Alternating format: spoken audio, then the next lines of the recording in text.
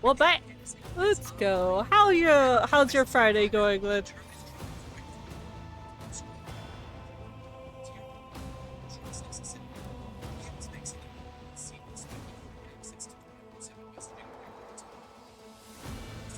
We got day off.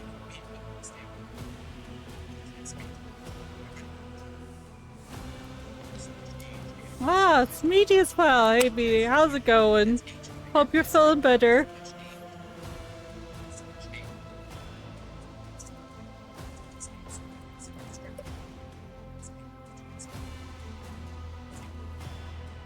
Good, good. Took a nice nap. I woke up. Oh, and I think I have my podcast still playing. We'll pause that. Woke up, had breakfast. Me and my mom went out to breakfast, which was nice. Came home and went back to sleep and slept for the rest of the day.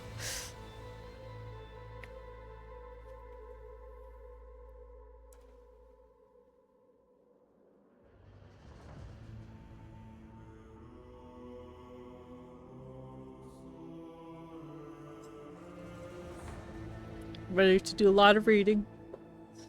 Voice acting.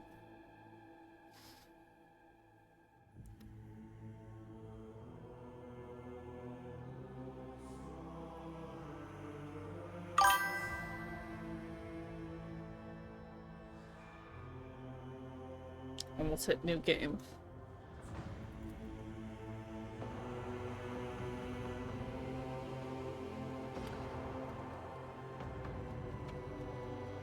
Yeah, pretty good. Hope you had a good day as well, BD.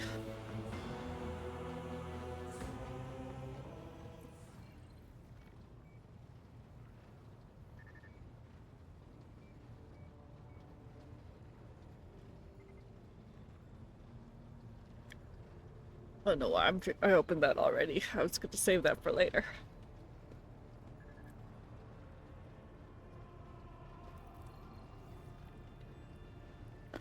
Like, where's my character even?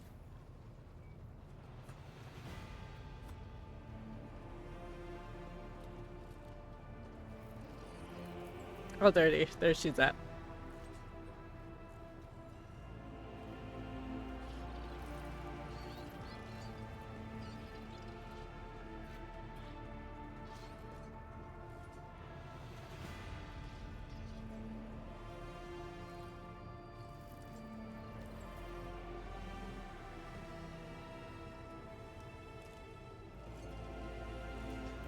Let's see, what does our journal say?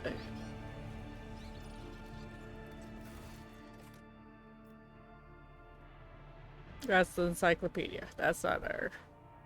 There's the journal. Alright, so...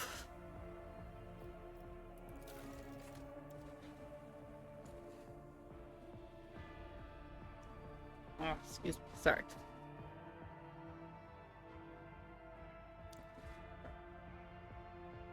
So we killed Aurora. That's where we left off last time.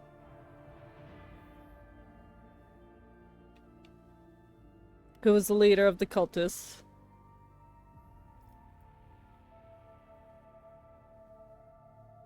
And the rebellion. So we squashed the rebellion. Yay. That's great. Okay,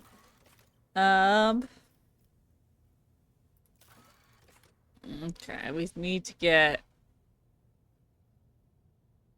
more people for our ship. We still need a navigator. We heard a psychic scream going on. We also need to talk to people. We have to talk to, Heinrichs, Pascal, which is what we're gonna do. We're gonna talk to Heinrichs, get all his information out of him. Maybe flirt a little bit, because he's the only one available so far. Talk to Argenta and Pascal. I love little Pascal. He's so cute. Alrighty.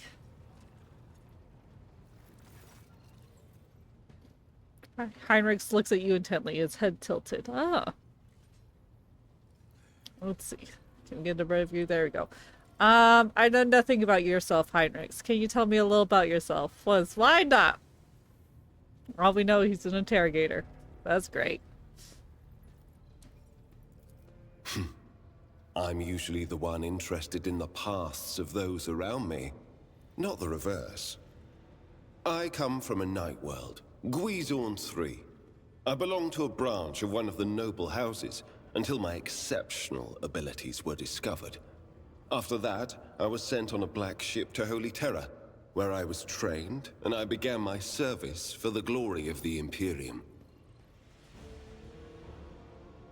A night world? What's a night world? Feudal worlds that are home to ancient noble dynasties. Trained to pilot the engines of war, called Imperial Knights. Sent on a black ship. The dreadful Imperial void ships that transport psychers given by numerous worlds as part of their tie to the Imperium. Ugh. God, this world is so bleak. Feels like my little pet is like in the way. We're gonna make him a wee bit smaller, so he's not like in the way. There we go. Alright, do you remember your home planet? I do, but I have no ties to my homeworld now. Force them to None talk. except my first name. I left Guizorn III when I was still a child. My family disowned me, stripping me of my family name.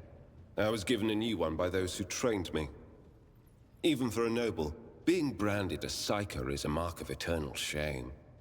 I experienced that firsthand before I was put on the black ship. And how did you discover your abilities? Like many psykers unaware of their curse, I found out when a strong emotional reaction triggered an involuntary response. My great-aunt had a pet grink. One day, it bit me, and I boiled it from inside out. And when my great-aunt slapped me for what I'd done, I boiled her too. Lovely. I expected a more dramatic story. Oh no, I don't know what I was surprised by, the audacity of this story or the fact you're capable of showing such emotion. I don't consider raw emotions to be a necessity in everyday communication. But let me assure you that I am more than capable of anger. Fortunately for others, I learned to focus it. Properly measured rage reveals the full potential of combat psychana, in much the same way as aged cheese reveals the notes of a mature amasek. Great. Tell me about the black ship you were taken to. Picture a vast prison ship, filled with frightened, angry psychers who can't control their abilities and who have just lost their homes and their families. Some of them were children and adolescents like I was. Some were monstrous creatures who no longer had the right to be called human, or psychopaths who reveled in their impure powers. Heinrichs is silent for a long time. You begin to think that the answer will not be forthcoming. Once, when one of the miscreants broke free, those in command simply depressurized the bay and got rid of the culprit, along with the prisoners and crew tainted by him. But even after that, I heard the echo of inhuman suffering and terror that filled that part of the ship. It grieves me to recall that episode to this day. Okay, so were you sent to the Inquisition straight after training? No. First, I was accorded the status of a psyker fit for service in the Imperial Guard, where I then spent several years. It was only afterward that I became an agent of the Golden Throne. Heinrich stops there, clearly not intending to elaborate further. Alright, we'll ask about something else. Nods wordlessly. How long have you served the Inquisition? Well, considering since we come from a death world, this isn't too different of a story that she's heard before. Since the day of my initiation as an acolyte. So, decades. How many real years it's been, it's hard to say. When I return from a journey through the warp, I often discover that much more or much less time has passed in real space. For someone who's been service for decades, you certainly look young. The first step for biomancers such as myself is to take control of the processes of their own body, including aging. I've endured innumerable hazards in my work. If I allowed every trace of them to remain, I would look completely different today. Okay. Have you visited many worlds in your service? Indeed. I have visited many of the places brought to the Emperor's light, and those sullied by the filth of the archenemy. In truth, even after all these years spent visiting the various corners of the Imperium and looking beyond its borders, I still consider the Segmentum Solar to be the greatest of all humanity's bastions. Nothing compares to the majesty of Holy Terra, the might of Mars, the grandeur of the Segment's other worlds. I don't think I've ever, like, my character's ever been to the Sol System. Like, why would she go to the heart of the Imperium? What duties have you been carrying out for the Inquisitor? You can't really be expecting me to answer that question, can you? The interrogator returns your looks and smiles, but thanks to expression in his ice-cold eyes, the effect is rather unnerving. Gladly. So you're not the Inquisitor's only acolyte, then? Of course not. The Lord Inquisitor's entourage comprises dozens of people. The best of the best. Experts in various fields and disciplines. Some of them I know personally. Others I have never met.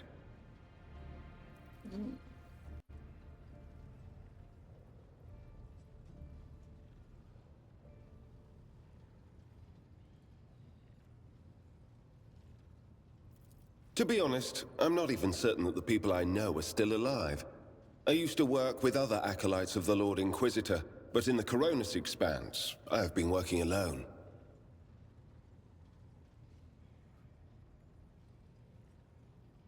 Wandering among the stars without families or friends, don't you get lonely?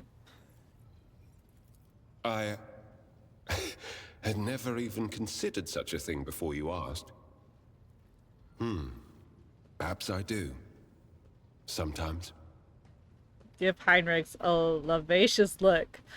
A criminal neglect of your needs. Your concern for my needs, Lord Captain, is extremely unexpected. Would you like to remedy my deficit of personal interaction? I would not be opposed to a pleasant conversation, if you can find the time. Well, if you're an interrogator, does that mean you hold a special position in the retinue? We are not a retinue. We are acolytes. As for your question, I am closer than anyone else to the one I call my personal teacher. The Lord Inquisitor deemed me worthy of undertaking the most important and sensitive tasks requiring the attention of agents of the Golden Throne.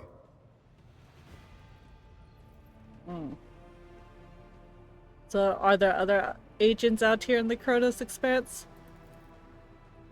The interrogator narrows his eyes at you and releases a disappointed sigh. After several seconds of silence, you realize you're not gonna get an answer. Lovely. Such as? Okay, what can you do as a psyker then? The Lord Inquisitor was most insistent that I master the discipline of Santic Demonology. I use my faith and my power to crush the enemies of the Imperium. Servants of Chaos tremble at the sound of the Emperor's name. uttered by my lips. I am also a skilled biomancer. I can manipulate bodily processes. Sometimes I resort to those skills in the course of my work, when it is necessary to make the subject of an interrogation more cooperative. Alright then, I must go. Clyde says politely in response. Oh my god, they're all so dramatic.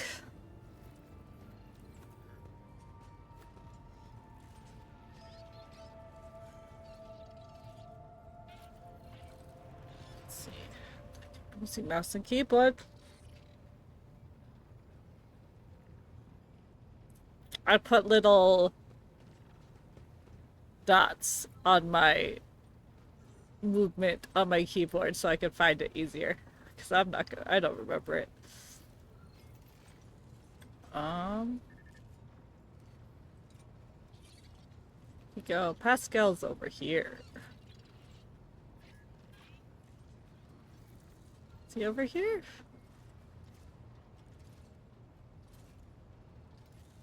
Oh, he's over here somewhere. Somewhere.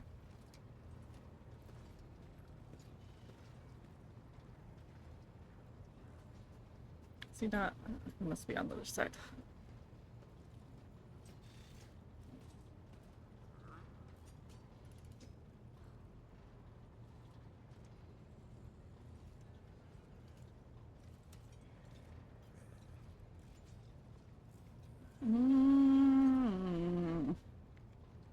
Where is he? He's right there.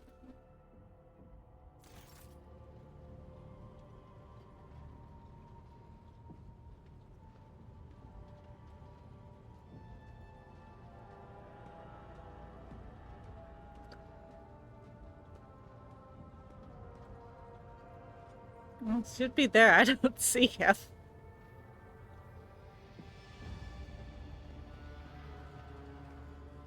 Oops, I hit the wrong button.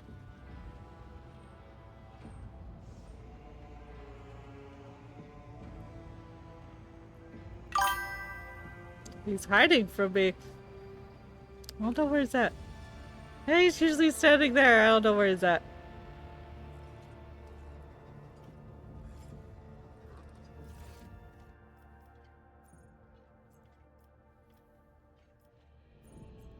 Compartment. There is.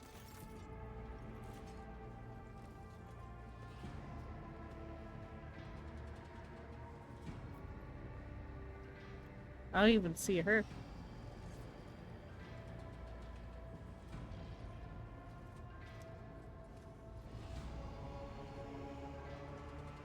Well, no one else is on the ship. Okay. I don't know where they went.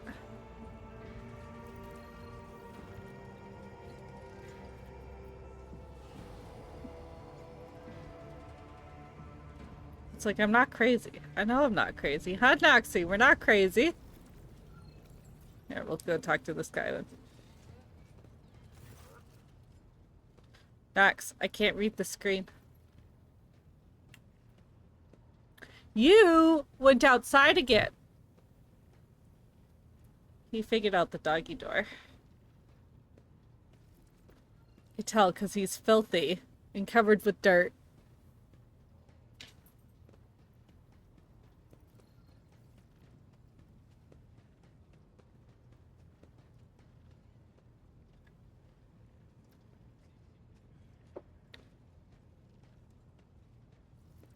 A corpulent man in lavish clothing bows before you. Not without difficulty, as Servo skull rolls over his shoulder, while fingers of his argumented hand drums against the sheaf of papers he is holding, and regards you with attentive interest through the lens of his magnifying implant. Greetings, your ladyship. Janris Stanrock at your service. He does look shady. Vigdis informed me about a problem with the servitors. What's happened? You see, your ladyship, the ship's servitors have been malfunction of late. They violated protocols, interrupted their tasks, and observed crew members for long periods of time, and move erratically with no meaning or purpose. Janus nervously pulls at his luxurious frock coat, as if it were uncomfortably tight. Had it been a routine technical fault, I would have decided the fate of these servitors myself, but I deemed it necessary to notify you do not wish to hide such irregularities from the Lord Captain. If you wish to observe the servitors' unusual behavior before we begin to decide their fate, this could be arranged. The majority of the defective units have been delivered to one of the storage compartments, depending on your decision.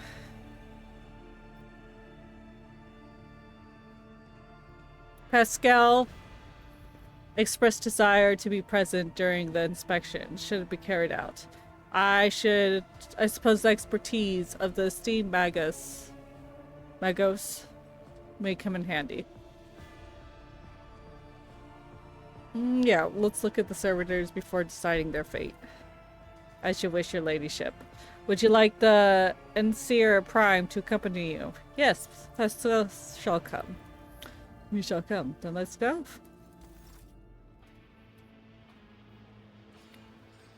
Location, Bon Valencia's flagship, lower decks.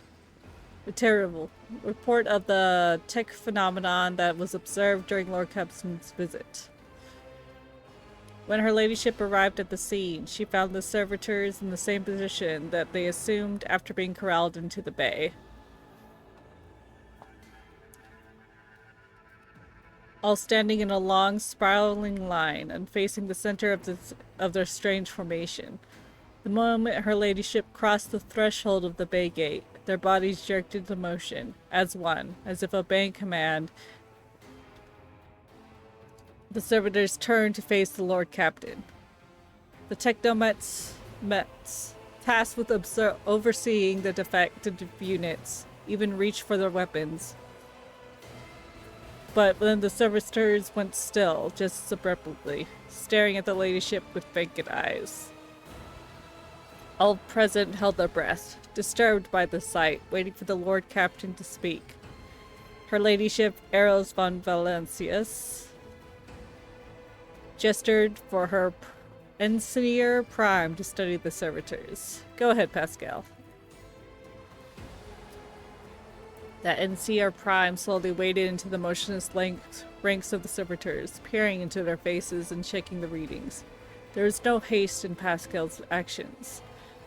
With memorizing diligence, he inspected every single unit in his path, and Heinrich prayers were his companions in this investigation. The examination confirmed the Technomat's initial hypothesis. The servitors' souls, or rather the souls of the people they once were, had awakened, and not yet fully conscious of their past and present. These half-machines can nonetheless feel primitive emotions and sensations, such as fear and pain. This undesirable consequence of shoddy performed lobotomy is most rarely observed, and yet for some unknown reason, it had occurred in every single one of the servitors gathered in the bay.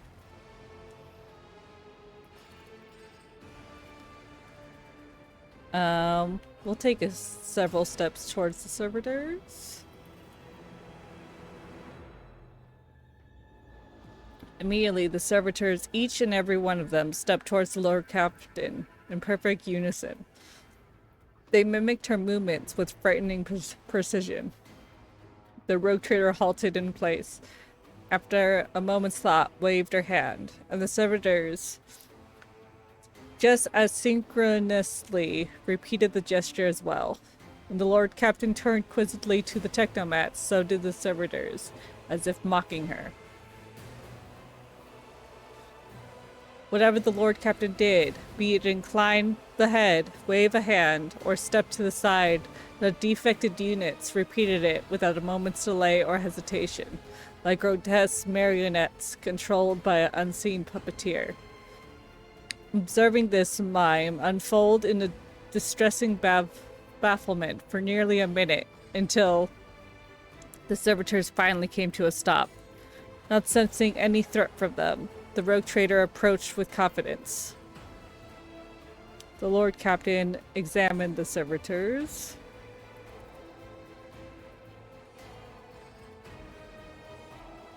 As High Factorum, it was I who had prompted the entire inspection, and thus it was my duty to follow the Lord Captain. As we stepped closer, we noticed fascinating irregularity. The servitors' pupils, normally still, were shaking wildly. Their bulging veins were pulsating under their copper collars, inscribed with past offenses, as if those mindless half-machines were locked in a perpetual state of extreme tension.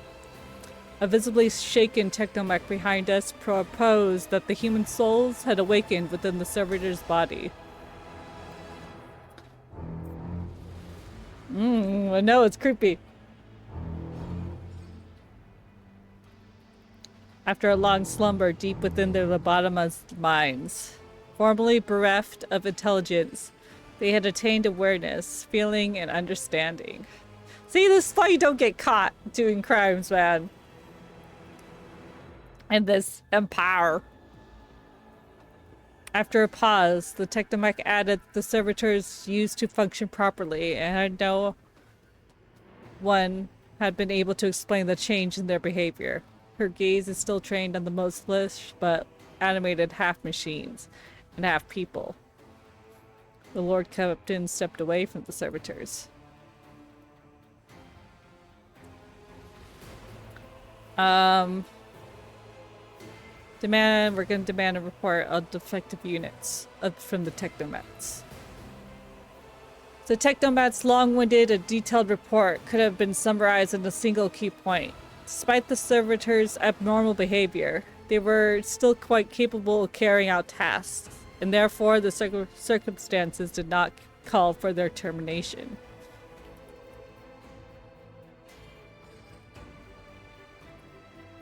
We'll disassemble one. Yes, let's disassemble one and just see if there's any mechanical dysfunctions. A group of technomats hurried to act upon the Lord Captain's commands. The servitors' mechanical parts separated with clicks, snaps, and hisses. The sutures between its wrinkled pale flesh and its arguments were laid disturbingly bare. We watched the technomats do their work and could see every centimeter of the servitor's stiff muscles abounding with valves and cavities pierced by the countless cords and tubes. The disassembling and analysis complete, the technomats concurred. The unit was in working order, and nothing in the dissected body that lay before us could provide any insight on the reason behind the defects. I should make note that one more thing. At the moment, all of us present discovered that not just the eyes and the hands and the head of some of the servitors were now shaking too. It was as if mechanized servants were overcome with some primordial terror. Alright. I shall announce my decision.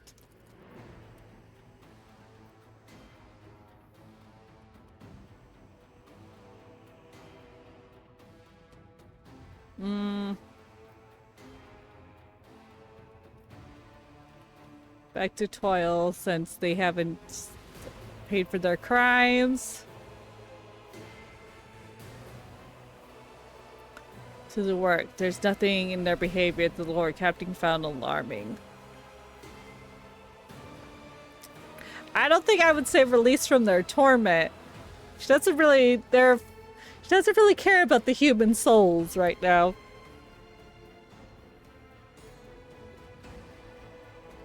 Like, even though they said that the souls are back, she's like, I don't think she 100% believes that.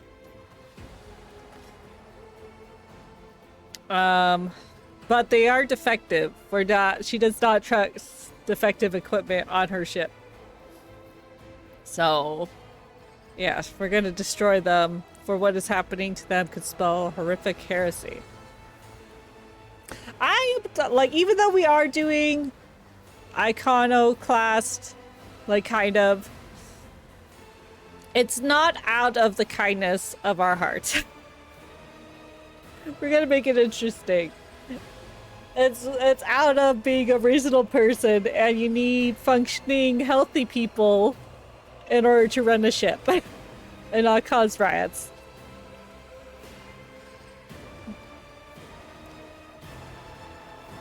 And it's very annoying to grab new people. The Lord's Captain Command was executed post-haste. Oh, I could never play him. That's not why I play these games. I don't play these games to be a good person. That's boring.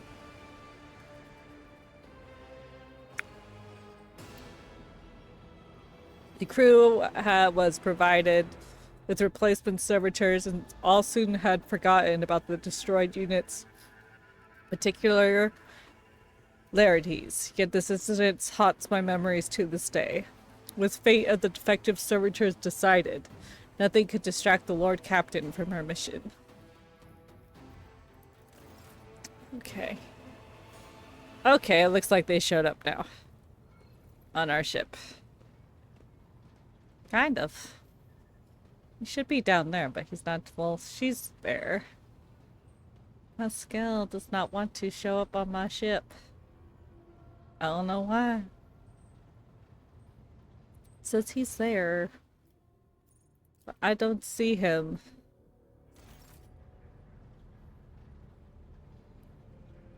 He's invisible. Guess we'll have to talk to him later.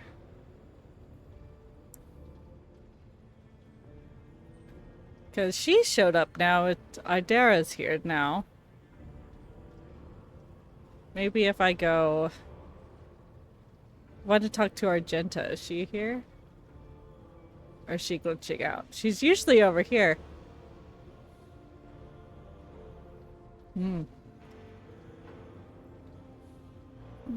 We'll go take a bath.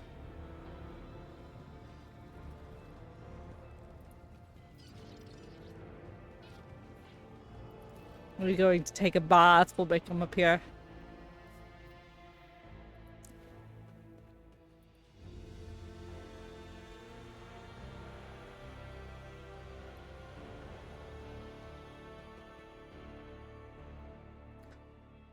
Like, does it? No, it doesn't do the thing. No. I think next time when we play Skyrim, we're gonna try mouse and keyboard to see if the aiming gets better.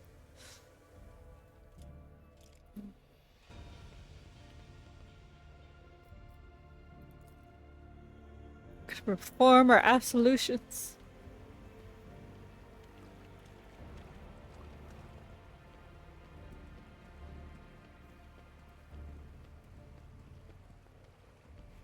The aiming might be the same, I don't know. I look at my keyboard way too much. The soothing water caresses your senses, and your grateful muscles become welcome the chance of a rest. A pleasant languor spreads through your body as you allow yourself a moment of quiet relaxation.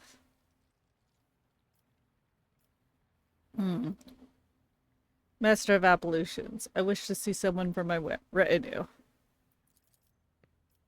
Who would you like me to summon? Abelard! I simply cannot bathe by my loyal seneschal at once. Abelard claps his hands, all businesslike.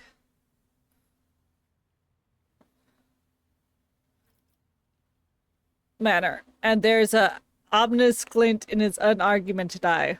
Lord Captain, what a fortunate rarity to find you at your leisure. Since you have nothing else to occupy your time, I will give you a lecture on the history of House Valancius. I would not be doing my duty if I did not start from the beginning. Wait, why do I have to listen to a lecture? I'm in the bath. You're the new head of the dynasty, and it's unacceptable for a rogue trader to be ignorant of their origins. Fine, enlighten me. Let's see what he's got to say. He clears his throat and looks smug. As I was saying, shall we begin with the origins of your noble lineage? Abelard's Proceeds provides you with a daunting amount of information, but you learn quite a lot about your dynasty history, whether you want to or not. His mustache twitches as he purses lips in evident satisfaction. That is enough for today, your ladyship. Permit me to leave you while you contemplate what you've learned. Oh, lovely Abelard. You're alone once more. The Master of Absolution stands at the ready, patiently awaiting your command. Alright. Let's close our eyes and rest. Can't see anything. Tension slowly retreats as you begin to feel complete nothingness, joint by joint, muscle by muscle, pore by pore. Before long, you are surrendered to the bastion of your body, to the bliss of oblivion. Troubles, worries, loss. Such things do not belong in this newly established domain of tranquility. There's only the infinite waters of weightlessness in which, stripped of all things superficial, the mind of Eros von Valancius drifts in silent bliss. It is a conscious mind. What fills this consciousness? Thoughts of her monumental duty to the Emperor, such she can be filled with service. Blah. Thoughts of those that keep her afloat in these waters. Who will drown, and who will she manage to save to pull to the surface? Heretical thoughts of price for power. The inconsistent past, through which power is obtained, and the people and things she will sacrifice for the sake of her supremacy. Only the desperate desire to lose herself to these precious moments of peace and quiet before they're gone. We'll do the iconoclast. The thoughts of those who keep her afloat in these waters. Who will drown, and who will she manage to pull to the surface? The strands of fate are fragile, yet woven together. They are strong. Not everyone is destined to see this voyage through to the end, but no one will be forgotten.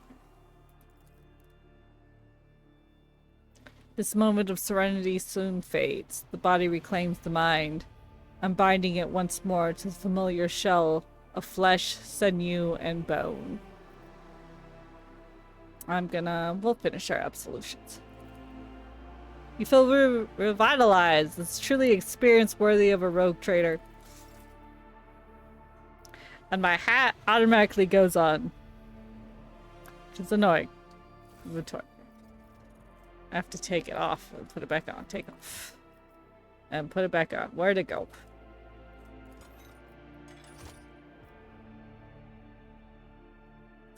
Can't wear any of this.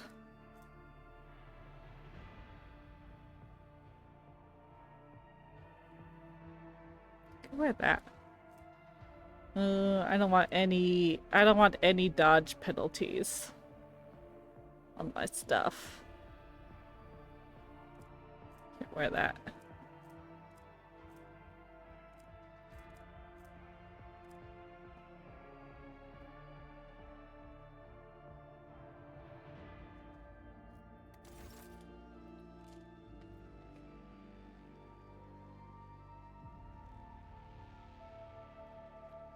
Through the door. Alright, we'll see if everyone appeared back.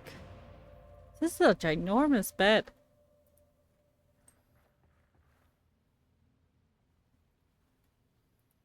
I can't see out the window.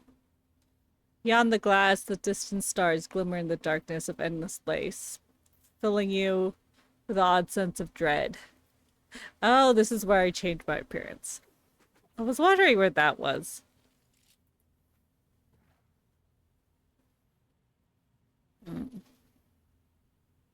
Well, apparently there's some goods in here. Where did this light up for me a second ago? Ah.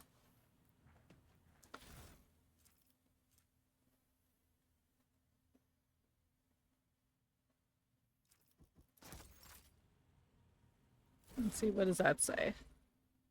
Miscellaneous? Nope. This one.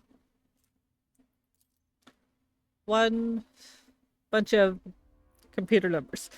Final transactions of Charist are complete. The fiery reckoning is now fully equipped. The object has been loaded aboard with its containment intact and placed in the forward bay to ensure maximum contact with the target. Coordinates sent and received by the bridge. Target's estimate, time of arrival in the system. The fiery reckoning is crewed by a servitor hive. Chances of the ship returning are minimal. And estimated time. Well,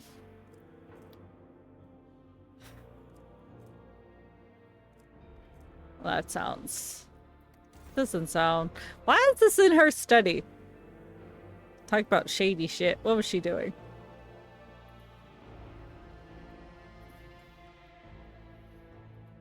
Keeping it close to the vest, so I'm not gonna ask anyone that. Can't trust anyone now.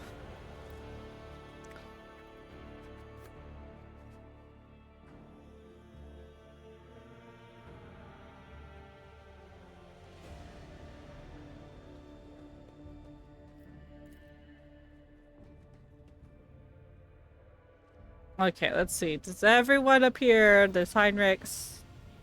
It's a bridge officer. Tsar of Abelard.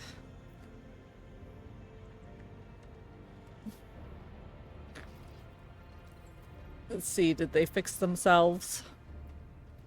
It's not the button. No?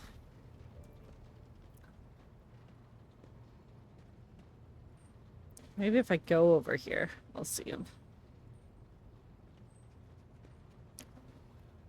Nope, that's just a random priest.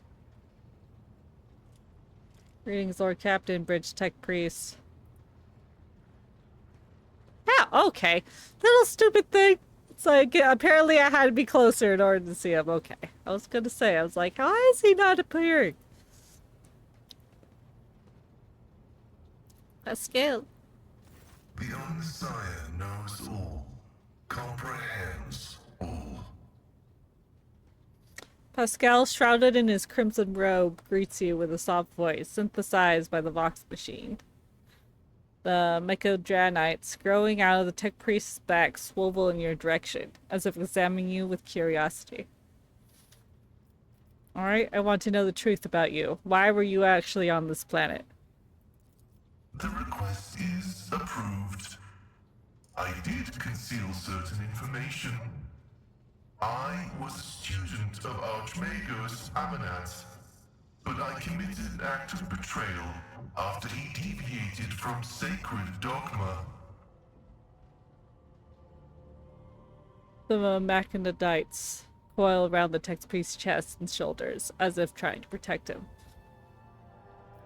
Alright, what did your teacher do then?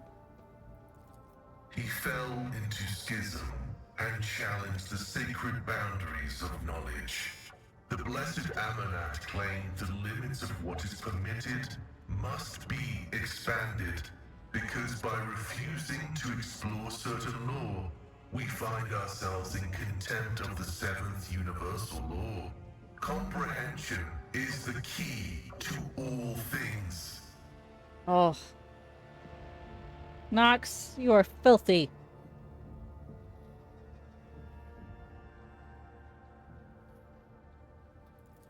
My mentor put forth a thesis claiming that we have stagnated, that a ritual is now nothing but a cage for souls and false worship of the Omnissiah.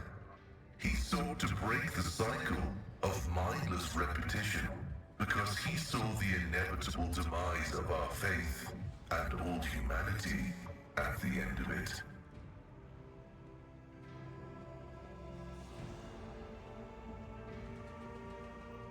Certain aspects of the Imperium have indeed ossified. This argument sounds reasonable. Though that is a way you fucking get arrested, though.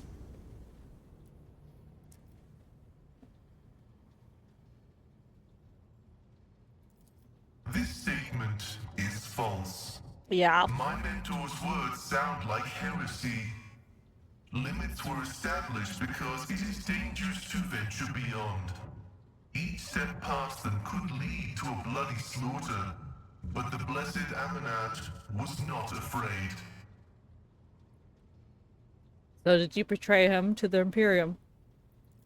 The teachings of the blessed Amanat spread, and word of it reached the conclave of the Cognizance fleet. They recognized his teachings as tech heresy. Many tech priests suddenly vanished or were subjected to servo penance for minor transgressions. The students of Amanat, whose number included many enlightened and respected tech priests, resisted. My prognosis showed that our most likely future was a schism and a fratricidal war that would destroy the Cognizance fleet. That was when I headed to the Conclave.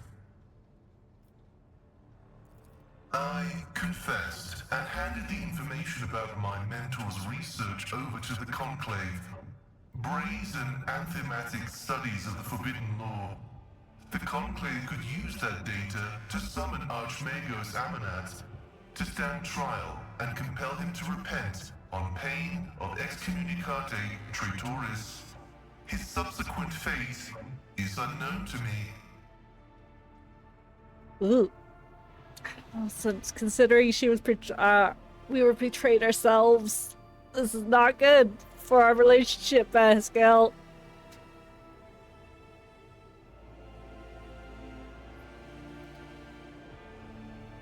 I don't think I'll be able to trust you now.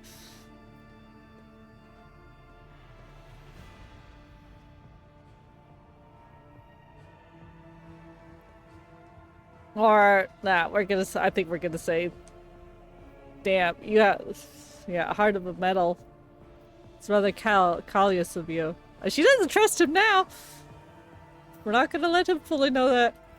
This statement is true. However, I took this step out of loyalty to my mentor. He rejected caution and was leading us to a blasphemous war where he would become the first and most important victim. I did not want to witness his destruction and tried to force him to submit. I wanted to return to my mentor and share his fate, but the Conclave found me repentant and sent me to the station Altar Templum Calixis X-17, where I was to atone for my previous transgressions. You're good at finding excuses as you are at technology, aren't you? Talking way out of it. This statement is false. I, Pascal Hahnemann, fully accept responsibility for my profane acts and betraying the trust of my esteemed mentor. Well, good for you, I guess. Takes a long pause, broken over only by the nervous crackle of his vox. So why were you on the planet if you betrayed him? I was summoned there by a message that was encrypted with the Blessed Amanat's personal code, and could it be interpreted in several ways. One thing was certain. We were in danger, and I had to go to Rycat Minoris. Okay, the tech priest Abel, the one we saved. Who is he? Assessing his personality is difficult. The spirit of Brother Abel is different from that of most people. Tech comrades of the Cog call such persons quiet ones. He possesses significant intellect, but shuns communication. So far, I have not been able to determine why Abel summoned me to Rykad Minoris, how he is related to the blessed Amanat, or why he bears the same name as me. Perhaps the Reverend Abel cannot fully actualize and interpret the available data. So what are you gonna do next? I was wrong when I assumed it was the blessed Archmagos Amanat, who assumed the guise of Abel Haneman. But there is a connection between him and the Reverend Abel, and I intend to uncover the nature of this link. No more questions on that matter. Acknowledged. I will return to ruminating on the search for the blessed Amanat. Okay, what about your past then? The request is approved. I have no outright restrictions on disclosing this information. Where are you from?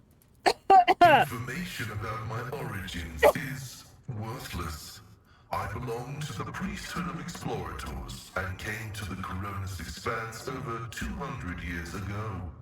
Any events preceding that moment are insignificant. Okay, then how'd you end up here? I thought you were sent to the temple. I was honored to become a member of the Explorator Cognizance Fleet. When the Adeptus Mechanicus summoned the faithful for an exploratory venture into the depths of the Coronis Expanse, I joined the fleet in fulfillment of my sacred vows of comprehension. Why are you not with them now? After I betrayed Archmagos Amanat, the fleet conclave directed me to the orbital station Altar Templum Calixis X-17 for penance. This venerable temple station was founded in the early years of our expansion into the Coronis Expanse. It is currently a rear observation post of the Cognizance fleet in orbit around the star Furibundus. Furibundus. Alright, who are the explorators then? The sacred fraternity of explorers. The cult Mechanica sends us out to the frontiers of the known sectors as researchers and conquerors. We are the warriors of the code, who return to the lost worlds and devote themselves to recovering the lost ancient knowledge. Explorators are granted the privilege of being more independent than many of our tech comrades. However, it has earned us a reputation as unstable and poorly controlled troublemakers whose unorthodox views are dangerously close to apostasy. Oh, look what happened to your mentor. What are your mentors They do? are my younger brothers and guides on the way to the Omnissiah. Their machine spirits are directly bound to my neocortex and pick up impulses from my subconscious. Sometimes they act ahead of my thoughts. This is how the Omnissiah leads me to comprehension. Comprehension. Acknowledged. Okay, tell me more about your faction? I think they're called factions. I am honored to belong to the priesthood of Mars, guided by its tenets. We safeguard technology against the impure and the unenlightened. Priesthood of Mars, a technical organization known as the Priesthood of Mars, maintains constructs and honors the sacred technologies of humanity. I was listening to I found a podcast that explains like the history of Warhammer. I kind of fell asleep during listening to it, but I have a basic understanding now about the Civil Wars and all that stuff. That is where the cult of the Omnissiah originated, and where we were granted And who the Emperor first is. revelations.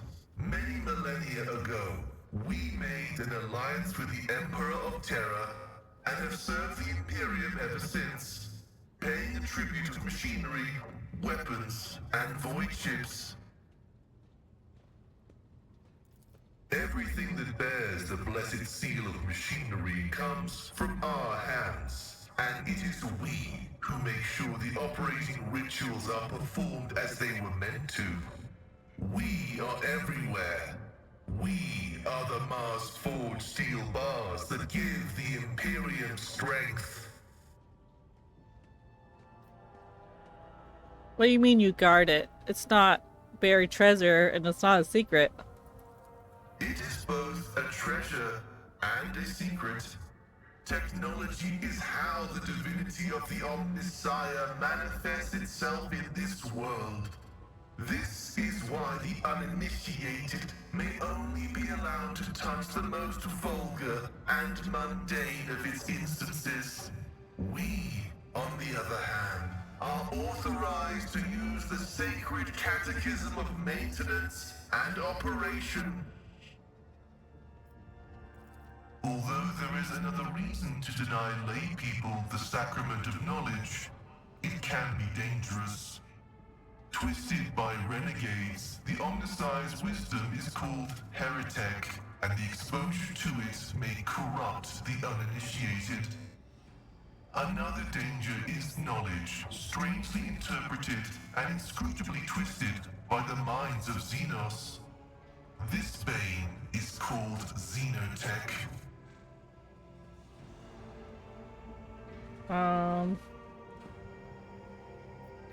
Banning things you can't understand is the opposite of seeking knowledge. Technology is merely a tool that can be employed without the risk of a wise wielder.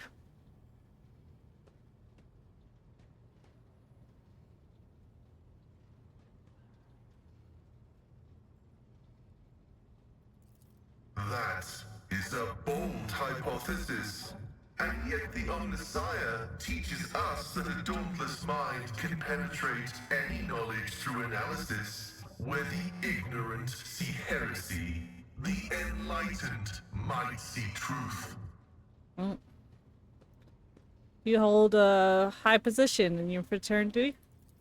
This electu indicates that I am a Magos, who has mastered the sacraments of many spheres of knowledge, and has the right to conduct services in a forged cathedral. He exposed his wrist. The glowing green threads of an electric tattoo run along the pale skin that has long been forgotten, the taste of sunlight. What is the Omnissiah then? He is the divine mechanism, the maker of technology. The universe was made to resemble a mechanical marvel because the Omnissiah rules over it. Knowledge is the highest form that he uses to manifest in the world. For now. Someday, he will come to this world in the absolute fullness of his splendor. The Adeptus Mechanicus worshipped the Emperor. He is the earthly manifestation of the Omnissiah, who brought humanity into the light of divine grace.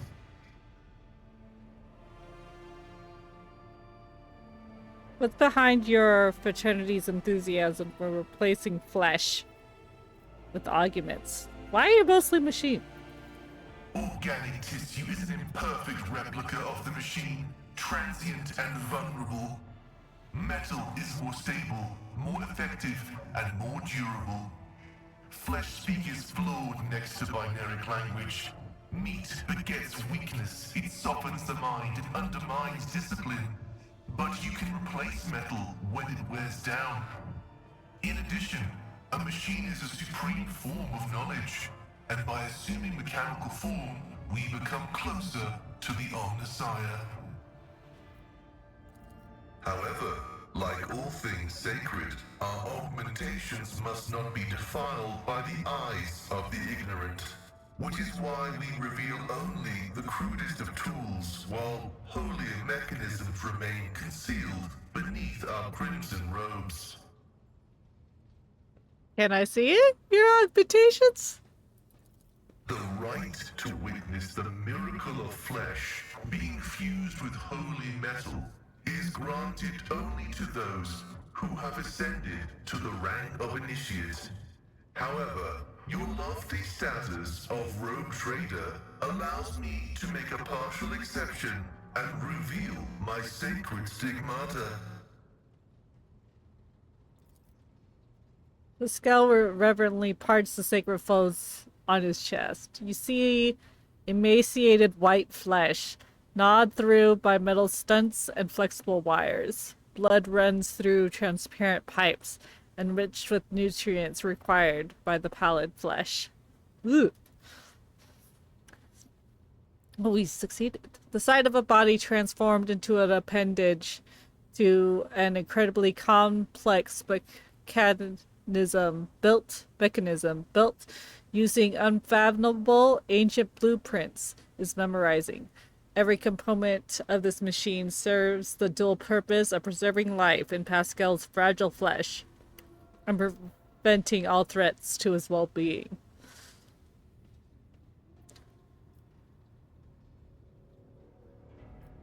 Ugh. Your Omnissiah has been generous. This creation is keeping you safe from death. I don't know how safe. The Omnissiah has been generous to you too. He has granted you understanding. Oh, he looks at you with respect. He seems surprised that you recognize the purpose of the augmentations implanted in his body. You're not creeped out at all. It's fine. You have a strange way of speaking. Is it because the augmentation, or does your faith dictate how you express yourself? Partially true. I had a voice modulator implanted alongside the respiratory purification module, but there is an additional reason. Gothic is not my first language. I am used to thinking and making statements in lingua technis. The binaric language is more informative, more ergonomic, and less prone to misinterpretation. Binaric. That's how I'm not going to remember how you say that. Okay, binaric. Collection of dialects used by the Abductus Mechanics, the tech priests, can be used as a spoken language with audio bursts as a machine code with electrical signals. Alright, I have no more questions. Alright, I must go. May your labors be effective and fruitful.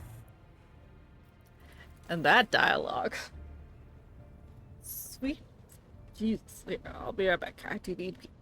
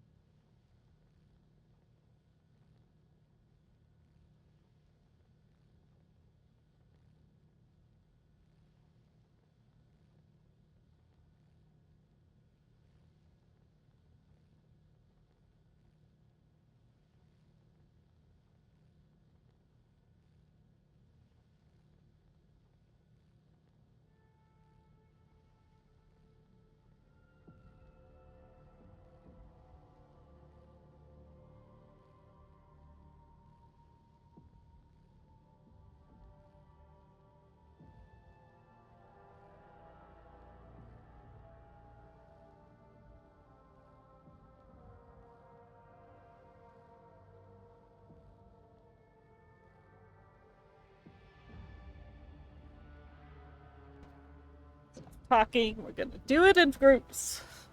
Let's go. We'll save the game. Why not?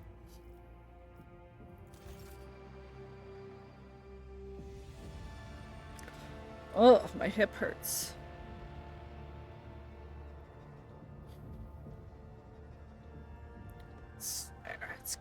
it's gonna come a time where I actually have to go to the doctor to see about it.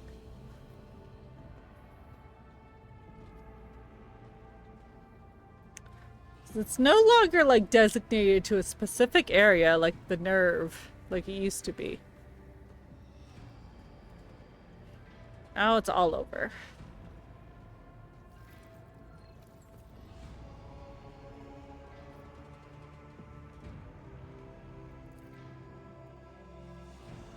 Alright, let's go get our other companion. She's also romanceable. Not to me, because I am female.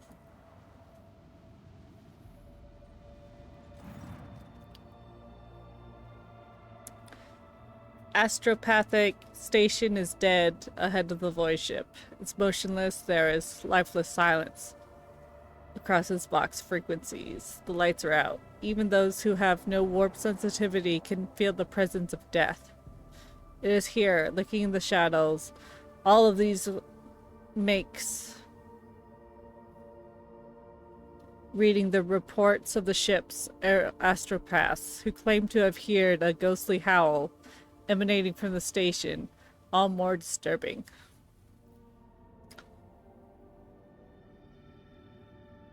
You can deploy the scouting team. The enforcers offered their prayers and proceeded to enter the uncanny station. What they saw inside was monstrous. Astropaths upon their thrones. Not quite here, not quite now. Smudged as if it were across time. Servants, unalive, reliving their horrible deaths again and again, only to be reborn out of ashes and blood into more agony a moment later. The warp manifested itself here, twisting the very nature of existence. The main hall was covered in a dusk of psychic ice. A green-robed, blind old man sat motionless upon a tall throne. He's quite literally embedded in ice, and yet he's still alive and screaming.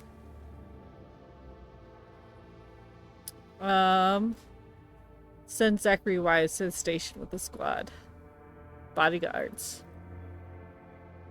Choir Master Wise boarded the station in person and proceeded to the choir hall. He stood silently for hours in front of the man frozen in ice and held a telepathic conversation with him. Then Master Wise offered a prayer to the God Emperor, and the unfortunate man passed away. Upon returning to the ship, Wise reverently presented the Lord Captain with a grim trophy, the late choir master's amulet, taken from his frozen body after his death. Denial of nightmares. If worn by a psyker, the psyker grants immunity to the horrors of warp. Oh, that'd be good for Adara, so she doesn't fucking kill me. The psychic shriek carrying across the intermedium has been silenced, but this has brought the crew no relief. A chilling realization came to the astropaths when they discovered that the cry was masking a different sound, one even more terrifying and surreal. It was the melody of a cataclysm born from the warp storm of titanic power, so intense that the entire expanse must be able to hear it, and muffles astropath's messages and crawls into psychers' minds, invoking everything, everywhere the single image. A dark, gaping, beastly mouth, cleaving the universe in two. Now that the mad cryomaster has finally stopped screaming, the song of the Imperium has reached Rose Traeger's void ship too. Let's see. Does the station have anything? A brief, chilling chronicle of the station's doom was found in the scribe's records. A warped disturbance of the monstrous portions wiped out half of the choir at once, turning the astropaths into living portals, through which torrents of the Immaterium energies poured out. Those who lasted longer bellowed and howled about a black rift that split the universe into before and after, and darkness that would devour the Astromonadix light. A psychic beacon that helps navigators to triangulate a course for the void ships through the warp. Well, we're just gonna burn everything. Goodbye. Void torpedoes shattered the station. One can only hope that the unfortunate souls trapped in the warp have perished along with their home. Well done. Goodbye.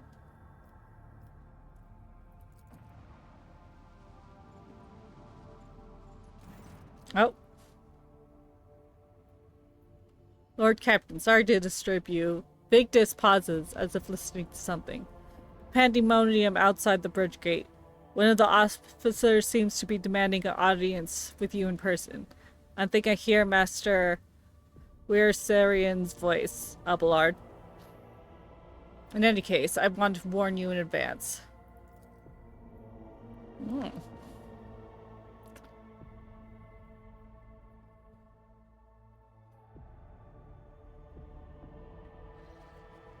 Chug our coffee. My fucking chair.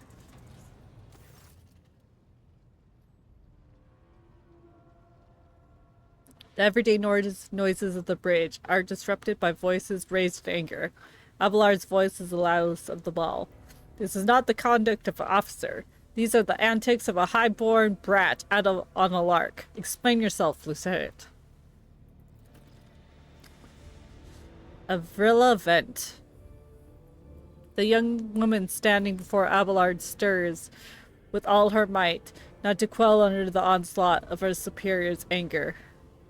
She falters, but then manages to look him in the eye and says, I apologize, sir, but I must speak to the Lord Captain. Abelard. Very well, Lieutenant. You may address the Lord Captain at least, because I see you have already seen fit to disturb her. Your unauthorized appearance on the bridge and display of belligerence towards high-ranking officer will be logged in your personal file without delay. Lord Captain, Lieutenant of Avrilla Vent, requesting permission to speak. Vent falls silent, then adds rashly, on a matter of extreme importance and urgency.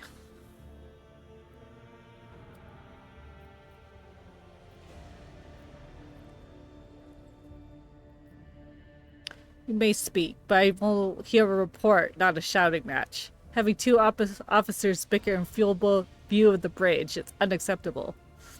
There will be order. I'm sorry, Lord Captain. I thought the drastic times called for drastic measures. Vent exclaims hotly. This matter cannot wait. Any minute now, an assault unit will be dispatched to the lower decks on orders to crush workers' strike by any means necessary. But I'm convinced that this step is unwarranted, and that the crisis itself was provoked by the actions of one of the senior officers. Vent is almost trembling with tension as she delivers her speech, her face extremely pale. Abelard, in no hurry to intervene, lets out a skeptical huff. He glances at Sir Beck, who's standing not far from him, but she maintains a stony expression. Lord Captain, I urge you to investigate the actions of Seneschal Wearsarian. I don't know how to say his last name. And to intervene in what's happening on the lower decks. Because very soon we'll have a mutiny or a massacre on our hands. Vent reels off the last words as though she knows them by heart. She's clearly been preparing to say them for some time. When she's finished, she casts an anxious glance at Abelard, then at you.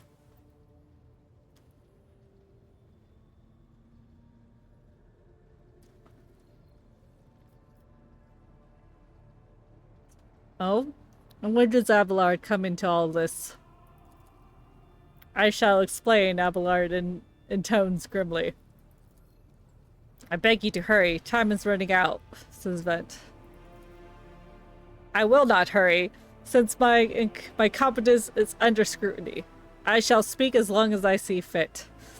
There is established order to the way things are done on this ship, and one of the pillars of the system is the rogue trader's attention not be distracted by trivial matters. It is the Seneschal's role to ensure that.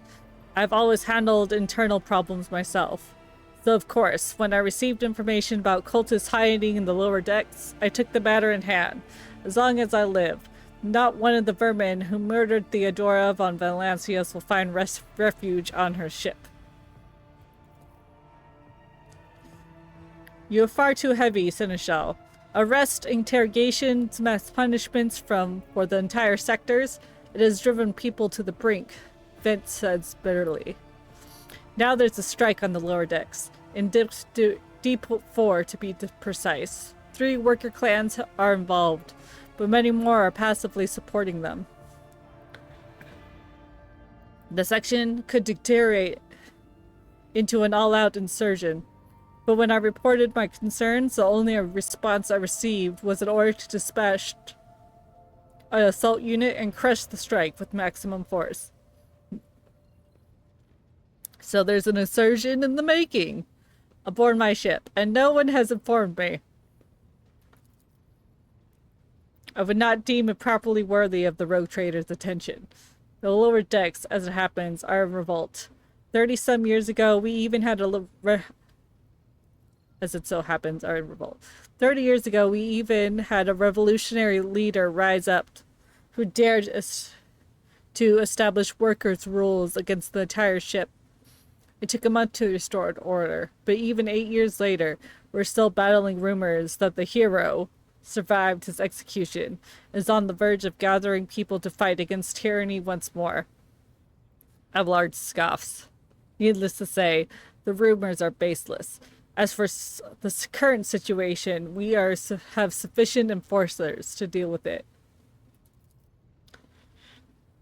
But on this ship, the word of the Lord Captain carries more weight than a salvo with 100 bolters. I'm sure if the rogue trader addresses the malcontents directly, she can quell the unrest. I dread to think what problem you will disturb the rogue trader with next. Perhaps you should ask the Lord Captain to break up brawls in the mess room. I've already given you the means to resolve this problem. You simply need to use them. If I may, your ladyship, sending a hit squad to crush the rebellion is means of ignoring the problem, not solving it. Very well. How did this all start then? The situation came to a boil, could boil over at any minute, so I'll give you the condensed version.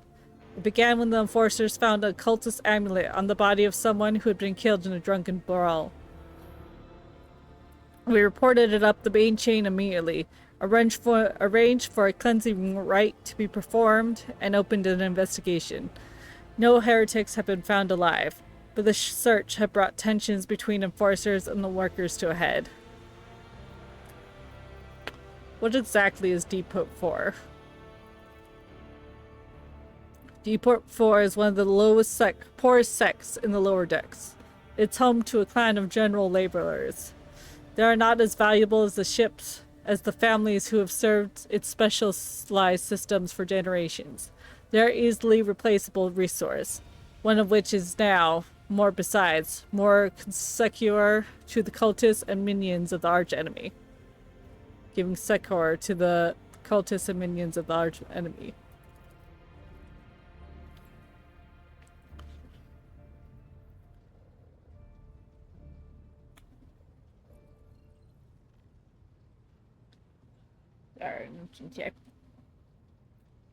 It's so dry here. Depot 4 is poor in trouble, but at worst it means the drunken fights and illegal rot brewing.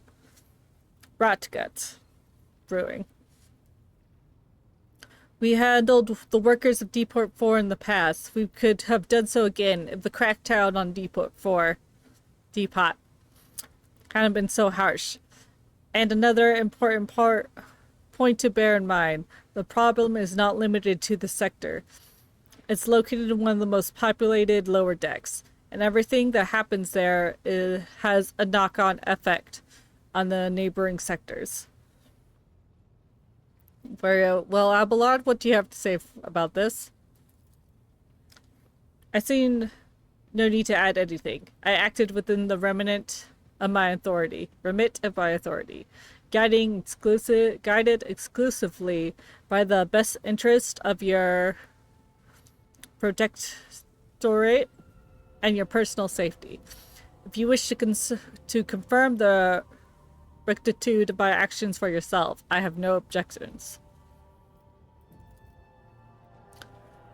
For my part, I urge Lord Captain to go to the lower decks, to stop the assault unit and speak directly to the people. You will see that they're not lying or harboring heretics. That way, we could stop the uprising before it begins. Creepy, Master at Arms, the ships and forters report to you, and yet you seem hesitant to provide your own perspective. Lord Captain, unlike the Lieutenant Vent, I respect the chain of command and realize this is not my right to challenge my superiors. Sorbek bows her head in Abelard's direction. However, a moment later, a serpentine smile spreads across her lips. That being said, while I have entirely shared Master Abelard's opinion on what fate the Deport 4 deserves, I must note that this insubordination is a direct consequence of practices that he himself has introduced. Mr. Sorbek, I see you've decided to follow the lieutenant's example. After all, such behavior does you no credit. Explain yourself, Sorbek. The ship's regulations state that Master of Arms is responsible for solving all matters related to the ship's enforcers. And yet, it is no secret that the Seneschal has a tendency to show particularity. Those enforcers and officers who he deemed particularly promising at times, given permission to approach him for tutelage. I cannot deny the Master Abelard experience and insight. The Seneschal has a record for fostering students who have indeed achieved much and demonstrated impeccable performance. However, extending such patronage over the head of their immediate superior encouraged disregard for hierarchy among your ladyship's servants. Today, an enforcer goes to the Seneschal to report an order from the Master of Arms that they happen to disagree with. Tomorrow, they would go to the Lord Captain to object the Seneschal's orders. I've noticed a pattern in these actions. Abelard, how do you wish to respond?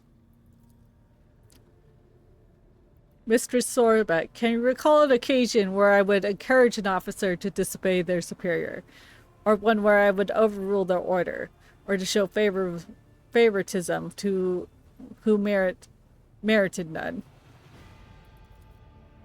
No, Seneschal, for there has been no such case in the entire time I've served aboard this ship.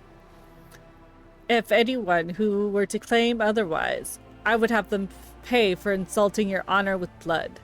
Your conduct in this regard has been spotless. Nonetheless, given your eminent position, a simple show of attention on your part is enough to erode priority of junior officers, inflate their sense of self-importance, and undermine discipline. That you distinguish some of them and know them by name is tantamount to walking among the officers' decks, handing out gifts to officers who have caught your eye. It fills those you set apart with ambition and audacity, makes them stand out among the rest. Enforcers are meant to be faceless servants, fighters ready to die, their fate entrusted to their commander and no one else. That is the sole foundation of order. Lieutenant Vent, could you say the Seneschal singled you out from your peers in any way? Lord Captain, I swear Seneschal Wassarian Wares of Abelard. I'm not even gonna try on his name anymore. La, la, la.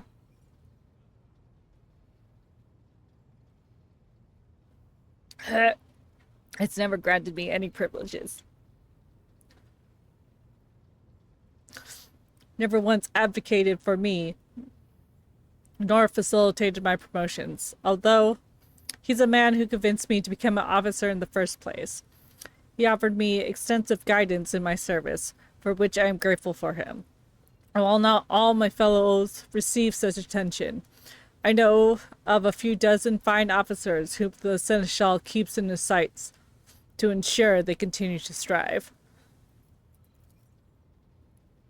To prepare new generations of the dynasty's servants, to instruct them, and to separate those who have potential from those who have exhausted it. That is my duty as the Seneschal. The ship has bays worth pilots, enforcers, officers, technicians, and stewards, who I have raised personally. By the throne, every third person standing on this bridge right now was my student at one point. I see. Evidently, my officers are everything but a shining example of unity and adherence today. I have only myself to blame, I suppose.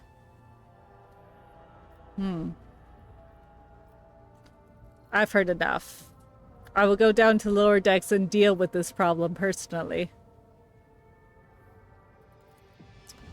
Praise the Emperor! Vent cannot contain her relief. Thank you, Lord Captain. Abelard grits his teeth slightly. An enterprise of boarding on Cypher-Moronic. But please yourself, Lord Captain. However, I categorically insist that I escort you. Lord Captain, I regret that the enforcers are unable to handle this situation, which had led to you and the Seneschal's involvement. I consider it my duty to go to Depot for myself and see to the expedient resolution of this incident. She's so snake-like, so slimy.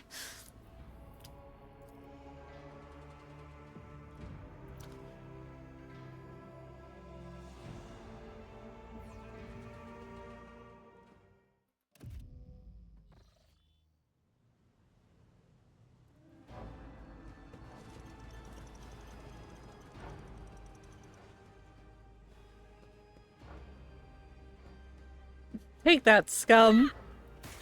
Shh. Who is that? It's all his fault. All of it.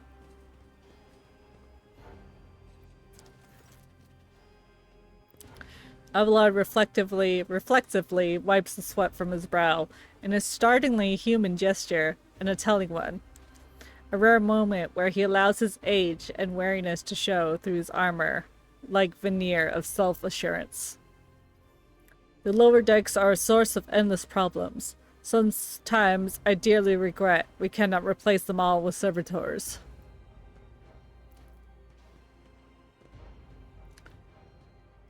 Did you hear they were shouting you by name? Of course there were. The organization of daily routine life of the ships rests upon my shoulders. The mountain of challenges and problems, from which I endeavor to insulate you, Lord Captain. The situation on the lower decks has been a cause for concern, and I have intervened personally on no more than one occasion. This is why they remember me. They do not know your face. To them you are akin to a creature of legend, one who stood on the steps of the Golden Throne no less. Whereas I am the man whose name is attached to every order docking rations and lowering the bay's heating. Let's keep moving. We need to get to the bottom of this. Keep it to myself. Something resembling a nest is made out of thermal insulation. This must be where the workers sleep.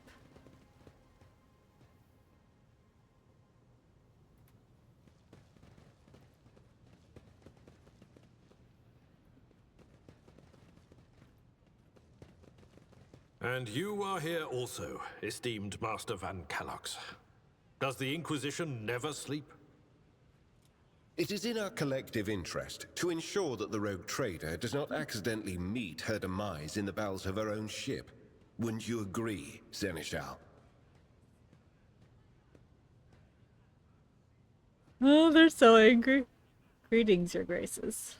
Curiosity sings in my veins. God, my voice sounds so crazy.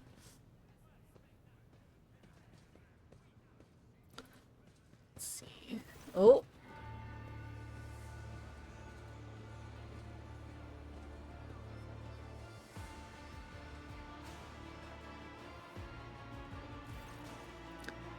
The sounds of a heated discussion reverberate through the ship's bays.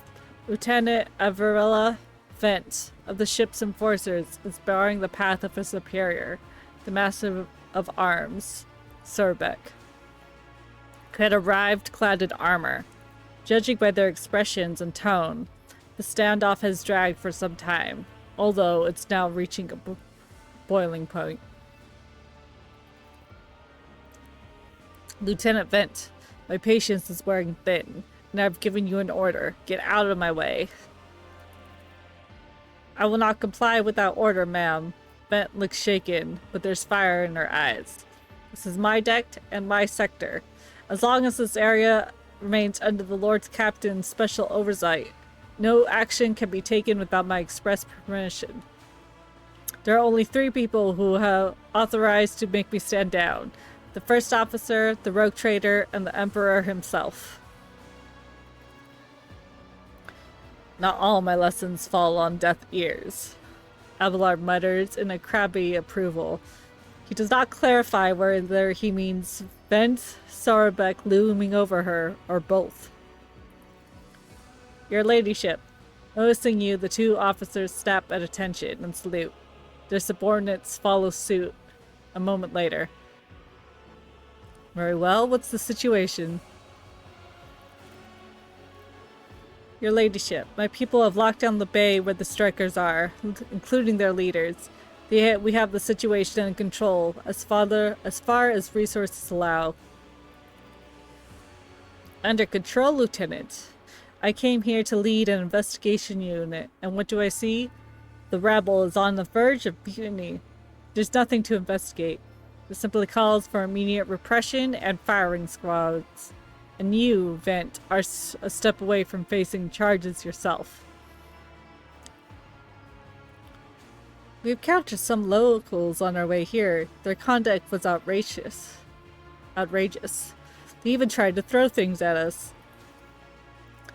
Vent's gaze is full of worry and regret. The people are getting desperate. Clearly. They saw the assault unit, and they decided they have nothing left to lose. I mean, I apologize, Lord Captain. It's outrageous. I'm sure the people simply didn't recognize you.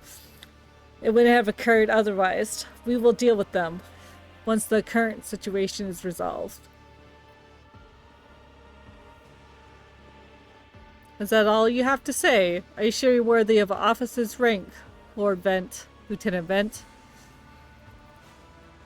For a split second, Vent freezes in fear, but she pulls herself together, straightens and clips out. Forgive me, Lord Captain.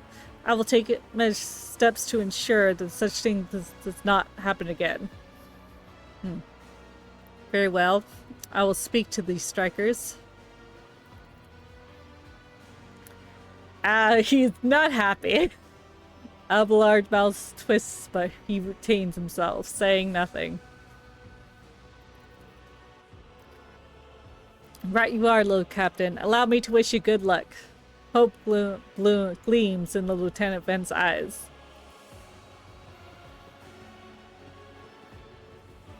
Got anything to say, Abelard, no?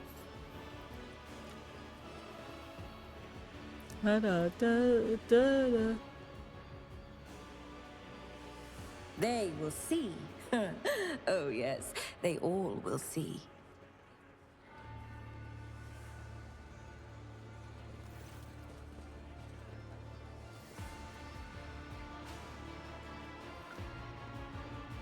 Dozens of eyes stare apprehensively at you. The people before you are typical inhabitants of the lower decks. You take in their simple clothing, crude weapons, and faces that display various levels of mutation, from barely discernible to strange to outright grotesque. Can I? Okay, okay. Yeah, nope. Can't really see that.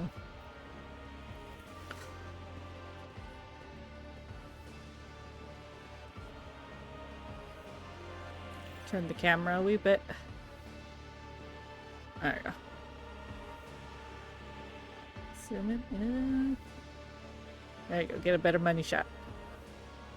A whisper passes through the crowd, and you detect a mixture of fear, astonishment, and joy in their reactions. Finally, 3 people break away from the crowd. An elderly woman and 2 men. These must be the leaders. They bow clumsily before you. Lord Captain, you come down to us. Hey, Fred, how's it going? Welcome to Warhammer. We are quelling a riot.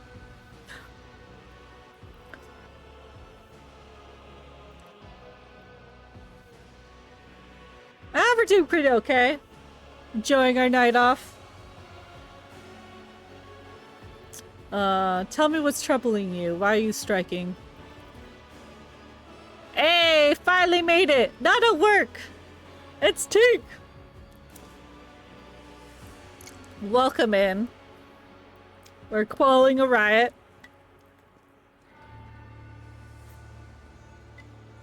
And then we should be going off to get Cassia. The Emperor protects. Striking? That's news to us, your ladyship, says the tall, thin man in worker's garb. All we're doing is asking questions, saying what we think. Shut up, Rivet, snaps the old woman, who turns her hostile, dark eyes to you. Here's the deal, your ladyship. Your damn enforcers are all over down here. They say they're looking for cultists. One wrong word and they're reaching for their batons. They want to punish someone. They turn off the heating to 2 whole bays for a week at a time, so we get sick and freezing. In my clan, 2 little ones died from inflammation to the lungs, all because of those enforcers. You are the Warhammer? Do you know about Warhammer? I've gotten, Cassie, my beloved, first botched romance. She is sweet. It would be nice if we could romance her. Like, I think my character would go for her.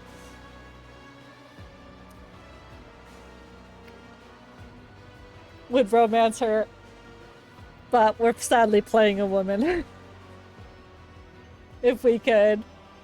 Because Carabella does not go well with my tortured background. Oh yes, you know about this game. Ooh, lovely. We're going into it hot. I don't know a lot of the lore stuff. I know a little bit now. I listened to a podcast. I fell asleep to the game a bit, though. But we are playing Crime Lord from a Death World with a torture background. Which has come up a hell of a lot more than I thought it was going to in this game. A lot of people get tortured, apparently.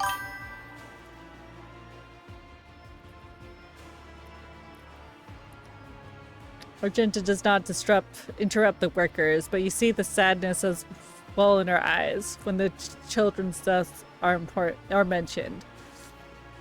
She quietly whispers a requiem prayer and makes a sign over herself. I'm pure Viking, 100% Norwegian, red-bearded, and no care in the world.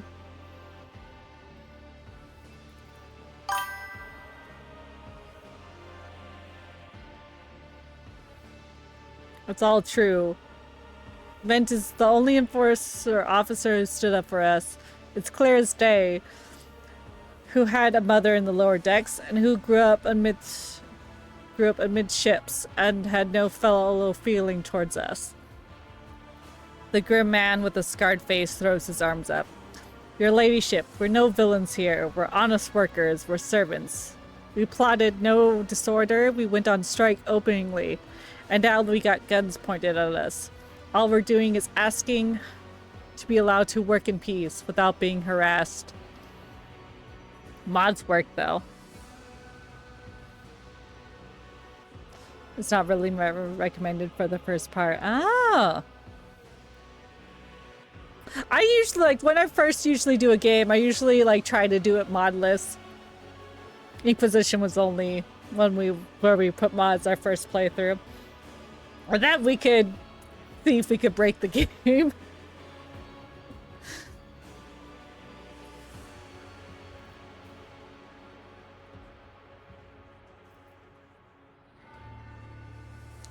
So you're saying this persecution started from nothing? I was told that one of you was found in possession of a cultist amulet, and there are heretics hiding here. A cultist amulet? What's that? The Giga they found in the dead drunkard. If that was something evil or forbidden, we sure didn't know. The enforcers just said they were looking for heretics among us, and anyone obstructing their investigation would be punished. But how could there be heretics here? We know our own people, and there's no new faces around. Definitely not. But if there were, we were the first to report it. As for this amulet, or whatever it is, they took it off the dead body. There's no cultists still breathing in our sector. That's for sure. But when the fight broke out, some enterprising folks looted the body. The boots they came back with. Nobody even ever treaded these decks in boots so fine. I could tell you that. Seems to me these cultists had better commanders than us. Maybe want to finish your second playthrough? It is fun. It's a lot of reading, though. Lots of reading. Sadly, I can't do the voice acting that some people can. And so it's just standard reading.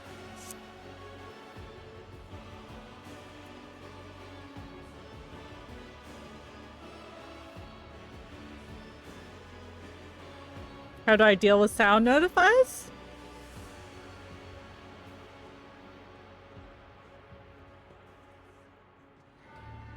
I bet you could, but we get a different inflection. Hey, Devil, how's it going?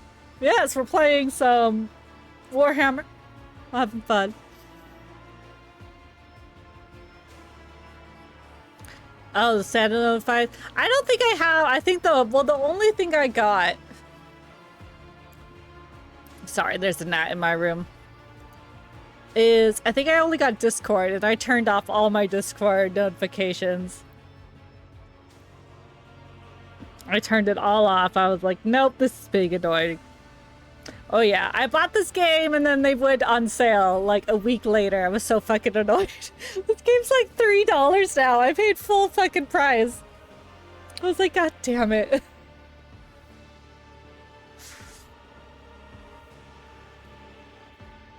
Yeah, they went on sale with their 10-year Warhammer thing. I was like, ah.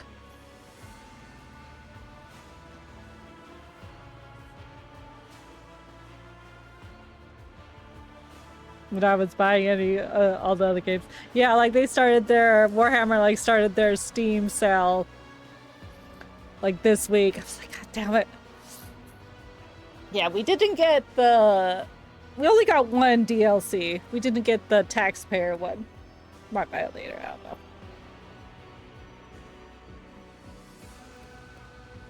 don't know. Pascal, I confirmed the information regarding the proper tending of the machine spirits in the sector. Servitors indicate that the commoners are performing the sacraments they are permitted to know. Oh yeah. I think like the closed beta finally came out for Dark Heresy. That one looks fun. I looked at the video for it. It doesn't look like it has, like, the animation is a bit different for the cutscenes, though. Fucking Argenta. Naive children! Weren't you taught from an early age about the dangers of the arch enemy's creations? Weren't you warned that an unfamiliar object could be one of them? We were told, Holy Sister, but it was long ago. The last time we saw a confessor in our sector, it was about when I had my third little one. But yeah, we're doing good. I'm having fun. So I played up till the end of Act 1 so far. So I kind of know what choices we're going into. When I was playing on by myself to see how much reading.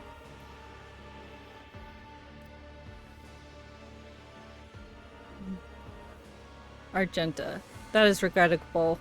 But you cannot lay the burden of leading a righteous life on the shoulders of the Holy Fathers. Who will you blame when the beast crawls out of those amulets you stole from the heretics? The Holy Father who was not here, or the scavenger who brought evil down upon himself and his neighbors?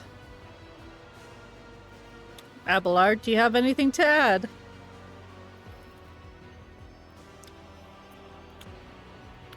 I authorize the use of all necessary measures to locate Chaos worshippers hidden in the sector. The specific steps taken by the officers were not reported to me.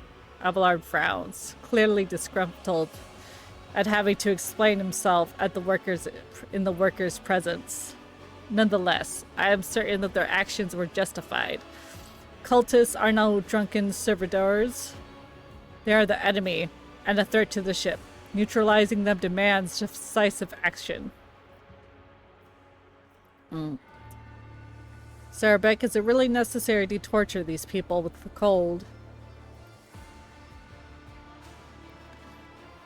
The rabble understands only one language, Lord Captain. That is of violence. As per regulation, should the laborers persist in their unwillingness to cooperate, the next step is limiting their air supply and cutting off water, which is also certain to restore order. The peasants can grumble all they want, but in the end, they're the source of their own misery.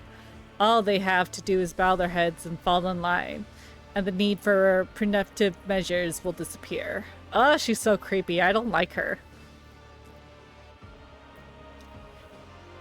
We were attacked on our way here. How do you explain that? Here's the explanation for you. The people have been pushed to their limit, and now they're lashing out. As if they don't know why these top deck units are being sent down here. Like the one there that the lieutenant won't let pass. I wish she was romanceable. She is a freak. She is! Like, because I have the tortured background, she was very into it, and my rogue trader was like, nah. No.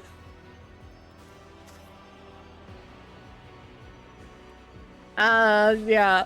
We're like, no! Let's not.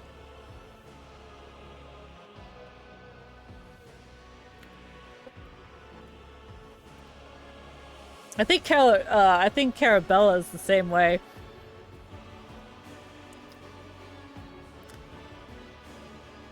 All our clans are all inside the bay that's been sealed off, but the lower decks are big. I'm sure there's some people who had just about enough. We're getting it from all sides.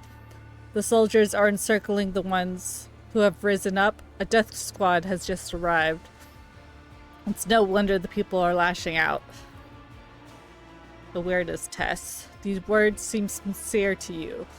Their body language and glances traded between them revealed the news of the attack was shocking to them. Alright, what changes do you want? Would you look at this? The exalted Lord Captain herself is asking us beguile rats what we want. Well, here's what we want. We want you to rein in your damned enforcers, to quit turning off the heat and stop battering everything that moves. No, that's not it. We want the enforcers gone from here. We want to be armed. Give us arms and we'll govern ourselves. We'll defend ourselves if these cultists show their face. I've been the leader of my clan for 20 years now. Getting rid of these club-wielding thugs can only improve things around here. Stager, you go too far, old man. They never let the maggots of the lower decks live without the enforcers breathing down their necks. They'll probably even insist on enforcers on the upper decks too. As for weapons, what do we need them for? Before the first day's out, we'll have someone shooting their neighbor out of stupidity or drunkenness. We don't need that. If the enforcers start hassling us, that'll be enough. In return, we'll find the scavengers who robbed the cultist's body and we'll talk to them. One lower deck to another. If there are any more of those damn amulets about, we'll hand them over to the enforcers ourselves. Speak for yourself and for your clan, and I'll speak for me and mine. I don't want empty gestures, I want real change. They'll promise us the world now, but as soon as the anointed one turns her back, these brutes will be on us even harder than before. All because we dared to speak out.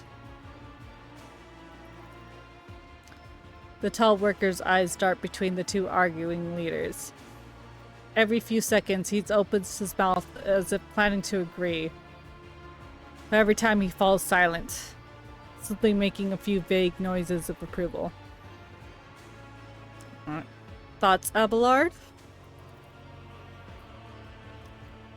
The story about going scavenging for boots and accidentally picking up a heretical amulet doesn't convince me.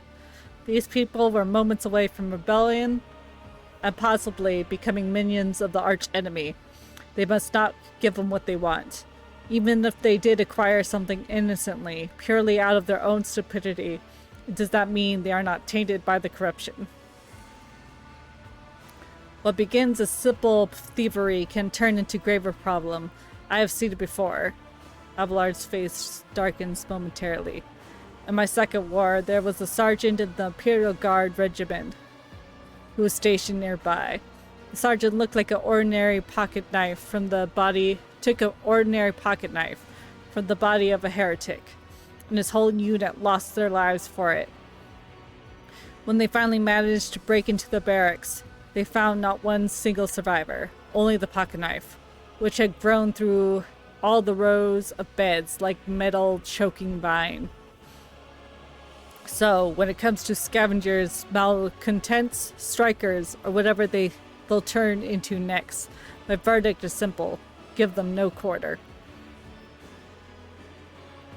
Alright. Master of Arms. Creepy Master of Arms, where do you stand? Give the rabble Grox, and they'll take a RG world. Lord Captain. RG world? They only understand brute force, and they will interpret any corrosion as a sign of weakness. Concession as a sign of weakness. Giving them weapons and recalling the enforcers would be folly. It would only a matter of time before we had a full-scale mutiny on our heads.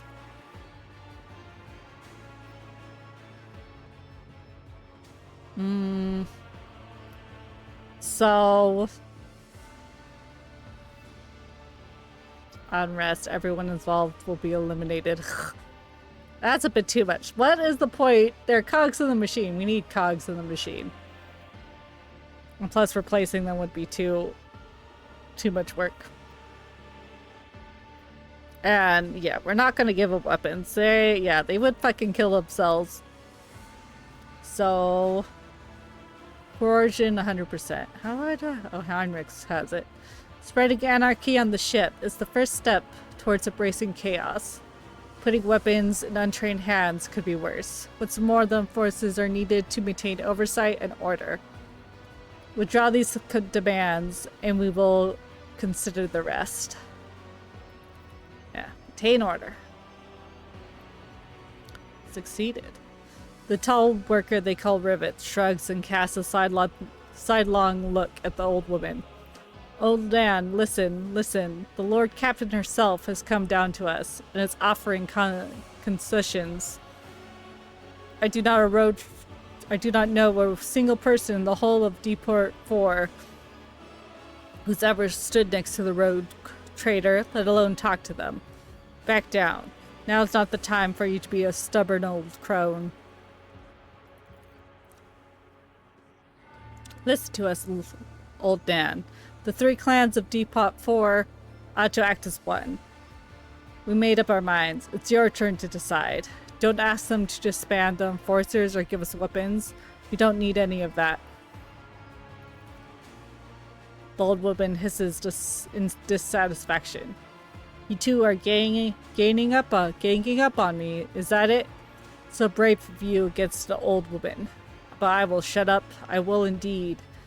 I won't go against 2 clan leaders on my own. If you want to make peace with the enforcers, make your peace. That's great. Just fantastic. Lord Captain, we all agree. Then it's decided. The persecution will stop, and I will expect you to assist in locating any remaining amulets and weapons left by the cultists. We're gonna lose 2 points.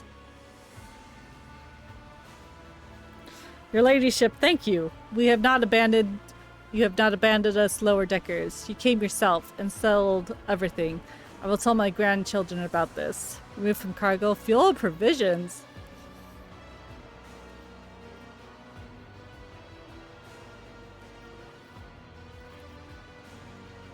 Of course, your ladyship. We'll all root out any nasty business faster than the enforcers. We'll leave no stone unturned. Hey. I definitely did not do that out of the kindness of our heart. I know there's a vent over here that I could... Is it over here? It's somewhere. Who's good?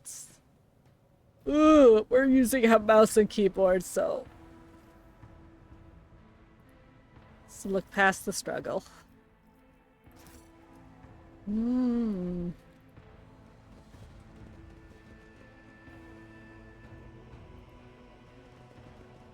that's not activating. I think I have to go to that one bit. I don't know.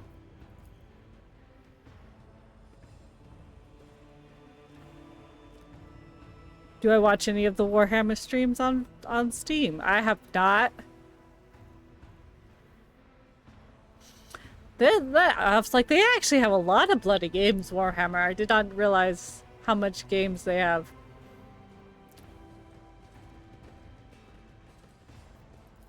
What's this? The page. Before they went on strike.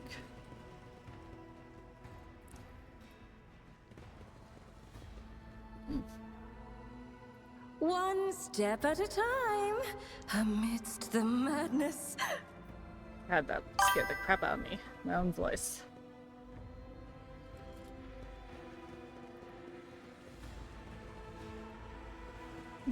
Abelard's gonna yell at me. It's fine. It does get farmed pretty good.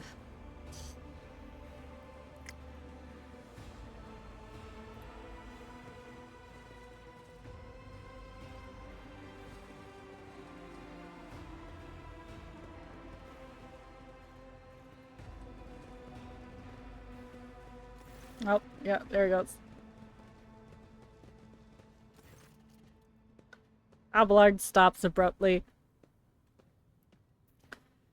He imperiously dismisses the unit, stand at a distance, and addresses your other companions, saying, I have urgent matters to discuss with the Lord Captain. Give us a minute.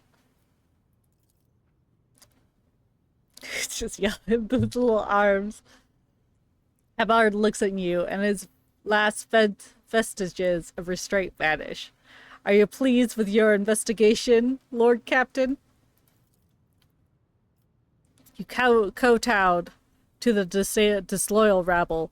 You believed their lies and showed them leniency. The next time the ship is attacked by the cultists, that rabble will welcome them with open arms. Allow them to wreak whatever havoc they like, because they see you as a weak leader. Is this how you see your future at the helm of Von Lancius Protectate. Why are you so angry? I solved the problem.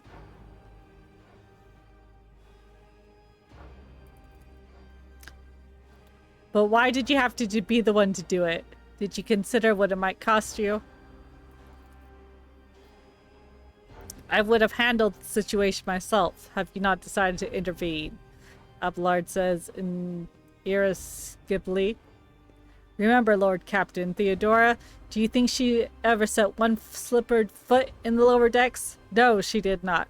Such matters were left to myself and the junior officers, while she dedicated herself to her grand designs for the Protectorate, as any true strategist and rogue trader ought to.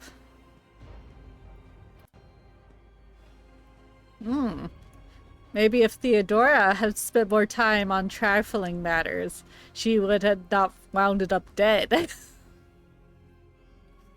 There is a new Lord Captain aboard the ship, and I will not repeat her mistake. He looks at you stunned and exhales loudly, then he nods curtly. I commend your decisiveness, and I'm uncomfortable with introducing new protocols in the midst of a crisis. And he stands abruptly at attention. I lost my temper, Lord Captain, and I believe I ought to explain myself. Abelard speaks slowly, and the words do not come easily to him. The prosperity of the Von Valancius Productate is not simply an empty phrase to me. I left the Imperial Navy for the chance to see it flourish. It was the most monumentous decision of my life. I did it because I saw in the Lord Captain Theodora's deeds the sign of true greatness. Rogue traders do not simply forge new routes and capture worlds. They create order out of anarchy. That creative impulse was entirely lacking during my time in the military. So I left behind everything I had known, everything my family had known. I come from a long line of officers, and I embarked upon this incredibly reckless venture. Lord Captain Theodora entrusted me with all the concerns she had no time for. She would go off her flagship for long periods, to distant frontiers, on scouting voyages, and the advancements of the entire Productate rested on my shoulders. And then suddenly, everything that had been built over the years and years began to quake, rattling like a flimsy hanger in a seismically active world. One of our senior officers betrayed us all. The rogue trader was killed.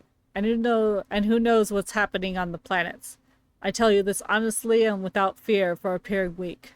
All this has come as a grievous blow to me. I'm not panicking or grieving because I cannot allow myself to panic or grieve. I'm duty bound to aid the new rogue trader, to aid you, to find your footing as quickly as possible. And to do that, I must insulate you from problems in the past that have been dealt with by tried and true procedures set on the ship's regulations. Procedures that were established long ago and have functioned smoothly for decades cannot seemingly be deemed excess to requirements.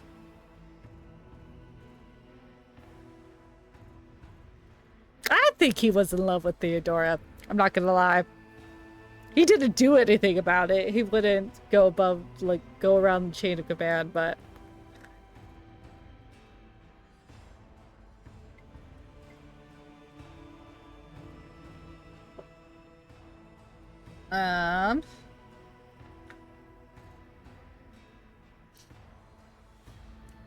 Let's be a Lord Captain or Rogue Trader.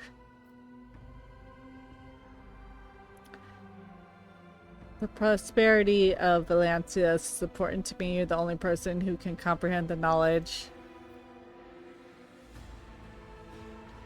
I value what Theodore created. Well, compensation. I have no plans to rely on your judgment and try to trust his procedures. I think she feels like we have to be direct. Because she's dead. Theodora's dead, so we gotta throw it in his face. Bring him to his senses. She's not coming back. Theodora trusted in established procedures, and she died. I won't make the same mistake. If you want me to keep building the future of Von Valancius with me, stop living in the past. Get your head in the game. Abelard solemnly inclines his head. Yes, Lord Captain. After a moment's silence, he adds, looking at you with interest. Your resolve is admirable and demonstrates strong leadership. I'll remember this moment. And should any my old habits ever begin to creep back in. And now, please let us leave these lower decks. If the rogue trader decides to stretch her legs, there are far more suitable places. Hopefully that doesn't come to bite me in the ass. We'll find out. I was like, where's the...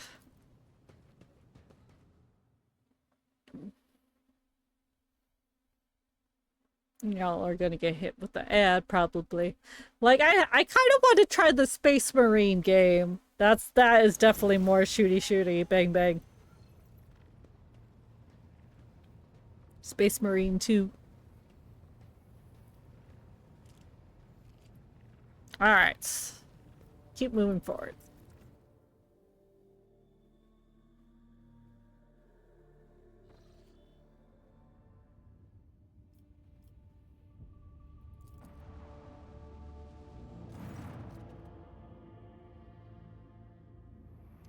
Lord Captain, reporting the heralds of the Navis Nobilite continue to maintain Vox silence, perhaps due to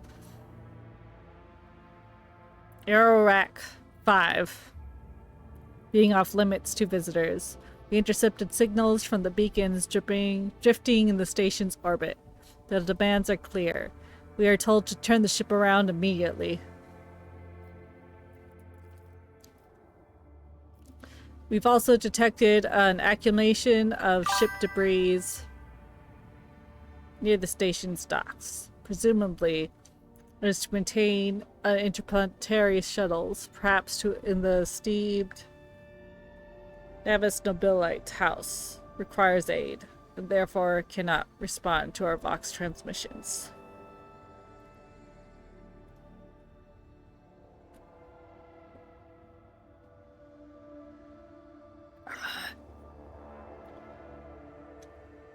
You have like 3 different drinks going on.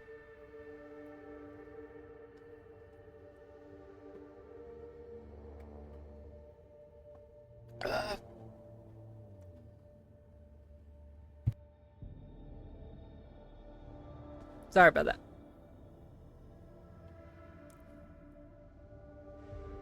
Okay, we're gonna scan the station.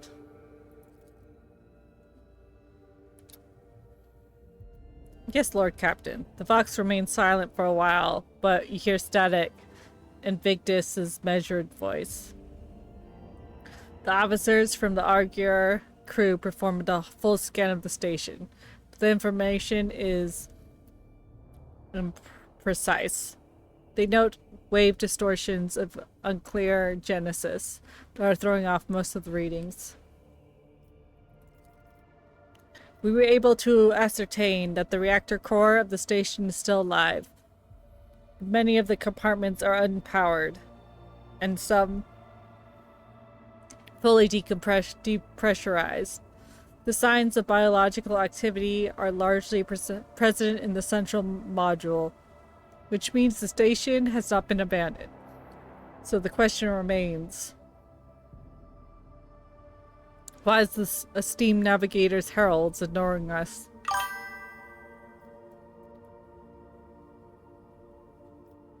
Contact the station again. I'll negotiate personally. The Vox relays the candid sound of grinding gears and clicking tumblers. I'm sorry, Lord Captain. The station does not reply, even after official greeting by the Lord Trader and a declaration of your intent to negotiate in person. We're docking. Affirmative, Lord Captain. We do not know what's happening on the station, so you'll look at the steam navigator's blind. Dock safely, and may the Lord Emperor light your path. Well, that's all I got. Argenta, you better not fucking miss. She cannot aim to save her life. I don't know what's her problem.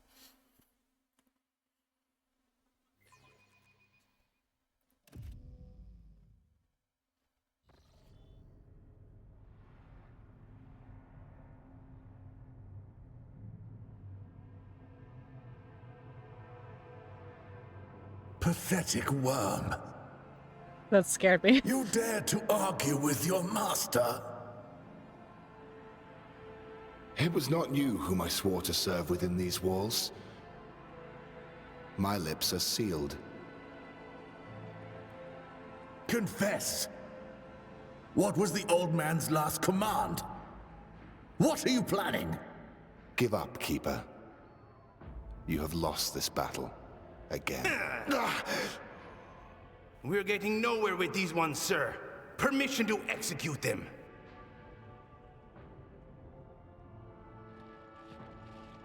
You have consigned to oblivion for your transgressions against the house. Or Celio. Immortal Emperor, deliver your servants from peril. Prayers would not help you, servants of the damned. The name of the house, I command you to execute the infidels.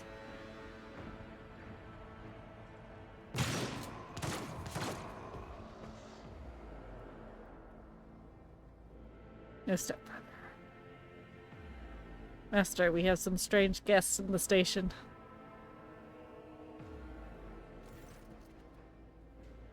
A tall man stops you with a gesture when you approach. Blood is trickling down the pearly scales of his weary face, and not just his own blood.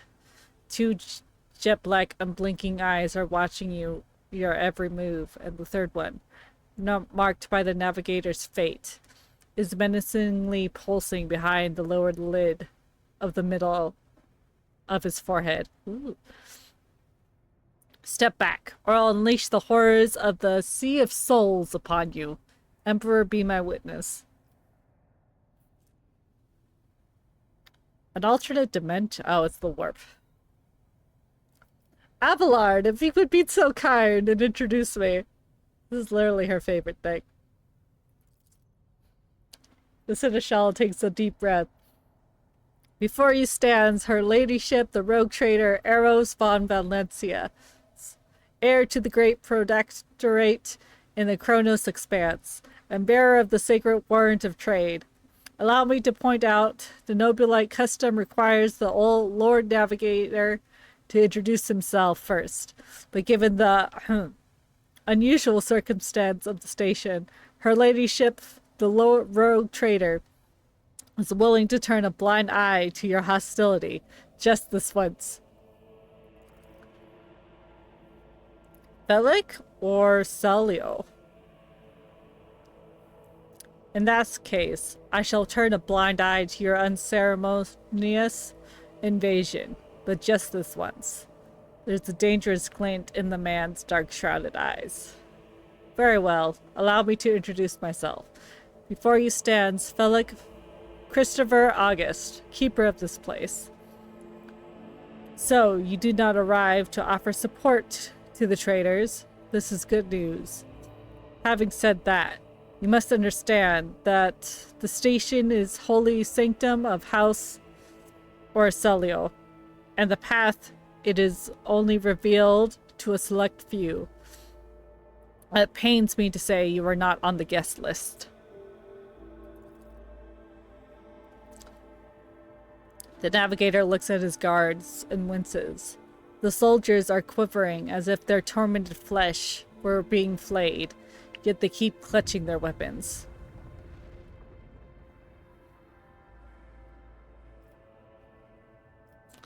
I came here in search of a No, that's not a good one.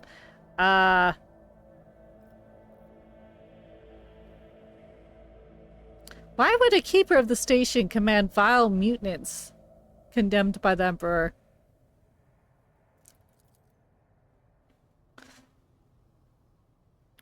The blame lies in Theobald, the second keeper of the station. The old man. Hey, hey, I'm Psychic. How's it going? We're going. We're playing. We're here to get Cassia, our navigator, our sweet little painter. It's funny, I saw a comic, it's like, unfortunately, we can't go through the warp. Our navigator has artist block.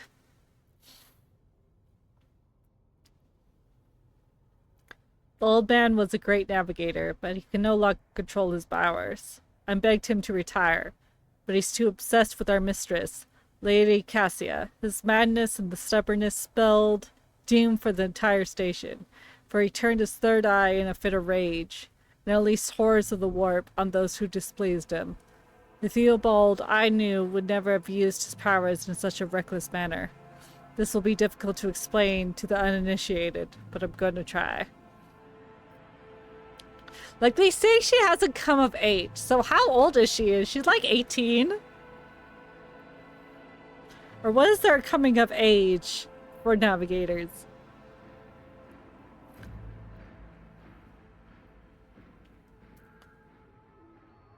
The warp currents in the system have been tumultuous for dozens of cycles, and have worn the veil between our world and the Immaterium thin and frail, and thus, at least here on the station. The ruinous powers are trying to tear it down completely and corrupting all living things. The servants were the first to fall victim to it. Oh, their bodies morphed, and pain and despair drove the poor souls mad.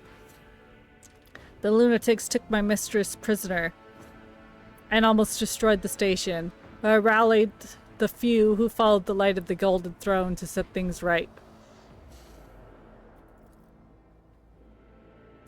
The Lord Navigator here is speaking the unvarnished truth.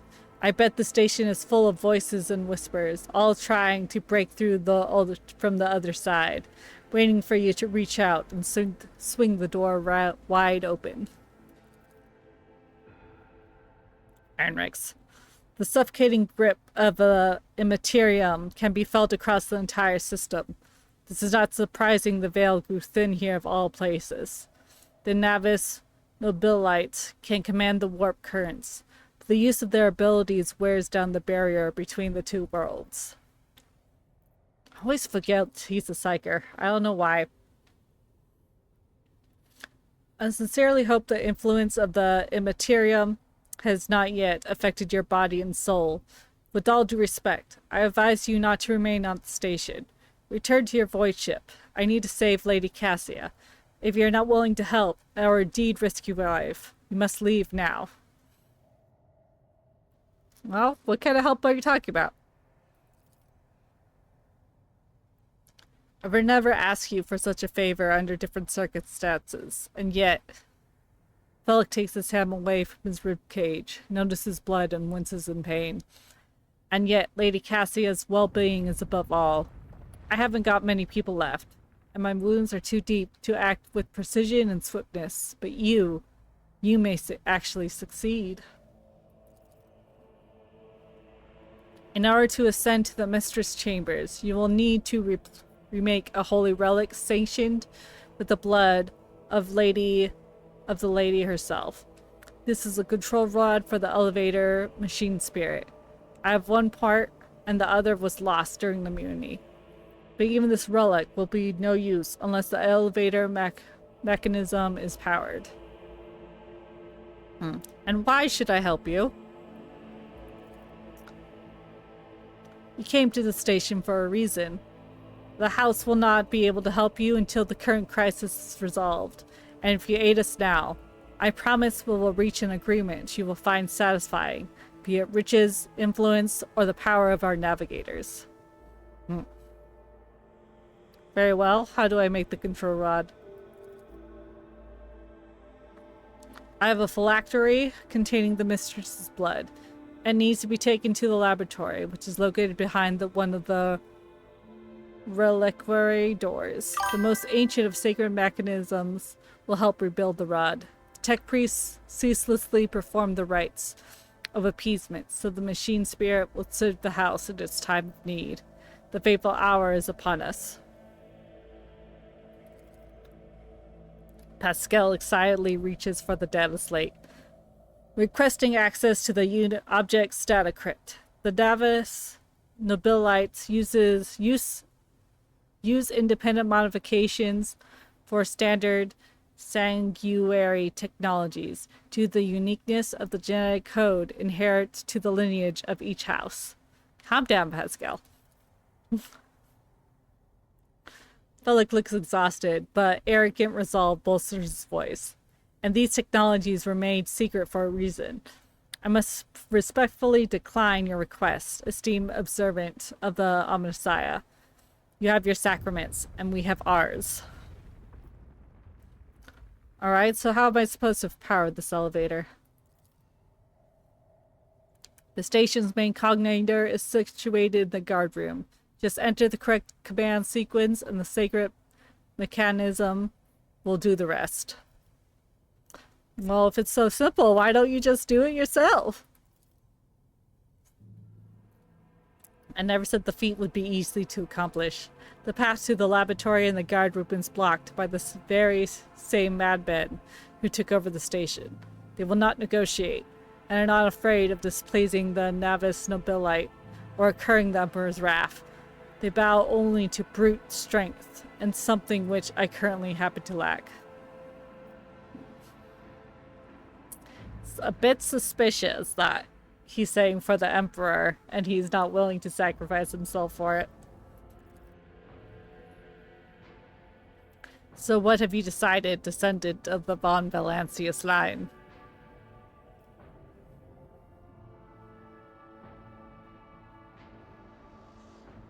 I'm honored to save the Lady Navigator from her woes.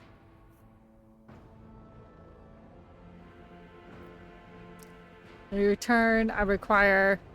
Ooh, to sign a contract. He can be force. I will not tolerate.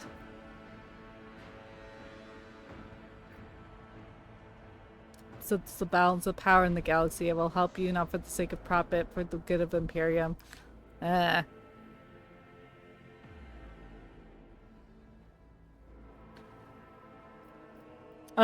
still have questions concerning the situation of the station.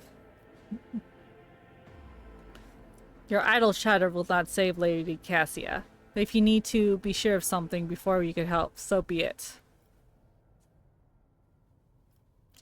You say these warp servants are insane, but how does it fail to affect you or Lady Cassia? He gently touches the closed eye on his forehead. Thanks to special gene, navigators are more resistant to the emanations of the warp than mere mortals. This will allow us to guide ships through the Sea of Souls. Alright, tell me about your mistress.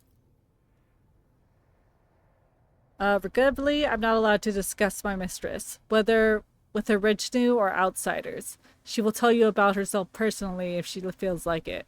That is, assuming she survives. I beg you not to waste any more of our precious time, for it is running out. How do you even know she's still alive? A spark of concern flickers across the black pits of Felix's eyes. You may not believe it. Believe me, but Lady Cassia is capable. The navigator cringes, seemingly in pain, and fiercely exhales, of incredible things. Now even the traitor Theobald can easily harness her power. My men have reported that the station is in a deplorable state. As we look around at the dead bodies all around us. Yeah, it's just great. The navigator irritably brushes away a strand of bloodied hair. Trust me, I should know. Everything happened too quickly. There were dozens of reports of accidents, victims, and failing systems. The only precious thing aboard the station is Lady Cassia's life. Everything else is futile and can be easily replenished. Then why did you not respond to messages from the planet? I've already said that the station is sacrosect. It's the holy domain of the Navis Nobilite, and is forbidden for commoners from the world below. We had hoped to solve the crisis on our own, but when the situation spiraled out of control, we could not establish contact because the traders had disabled our equipment. Okay.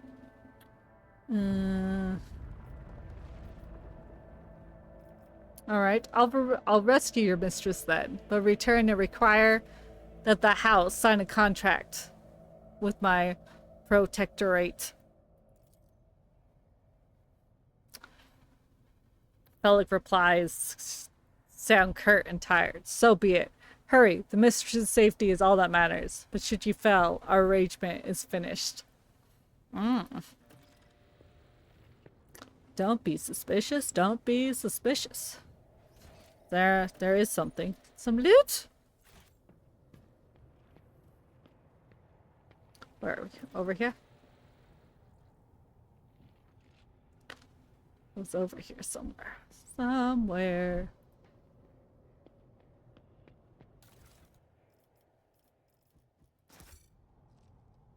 Okay, I can't go this way, so we have to go over here. White. Bright, pure color.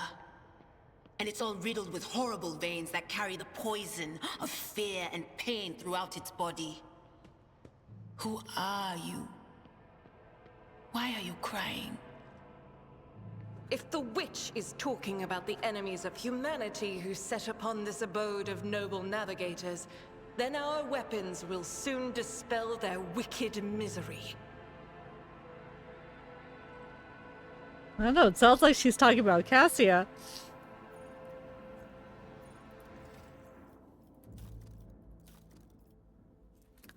Need to level up. Level up. Let's see, what did we do? They make on turn by 5%. I think I did, yeah, Rising Tempo.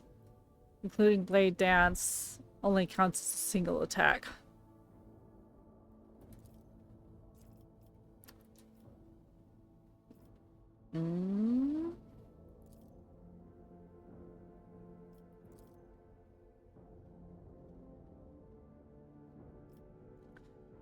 Yeah, we'll do more agility. Get a dodge for our life.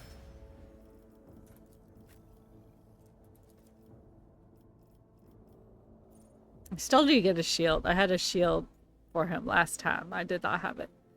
As attack, they gain 1 stack. Slaughter until the end of combat.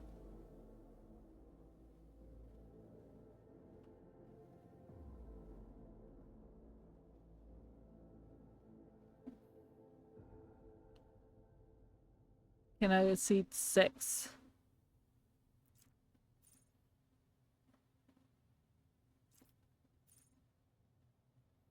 Attack award, the next melee attack that's the enemy deals an additional 6. Does not stack, but can be reactive after another attack made by the same enemy. I think, what is this? Cautious disengage. Okay. We'll do this one. We'll try this one.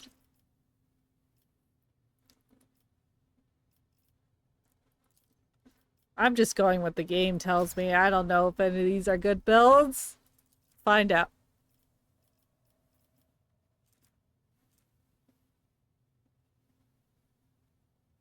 Awareness.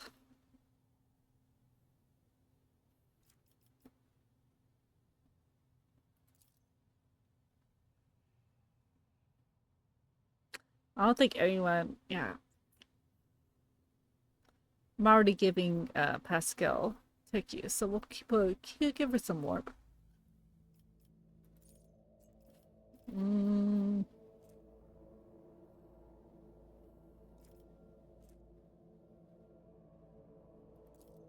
Oh, I could give her the necklace too. Let's see, where's the necklace? Accessories.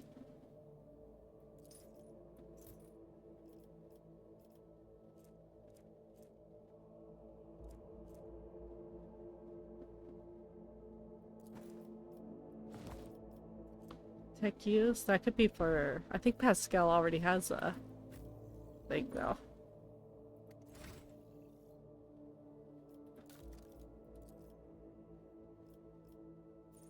Soldiers deal damage. Increased by 1% until the end of combat.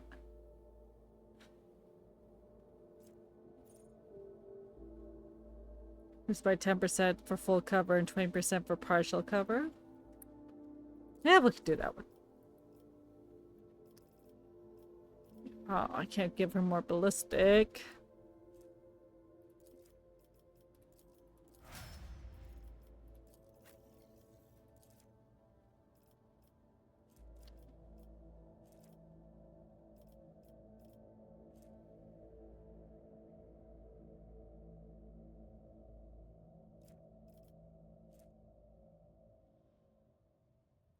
Yeah, give him logic.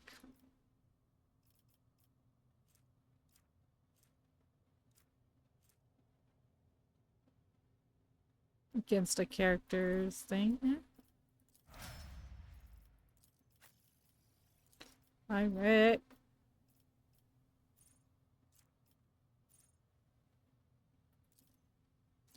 That one. Then toughness. Yeah. I think, yeah, I don't have any new items to give them. Damon. The corpse is mauled by force far beyond an immortal capacity. The face is twisted in pain. The hands are fused with improvised weapons, tools, scissors, and cutlery.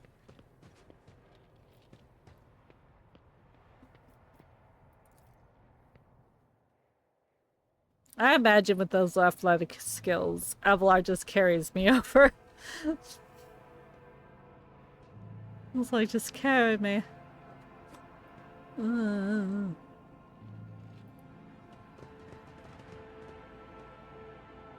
Is this how the Intraman responds to the power of those?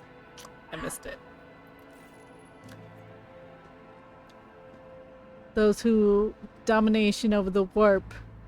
Psychers and navigators. Ooh, someone died.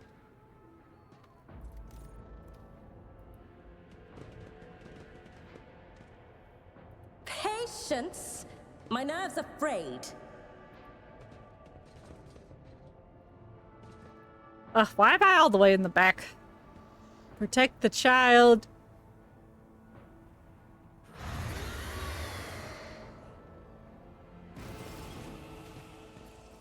Okay. I need to be as... How far can I go forward? Oh my god, I'm all the way back here.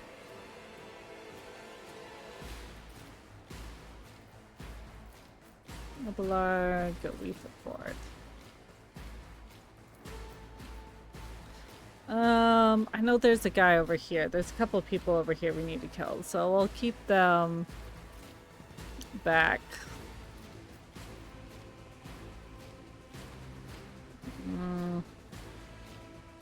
Give him some support, Argenta.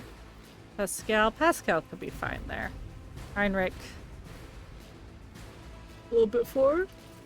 Yeah.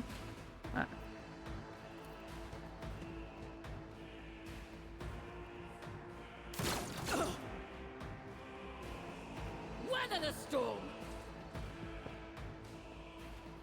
Weapon at the ready.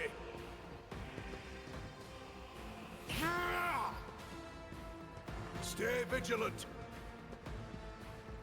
Onward! I must not falter. Ow. Okay.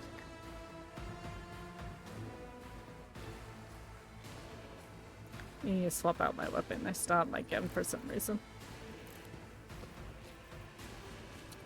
Okay, if I go forward, I don't think... Okay, I could go here. And then just from above. Give myself some surefire plan.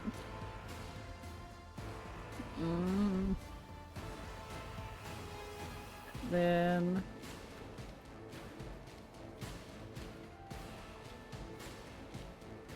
I think I'll do cleave instead, since I could get both of them. And then, can I? No, no one's close enough for me. Strike.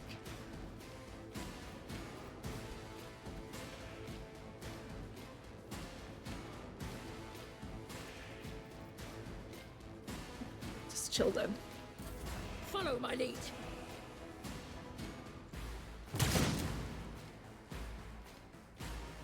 Moving out. Ow. Follow my lead.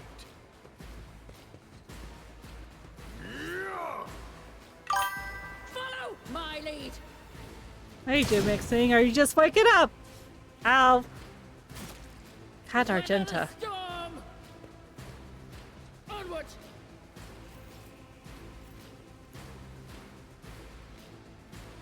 Okay. Let's see. Can he? He can charge this guy. Oh, that's the wrong weapon he's got. Ah, forgot to swap out his weapon. He needs a sword. Yep, getting ready for work. Work. What is this? It doesn't really have any psychic power. I wonder if it's a good idea to give him that mixture that we create. What is this? Power of the Emperor? Word of the Emperor. Yes. Okay. Let's see to it. Stability.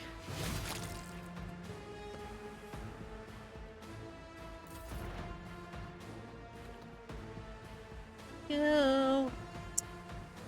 Okay, that one's dead. That's over there. So we got these two.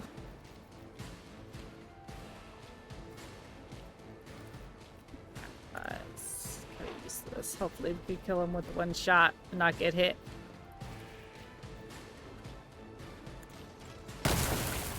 Alright. And give our guys a wee buff.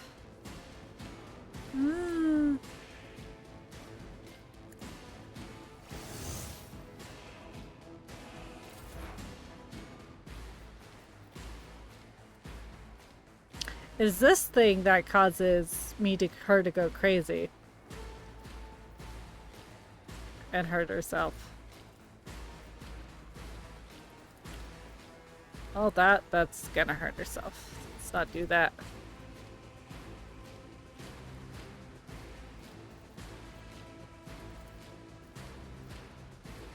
Let's do an analyze. Yeah, it'll be fine.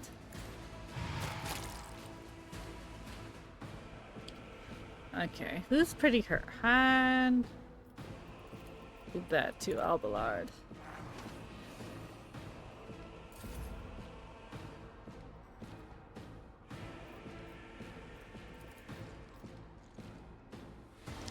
It's like almost. Oh, that guy's out of reach.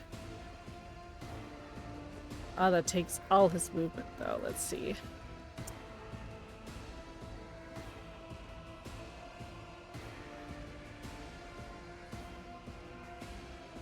I can move him forward and then probably charge that guy.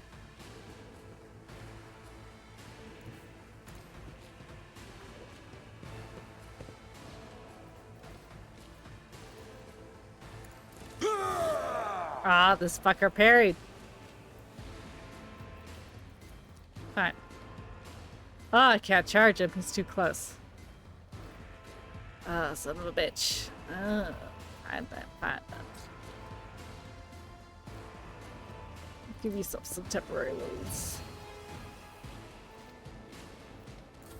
I must not falter. Follow my lead.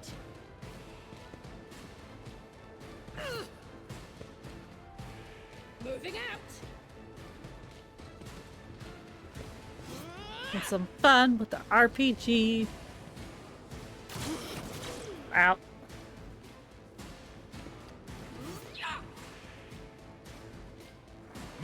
strengthens me. Ow!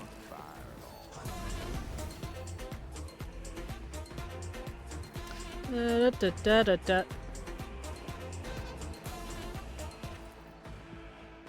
I have to move.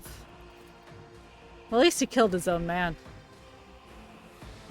Let's see, if I do this, and I could do the death thing over there. How's it going, nerdy? Still playing Inquisition.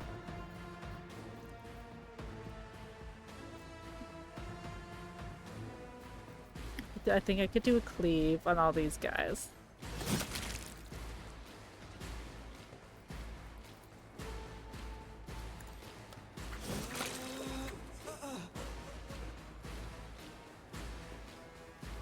And then another hop. Skip.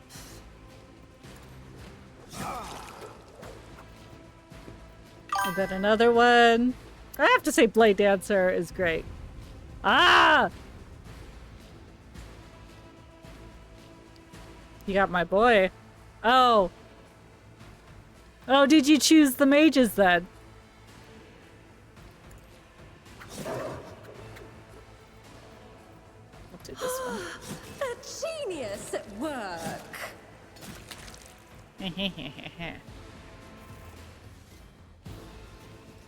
Who else is alive?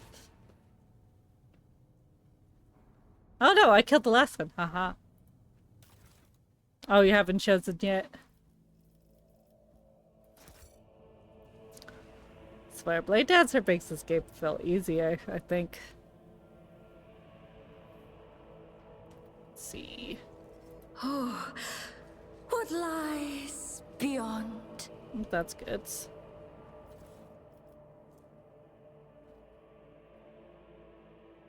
On the training of worthy servants at the court of Navis Nobilite. Oh, you left off before you could choose.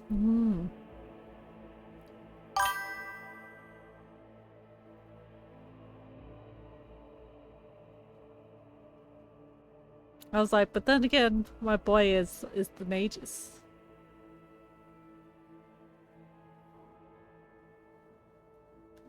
You talked about Dorian, right? Or someone else is my boy. You met him. I was gonna say, you don't technically recruit him until you choose, but yeah, he's great. A good major dono attempts to nurture all the finest of flowers in the garden. This is their master's life. Therefore, new seeds for the garden must be weeded out with the utmost care, so the garden's trees may yield the sweetest fruit. The lessons below will help you separate the precious seeds from the veiled thorns to cultivate the perfect garden for any lady navigator. I have to collect that. Oh yeah, you got the scene. It's a great scene. What does it say?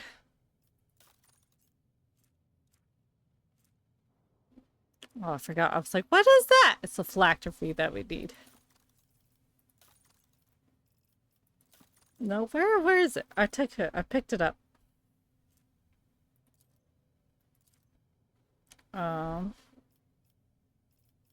That's oh no, it's info. There we go. Now we can scroll. Lesson 1. A faithful servant must always use their mistress's make sure their mistress's rooms and garments are clean. Lesson 2. A faithful servant will never offer their mistress the same dress presented earlier in the cycle. Lesson 3. A faithful servant offers their mistress a glass of fresh water upon waking. Lesson 4. A faithful servant tastes every dish and every drink before serving it to their mistress. Lesson 5. A faithful servant will have mastered the art of styling their mistress's hair. The total time that 5 servants can spend on arranging their mistress's coiffure should not exceed 3 revelations of the chronometer. Lesson 6. A faithful servant lives for their mistress and gladly gives their life for her. Less than 7. A faithful mistress. Well, we are trying to get our navigator. Apparently there's a coup going on. I was like, why do I have a negative? I have a negative because I was tortured. Yeah, we quelled the rebellion earlier, but we need our navigator in order to get out of this system.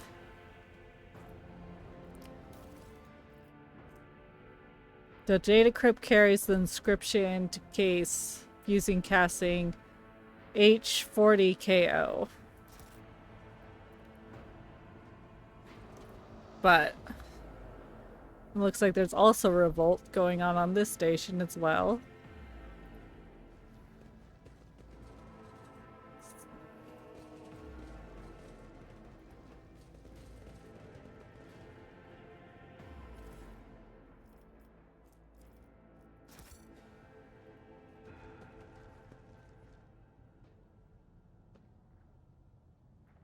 Our goods over here.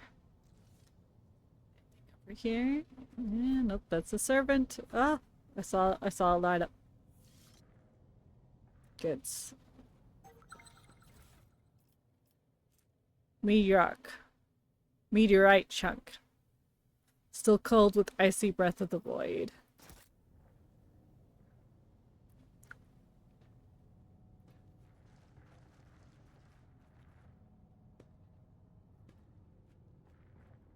Collect it for me, Abelard. My main man. Let's see. Ooh, there's so much that I did not grab. Ah.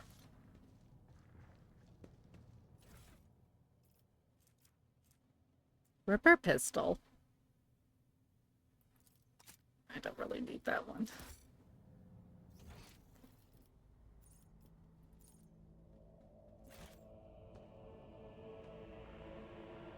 Says it's over here somewhere. Oh. Oh,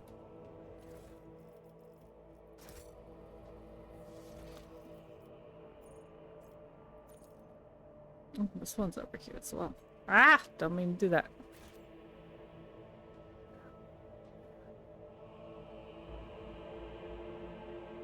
No.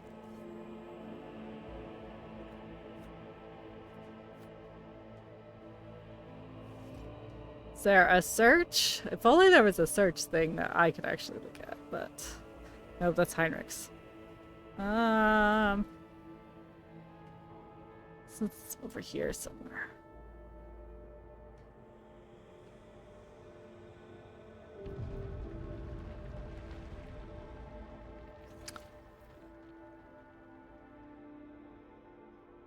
Because she's right there. That's like the little alcove, so it has to be on that wall.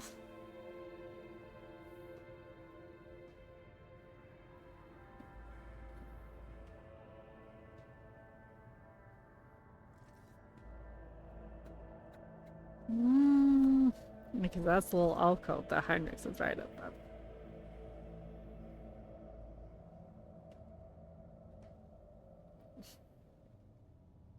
Well, that's as far as we could go. Ah, there it is.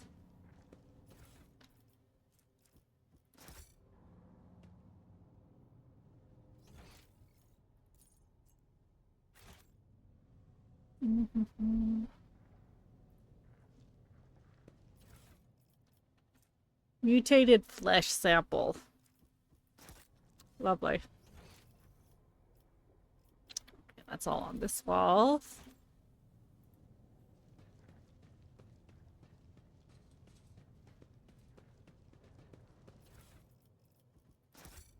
I need to sell this stuff, man. Yeah?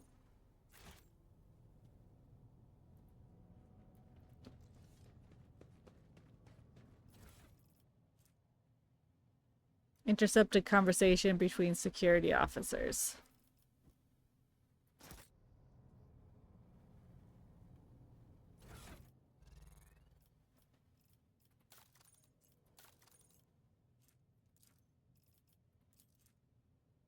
Tremendous honor, yes, but this promotion will transfer the entire squad to the child's personal guard. by the Emperor. Well, you're a strapping lad. You'll probably make it for a cycle or 3. It has been worn down between better men than me. What even is the point if our brains turn to mush? I may rip out my eyes, like Amos did. At best, I'll go bonkers like that little shit stain that kept stealing our Ilio. Oh, what happened to that one? Threw himself out of the decompressurized chamber because some voices told him to. Calm down. Keeper Phalix said the squad will not have to serve the child for long. He's given us a little leeway. Unlike that fish dye. Be quiet. He may hear you. Well, you know what I mean. He almost busted our heads because someone forgot to check the catering unit. Well, we haven't let a single outsider in for over 10 years. The Keeper Theobald keeps finding things to fret over. Imagine the shrieking if he finds out Keeper Felix didn't make us inspect the hangar after Winterscale's most recent visit. Throne forbid. I try to steer clear of the squabbles among the Highborn. Some of the Keeper Felix orders make little sense, like the last time he commanded that we cut off communications with Richter Minoris for a while. Why would he do that? It looks like he grew tired of the Winterscale Scion's visits. Well, it's always a pleasure to aid Keeper Felix. That's right. If the Highborn had grown tired of each other, let them deal with it.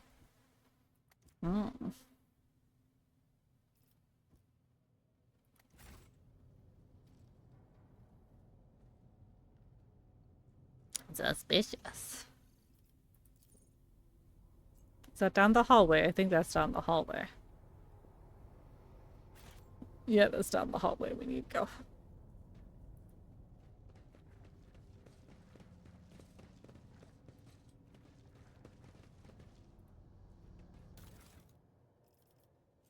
Navigator's flesh sample. Sample with fragments of scales and rudimentary webbed fingers. Uprisings of the lazy are the revolt of suboptimal instincts and desires against a predefined structure. This event is the result of insufficient servitorization of the crew. Replacing all humans with servitors is something only a major Forge world could implement. The rest of us have to make do with human frailties. Jesus Christ, Pascal scared the shit out of me.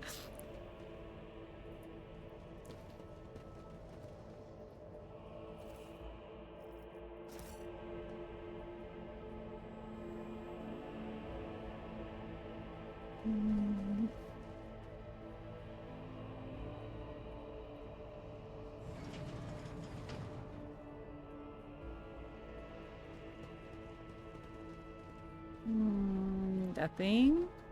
Oh, there's a door right here.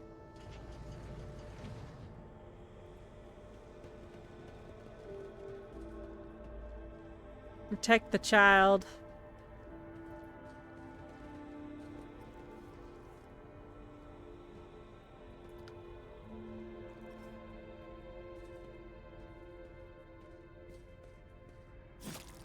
Just go up and stab him. It's fine. Walk up there and stab him, it's fine.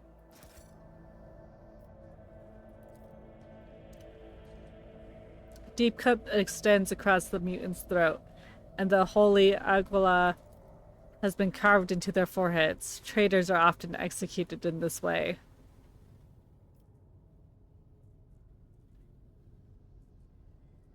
Anything to collect? There's goods over here. Research notes.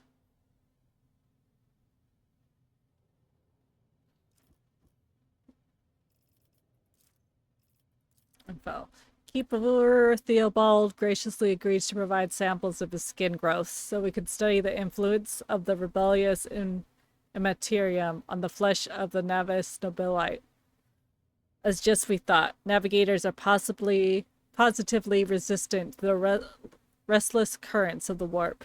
The God Emperor truly does shield some people against corruption and misery. But let us go back to the study of mortal flesh. Another servant will be carried in shortly. I must ready the organ extraction equipment.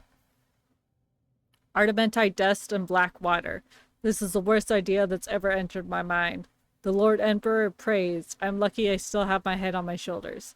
After this relentless experiment. Nonetheless, we do make an important discovery. The adamantine seems to protect the flesh, the frail flesh from of the lowborn to a degree. Having said that, not even the macerator can handle its temper. So we should probably introduce a more complex compound into the formula. All the data related to the experiment can be recorded to the data crypt K04OH. I will get back to them later, once I'm done with the experiment K41OK, H41OK. I have mentioned the chunk of meteorite found by Keeper Felix subjects is completely useless, although the shining granulants could be used to make new paints for the child. So I think I'm going to be doing exactly that.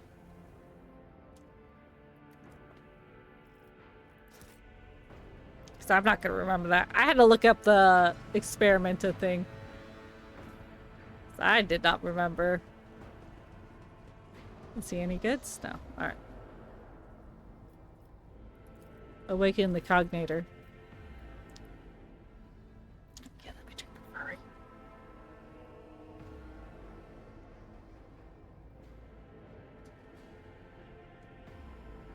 The cognator's vid screen is covered in cracks and stained with dried blood. The buttons, switches, and levers are ripped out of the control panel with exceptional cruelty, and scattering around the sacred mechanism. The now sparks and hisses in agony, still refusing to perish.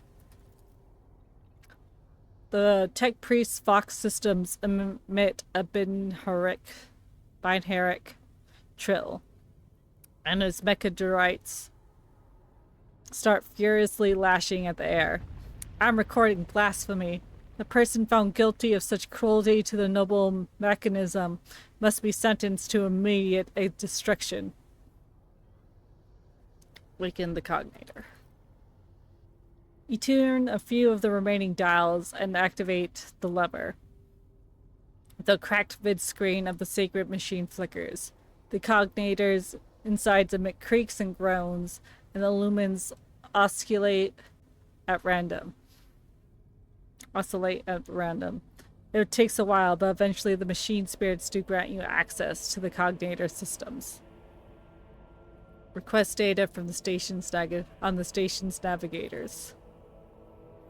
After a brief pause, the data appears on the vid screen. Philip Orselio. Location, main hall. Status, alive. Theobald Orselio. Location, upper chambers. Status, alive. Calamira Orselio. Location, upper chambers. Status, deceased. Alexis Orselio. Location, lower levels. Status, deceased. Ramus Estevan.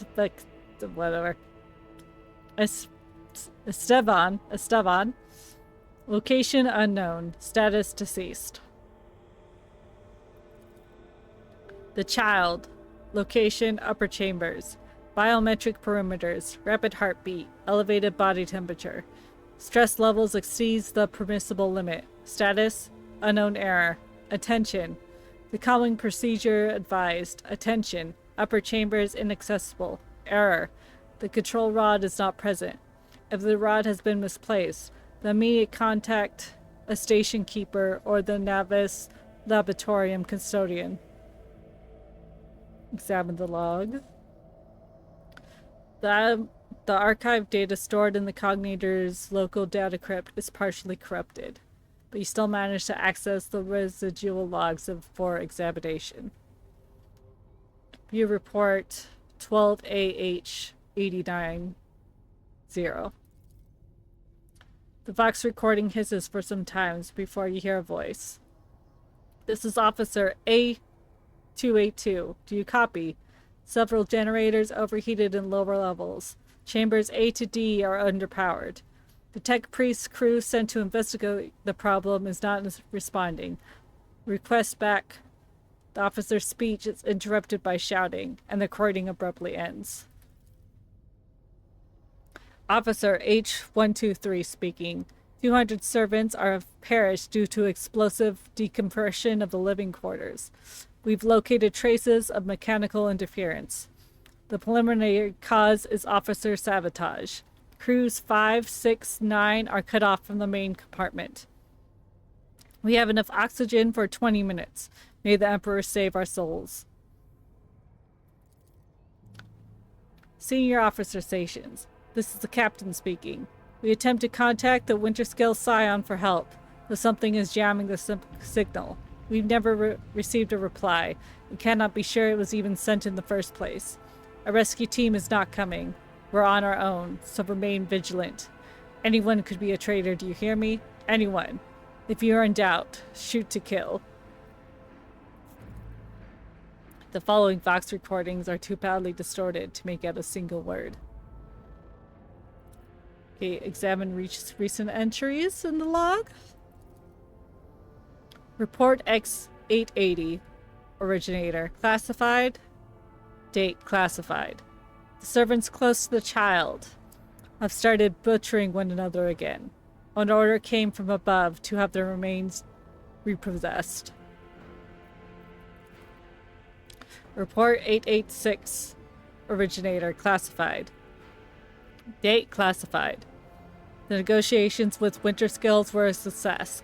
A new batch of servants will arrive in 10 moons. Escort them to the laboratory at once. It's imperative that we increase the new retainers resistant to the child's power.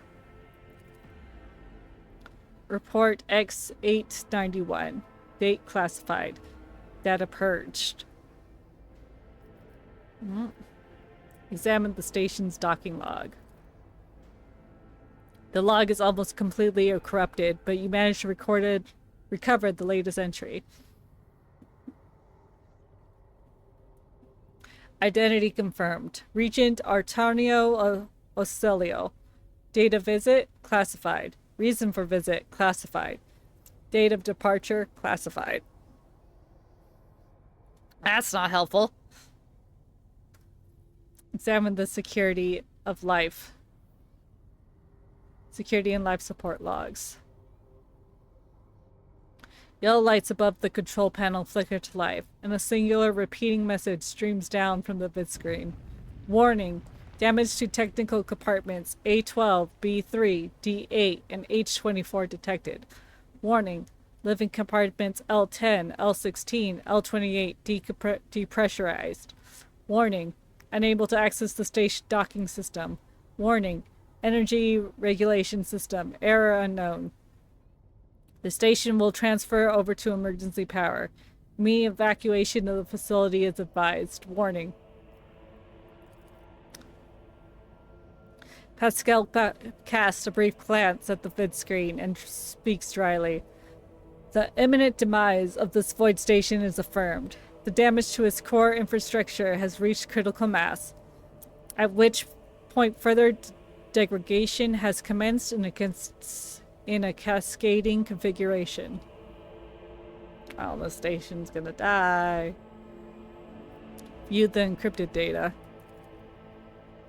Something buzzes in the cognator's mental gut. Several red lumens light up above the vid screen.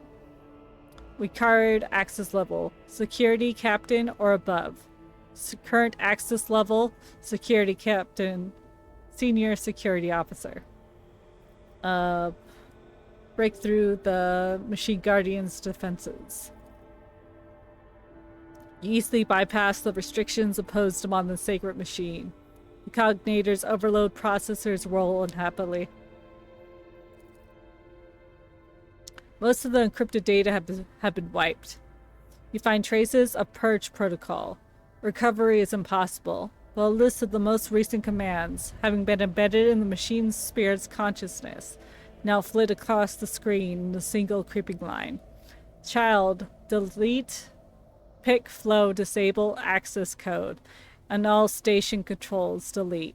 Active shuttle Self-destruct purge command log.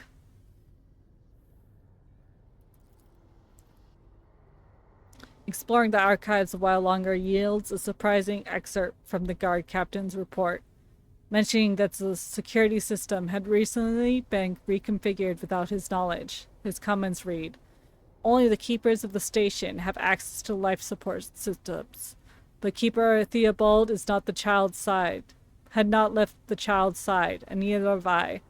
Could it be that?" Oh, another, have we been reading for that long? Another ad's about to hit us. The vid screen blinks and the mechanisms flicker, and the machine's cords emits a quiet hum. Can we call the planet for help? The system cannot carry out your command despite the eager compliance of the machine spirits. Only thing is certain, the problem does not lie in the cognator's mechanisms. Switch to the main chamber controls. The cogs within the sacred mechanisms slowly start turning, the heavy grinding and clanking. Time machine spirit grants you access to the station controls, or at least parts that will obey the cognator. Open all doors on this level. The vid screen goes dark, as if machine spirits had fled their mechanical casket, but your assumption is incorrect, as it fills with static just a few moments later. You can barely make out an inscription amidst the flowing, rapid, changing symbols.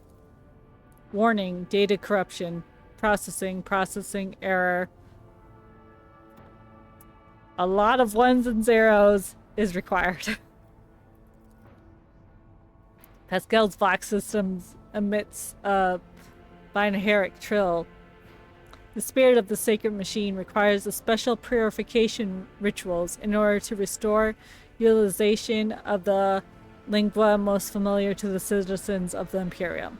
Requesting access to the device. Yeah, sure, go ahead. Pascal's fingers drum out a resonating crescendo on the control panel as his machadendrites remove the metal cover and the data cord spills into the machine's innards. The cognator's body starts cackling with electrical pulses, and the tech priest nods with satisfaction.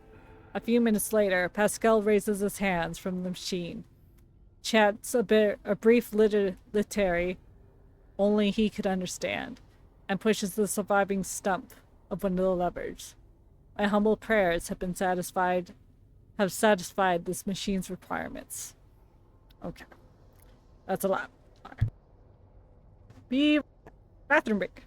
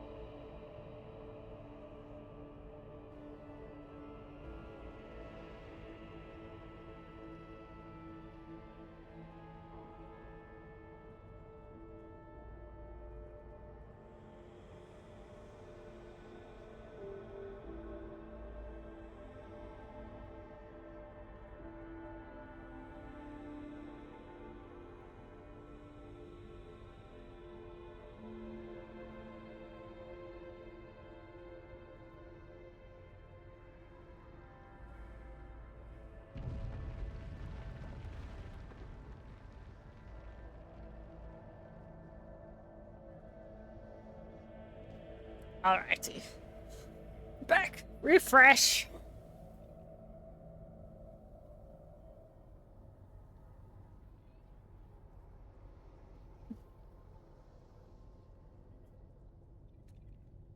Multiple fans.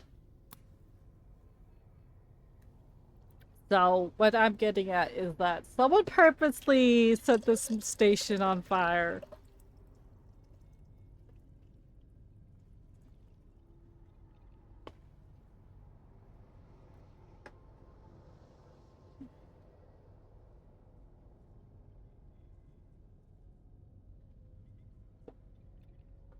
Like, yeah, the servants are going crazy, but someone depressurized everything on purpose.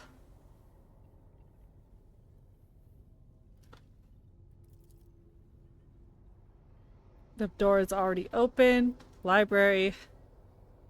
The door has already been opened. Adjacent compartment. You press a few buttons on the control panel, but the system rebels and keeps resetting your commands. According to the data, the compartment you're trying to open is depressurized. Well, off to bed. Alrighty. Will it be exciting? I was going to say tomorrow, but no. Next time, we get to see who nearly chooses the Templars or the Mages.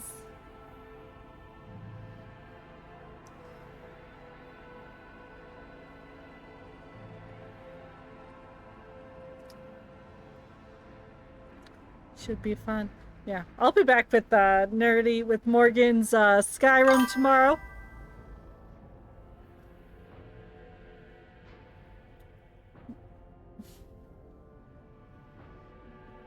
Give us a break from all this reading.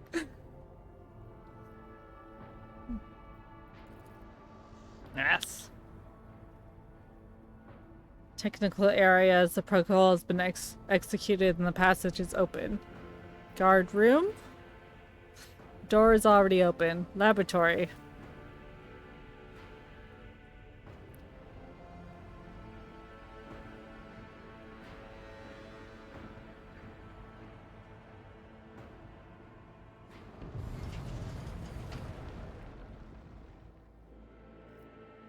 Alright, good night. Thanks for hopping in. Armory. I could not find the armory last time. The viz screens light up with the similar unfamiliar green symbols, and you hear a particular click from behind you. It appears that one of the doors to the chamber has opened. Return to the list of commands. Main elevator controls. A few manipulations of the switch make you realize the elevator to the upper chambers is blocked. Activate the elevator. Processing query confirmed. There we go. Step away from the cognator. End of dialogue.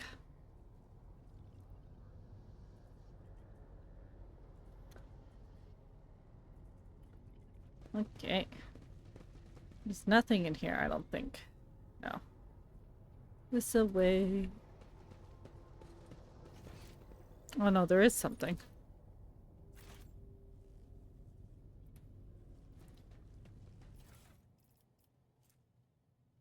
$40 okay. Mm.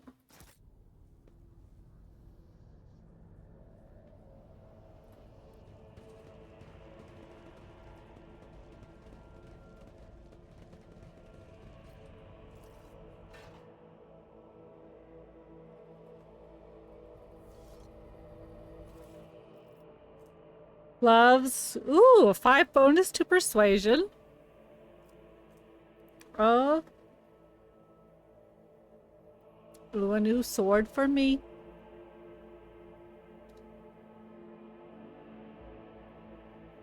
Why does it get like a +10?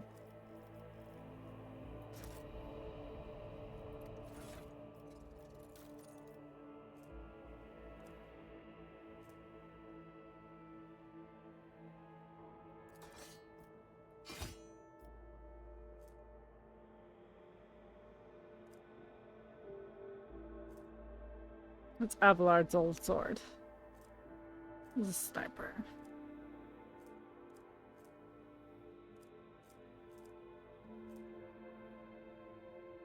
Wonder what... Oh, that's for like Pascal. I was like, Pascal could use that, can he? Can. This current one's better.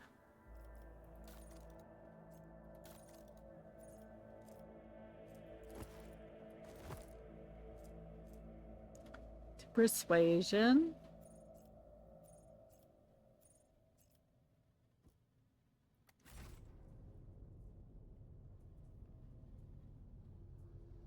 Let's see.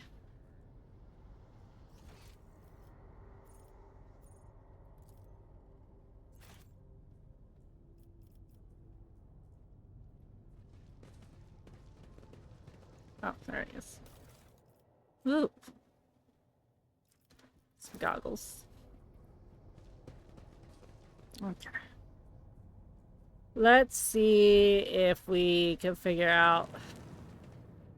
Found its way into the walls of this esteemed house. It's a black day for Navis Nobilis. Ooh. Figure out the recipe without having to Google.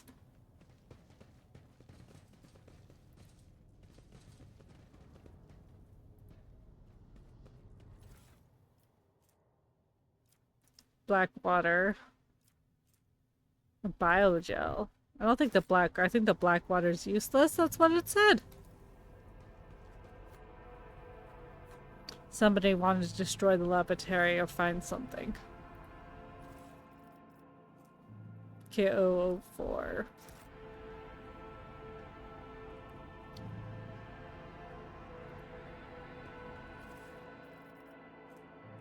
Sight crystals.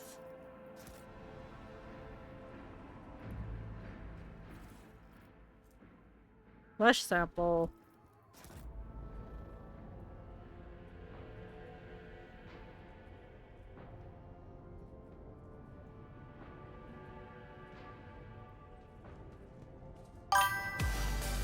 Jesus Christ on a cracker. Hey, Dimension, how's it going? It's Raid. Scared the crap out of me. Welcome to Warhammer.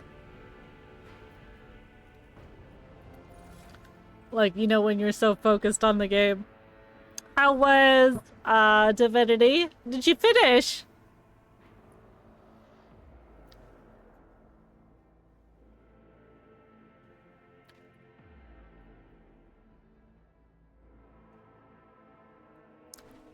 Welcome in.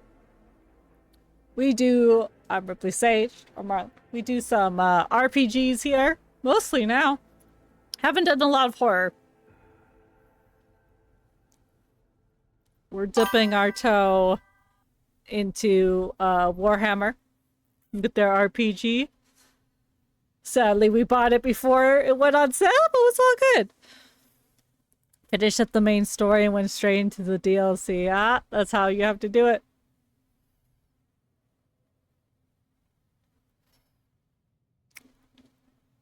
I don't know if y'all know anything about Warhammer, but yes, this is our rogue trader, Arrow. She's a blade dancer. And we're trying to collect one of our companions right now. Cassia, she's stuck in the elevator. I have to read a book. Or I might just Google it. Research notes. So don't use the black water. I think that one's a bad one. With regular flesh, I think he did. Adamantine seems to protect the fragile flesh. That's biogel. Black water. You know, that one, I think that one's useless. This is sight crystal. I'm missing a crystal.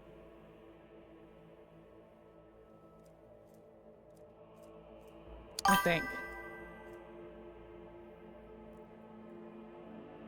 Is it the biogel? Or it might be the biogel. and the flesh. And this crystal? I need to grind up the crystal. Maybe it's over here somewhere.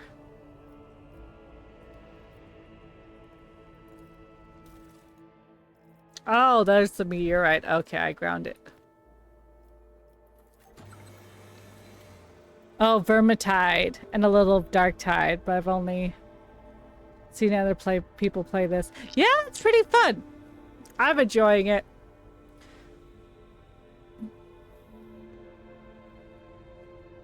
By the same devs, everyone's all. Oh yeah, I'm also playing Pathfinder, the Wrath of the Righteous right now.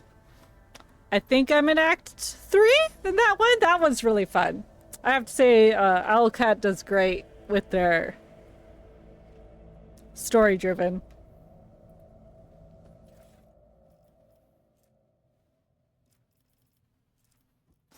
Narratives. Let's see. Actually, oh, that did actually. So meteorite dust? Okay, let's see if we could do this. Let's quick save. Yeah, with my Pathfinder game, it's kind of connected with my Baldur's Gate characters. I was like, why not? I'm playing a vampire.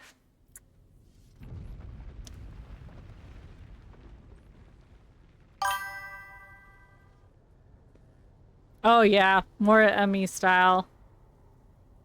More the action. Yeah. It should be fun. Especially with the graphics. Since I love The Expanse, like the series. So I'm excited to see what they come up with. Okay, Regen Flask, Catalyst Flask, and Tissue Flask. Okay, I think this one. Catalyst Flask. I think it's the Biogel. Watch, I completely destroy this recipe.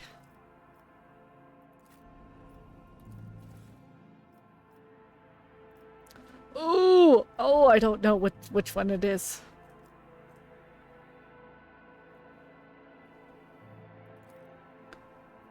Yeah.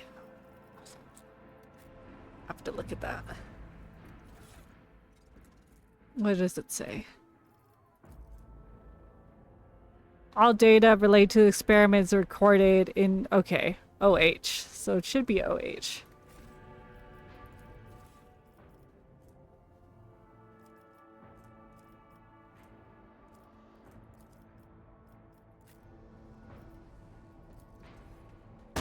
Ah!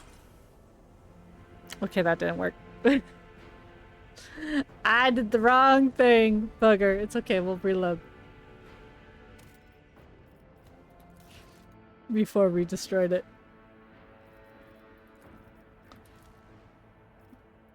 This is why we quick save.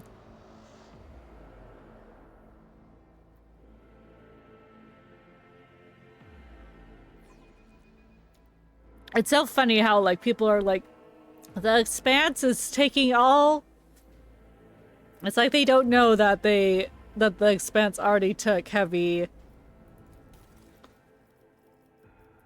draws from Mass Effect. Like the authors are like totally like was inspired by Mass Effect. They're like, the game is going to be exactly like Mass Effect. I'm like, you don't know your material, do you? Okay, so which one was it not?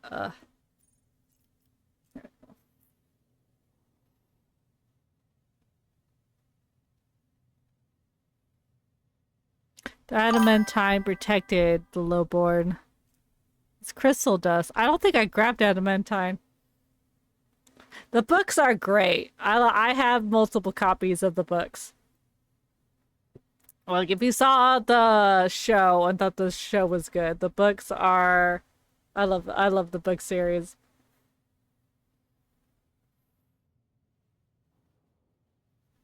Yeah, especially, I always have to say, especially the first one's good. Like, the last 3 books of the 9-book series are not the best, but it's like, it contained in like 3 sections, but the first 3 are really good. And then it kind of like tapers off. But the whole series runs together pretty well. And the show, the Amazon show actually did it pretty well until the last season, where they completely gave up on them. So it might be the acid that I need to put in here.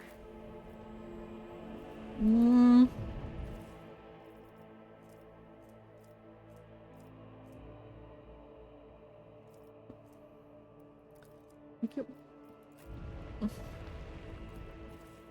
Okay, I'm gonna try this again. See if it explodes.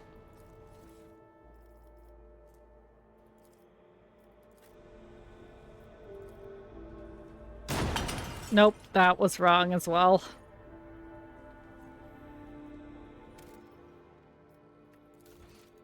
We might have to Google this. I had to Google it last time because I was like, I don't bloody know what this means. Let's see.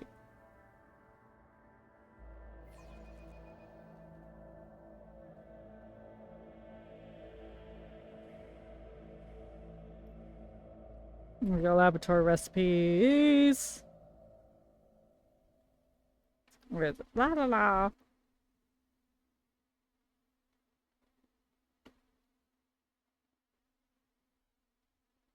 Okay, you guys just to crystal dust.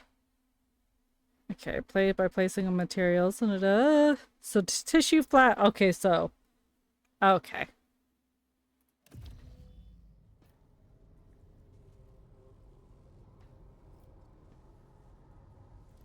So, what did I put in here? Tissue flask. So doing the mutated flesh.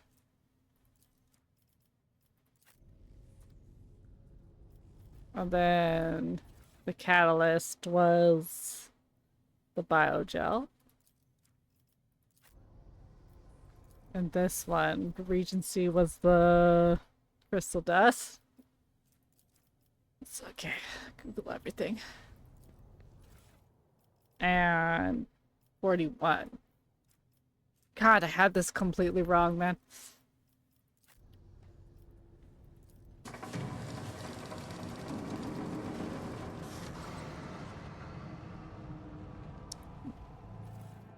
Go. Okay, this is the Psyker one. I don't know. Apparently, I could give this to Heinrichs to give him a plus. I think if you give this to her, she goes fucking crazy. It gives her a +1 of the psychic, but... So this one's just a flesh sample. I know I had that one right. Then...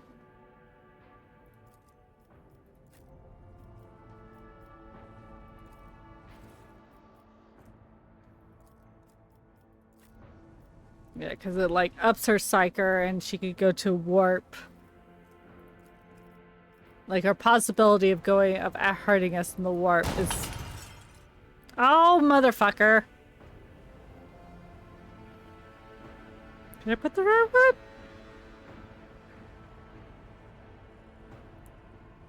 So that will not work. What did I put in that one?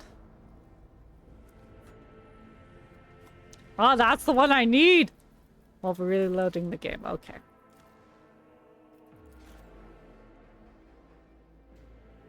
Let's sample unidentified acid, KOH. Spend 20 minutes on this bloody thing. Okay. Well, it's like that's the one I want. So this one, so unidentified acid.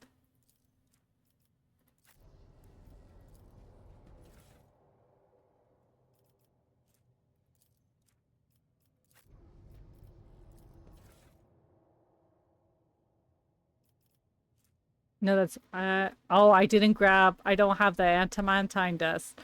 I'm missing that one. That's why this one's fucking useless. That's why it blew up.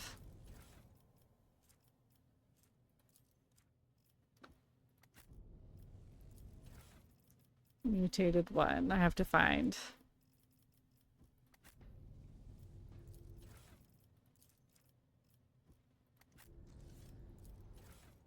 What, this one was 41? 41, yeah.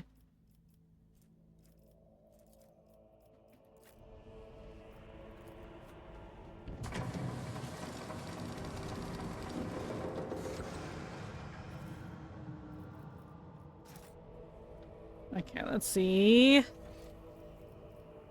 What is this? That one's loot, so maybe it's over here?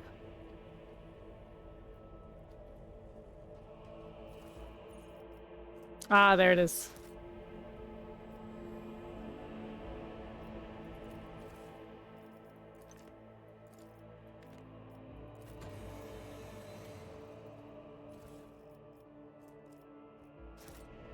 Alright, try this again. Tissue sample, regular. Catalyst. The acid. Regency. Adamantine. And the O4. This one we'll give to our dear Abelard. There we go.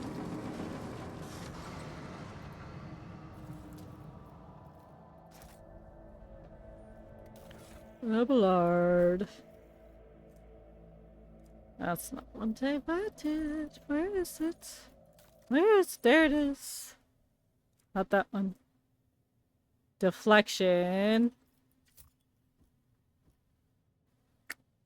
I don't know. I don't know who I'm gonna give this one to yet.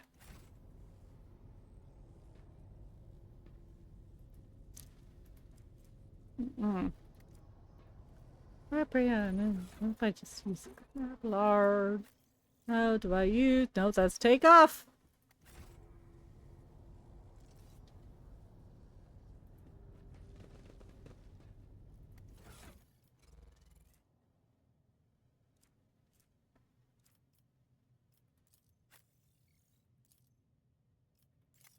Can you use it? Can you just use it equipped? I just need to figure out how to use it. Stab himself during the battle. There we go. We got the elevator. Key.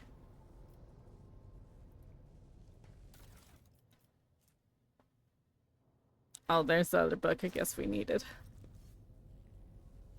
Anything else in here? Oh, did I miss all this stuff? Did I miss all this? Holy hell.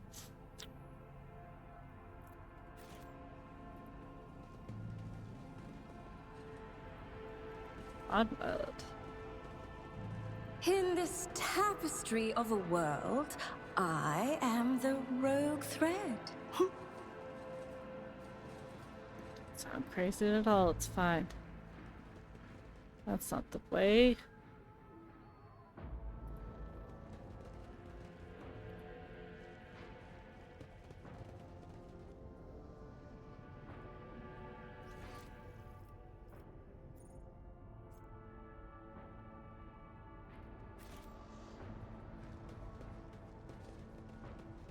That must be the armory.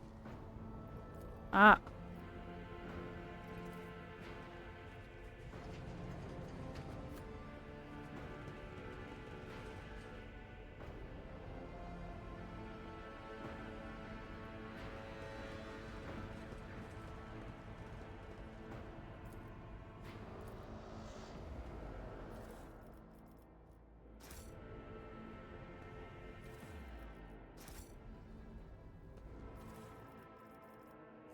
Ooh, is that better? Ooh! It's a great sniper rifle. I shall take that.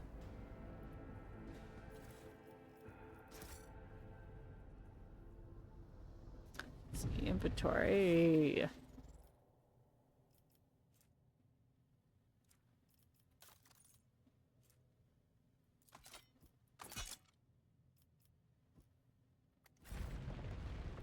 Is that all?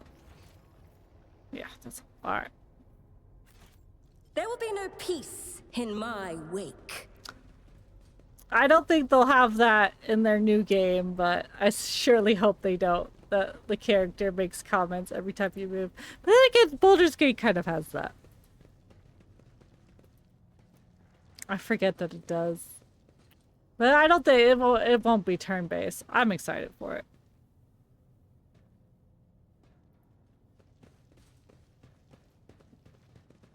It'd be interesting to have a non-turn-based game for a while. Is this the way? I think so. Yes. Carry me, Abelard. Impossible for this old officer. Carry me, Abelard.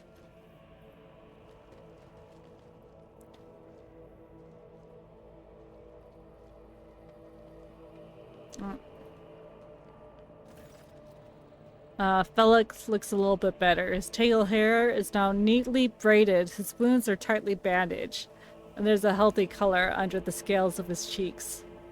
You dealt with the threat and powered the elevator. Well done. I trust you brought the activation rod as well. Remember, every second of hesitation may cost my mistress her life.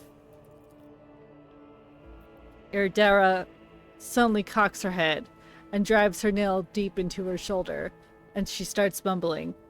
The crossroads. There are two paths, both stained with blood, both leading to the accursed eye. They all wear masks, so poor and flimsy. They fall at the slightest touch, one hiding a blind man, another a traitor.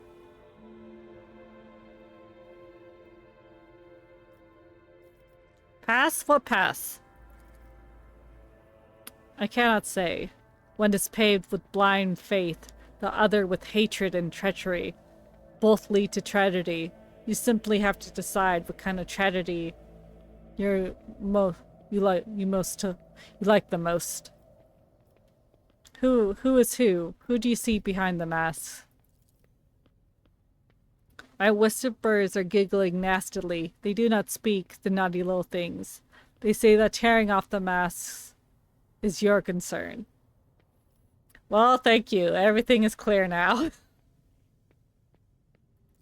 Very helpful. Iridara nods tiredly and glances at Felix out of the corner of her eye. The station has enough problems without your sorcery, Psyker. Felix waves Iridara off and looks at you expectantly. You know what? I saw some suspicious things in the machine. I would like to ask you some questions. You think they are worthy the life of my mistress? Yes, I do. Who is this child that's mentioned in the documents? You meddle in something that should have been left alone. The keeper folds his arms and shakes his head disapprovingly. The child is what the station servants called Lady Cassia, for the commoners' dirty minds must not sully her name by uttering it. You see, it's not beneficial for all servants to have their vocal organs altered. Some prove to be more useful when they're still able to speak.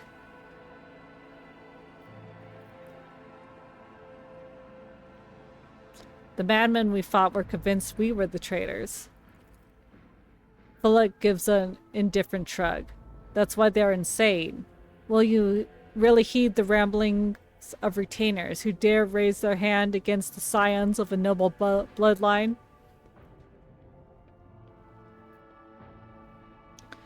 Servants alone can't be blamed for what happened at the station. Most of the corpses I discovered were unharmed or feeble. The warp corrupts not only the soul, but as much the body and the mind. Mad and furious, a single servant wielded more strength than an entire squad of the mistress's personal guards.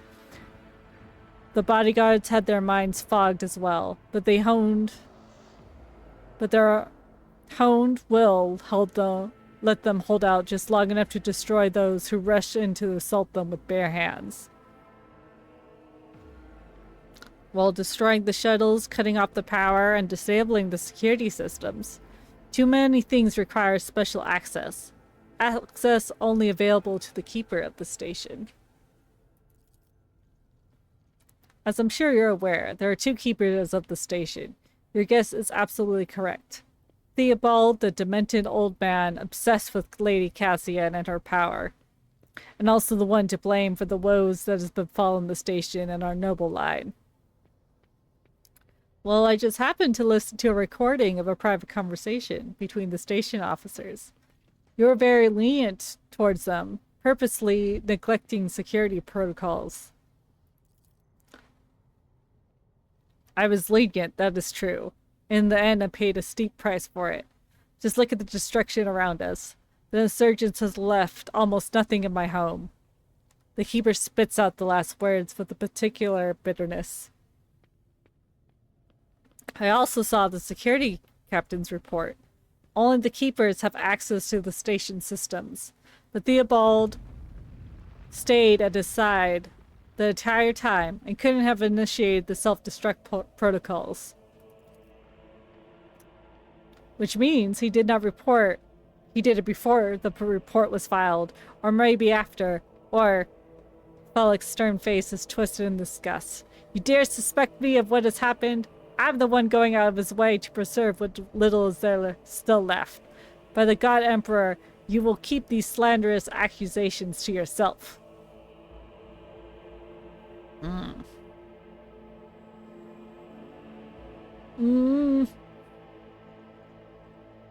We're gonna let this slide.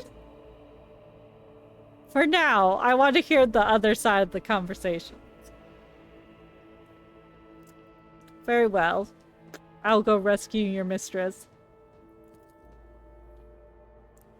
He exhales loudly and smiles. Thank you, Road Trader.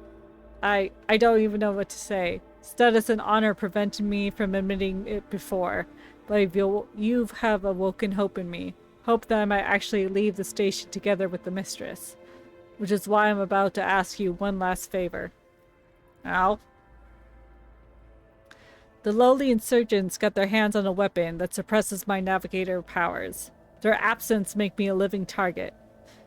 This weapon is useless against you, as is the bunch of lunatics wielding it. I humbly ask for you to deal with the scum huddling upstairs, and hurry to adorn my mistress with the relic of our house, a sacred amulet against all evil. Recent events have badly disturbed Lady Cassia's psyche, and warp entities always lust for weaker souls, especially when the veil grows thin. You two will be safe next to this charm.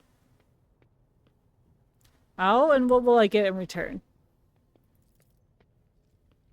I will do everything you wanted. A loyal navigator and the undying gratitude of the house.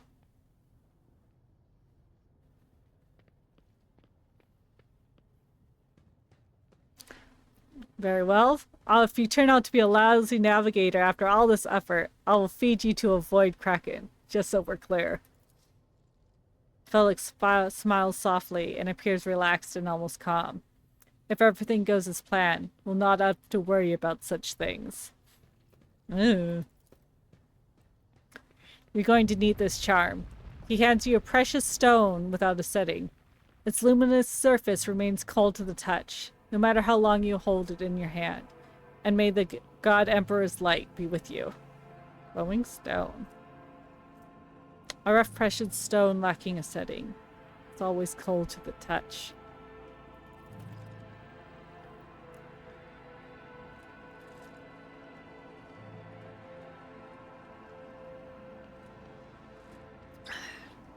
Let's go get her, girl!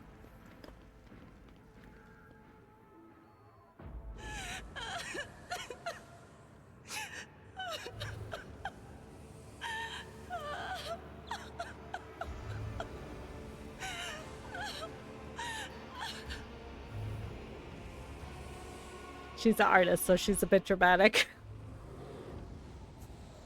The pale figure with unnaturally long limbs covers her face with her hands, though deformed with talon-like claws.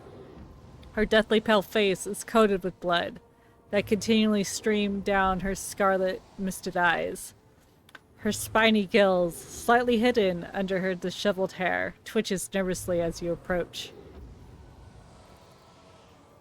Not only do you notice that the third eye on the woman's forehead, hidden by a jeweled ornament, and when your eyes meet, you sense overwhelming, soul-smothering power. Oh, we succeeded. You're enveloped in despairing grief, and an invisible hand closes around your throat, cutting off your breath. Your limbs seem to be filled with lead. Your heart hammers in your chest, and the desire to turn and flee from this room, from this station, almost gets the better of you. At the last moment, you master your emotions, and your will pushes back the illusion, forcing it to retreat. Adira emits something between a moan and a drawn-out whimper. Ow, ow, ow, ow. As if my little pals weren't bad enough. Now this one's barging in my head. Somebody stop her. Dun dun dun dun dun dun dun dun. Oh, greetings! Oh, thank you for the follow. How's it going? Alvin? How was BG3? Did we finish Act 2?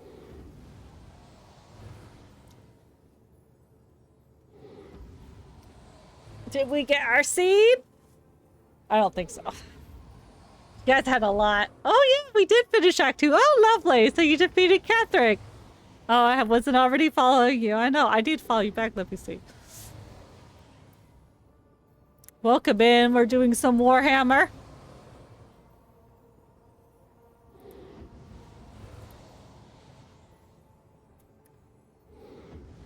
We are collecting our artist, navigator, dramatic person. Oh, you didn't get my scene, but a lot of roleplay around Unity getting her many memories back. Oh yeah! Love this game. Where's the wife? Oh, Kabbalah? We actually haven't triggered her scene yet. I think after we collect Cassia is when we trigger her scene. Yeah, because we did the, what's it called? We quelled the riot on the planet. And now we're getting Cassia. And then doing the prison planet. Oh yeah, Dark Heresy should be good. Mathara was talking about Orin, and Unity was like, she's not that scary, calm down. I've had worse. Pascal. I'm requesting abnormal activity in my tear ducts. The salt being produced by my body may negatively affect the performance of my respiratory apparatus. The vulnerability must be rectified. It's been logged. This annoying kid sister. Oh, I know how to do that. I've done that role before. Argenta. Heresy.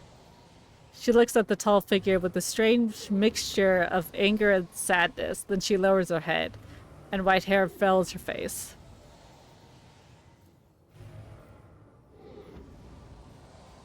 Abelard, what is this?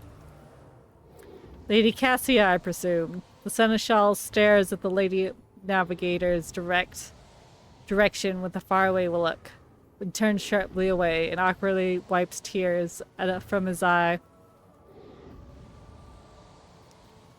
Heinrichs, what does this here say?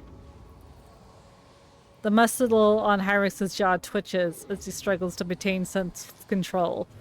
This is one of the Navis Nobilite, the noble caste of mutants who guide the humanity's void ships through the treacherous warp. And now, rogue trader, stop asking stupid questions and go negotiate with your new navigator.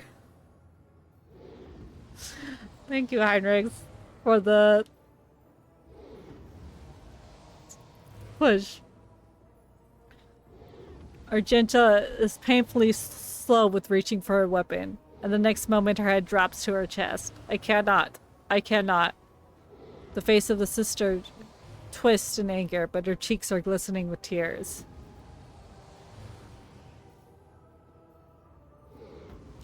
We're not gonna wound her. We're persuasive. Lady Cassia, I'm here to help you. Please, calm yourself. With all the romance options. Yeah, I think I would struggle to more, but because I got the torture, I chose the torture background. And it keeps popping up, and it seems very traumatic. Like, anyone that's mentioning the knives effect, she's like, nah. So I think, sadly, Kabbalah's out of the question. Cassia. She warily shakes her head and lets out a drawn-out sound similar to a sob and a howl of a wounded animal. What is happening? Was someone calling my name? All the betrayers dead already. And who are you? Eros Van Valencius. Pleasure to make your acquaintance. Unease settles over her features, and she nods cautiously. Part of my manners, Eros. I did not expect to make gracious acquaintance in such a time of great sorrow of our house. What is this? I feel faint. Heinrich jerks abruptly, as if he intends to dash forward, but someone else is quicker. This heavy-set old man who's been kneeling nearby erupts in low sobs, his eyes swollen from crying, dart desperately around the room, as though the veil of ignorance has been ripped away from them. The child. Lady Cassia, where are you? Sacred child. Throne preserved. Despite his vulnerable age, the navigator leaps up and rushes to the young woman's side. You. The old man shifts and reveals his face to you. It is threaded with jet black veins, and its bulging milky eyes bear a striking resemblance to those of a dead fish. A sickly sweet scent assaults your nostrils, as if the old man's flesh is rotting inside his decaying husk. Ah. My eyes fail me, for they are unable to make you out as enemy or ally. I'm warning you. One wrong move, and I'll bring the wrath of the house upon your head. Watch out, Lord Captain. This one is deranged. It's making Whispers shriek like crazy. He might just open his eye. Blard places a hand on his weapon. Throwing the head of the dynasty is a grave offense, esteemed, whoever you are.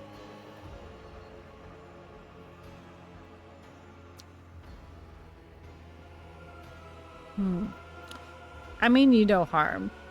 I came to seek the navigator's aid.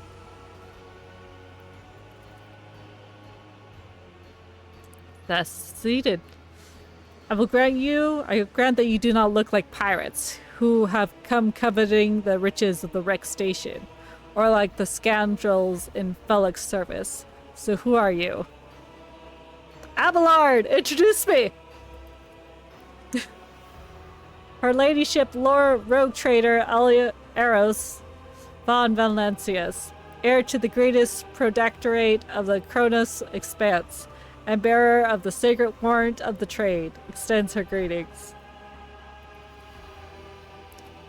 Another rogue trader in our corner of the galaxy. How interesting. Your kind always made an appearance in desperate times, ready to cut deals that benefits one side alone. Like, what does her painting look like?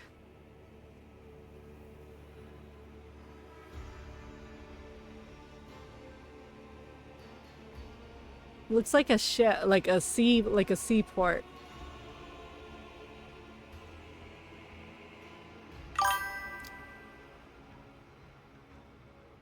Don't hate the player, hate the game. I know! Like, Jesus! Hate the Empire that gave me this job.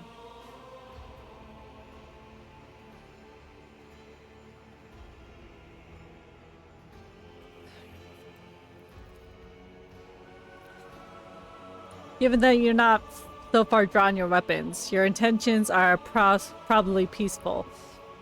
And so the house now asks a service of you. Save the life of the child in exchange for future cooperation. Do not hurry to answer. Think on it. You may make yourself an ally or an enemy of our house today. You decide. What the fuck was that? That affected everyone in this room. I like how she's just lying on the floor. He frowns. Curse! Do you not understand the sacred gift given to our child? When the child is sad, we all weep. When the child smiles, we all laugh giddily. If the child wants blood, the world turns crimson. Sorry. The child's will is the will of the great Tisiphone?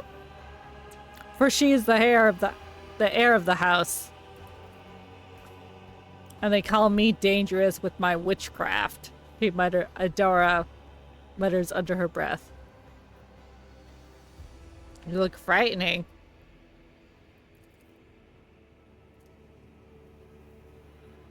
The fish eyes look at you with unwavering dignity.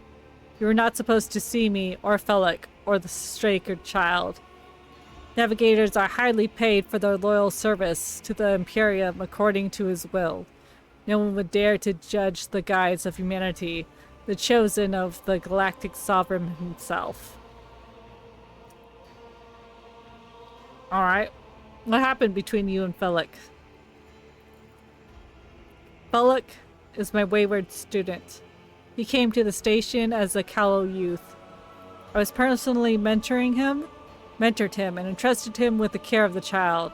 He was like a son to me, but he proved just another traitor. He sought to steal our most precious treasure, the heir to our house, our sacred child, to revel in the powers of others like him, casting our house into the abyss, to pervert the centuries-long tradition of our family. Child. You can see the fruits of his villainy for yourself. He decided he was not bound by his duties to the legacy of our greatest of navigators, who led our house to prosperity for countless years. Foolish boy. The renegades clouded his mind. They sought to seize control of the dynasty before the sacred child could come of age and taken up the Noviator's throne.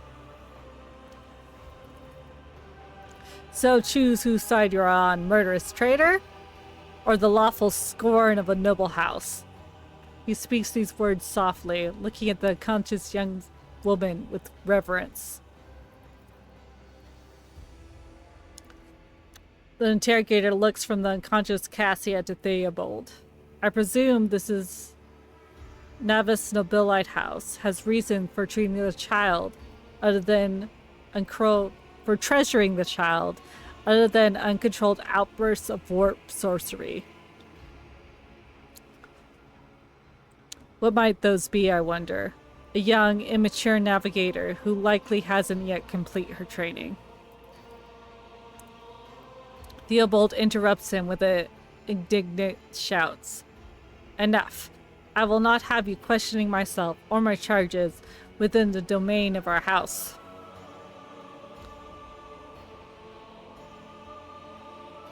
Felix accused you of treachery. Why should I trust your words?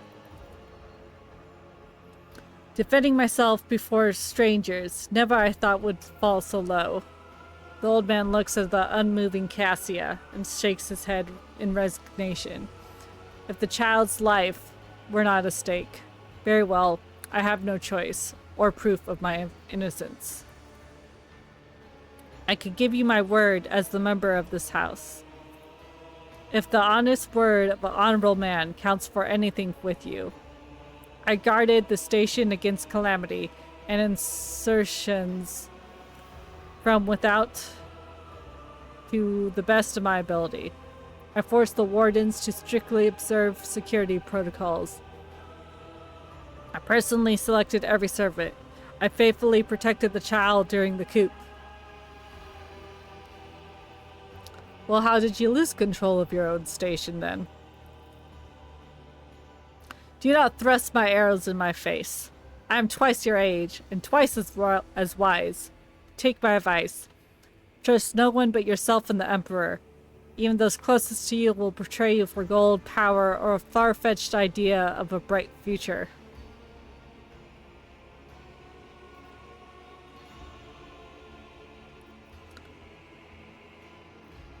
You traded a fall by my hand.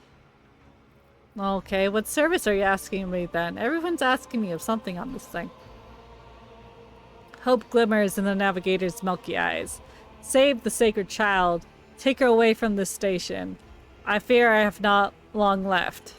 A bluish rivet trickles down the old man's chin, and he wipes the mutilated blood briskly away from with his sleeve. You glimpse strange burns covering his flesh under the clothing. The slightest movement must be causing him unbearable pain. Save the child and deliver her safely to the Regent, acting head of our house, in the Kronos expanse. Rest assured that the reward will be worth your effort. I know we came for a navigator, but after everything we've seen, I got some reservations about this girl.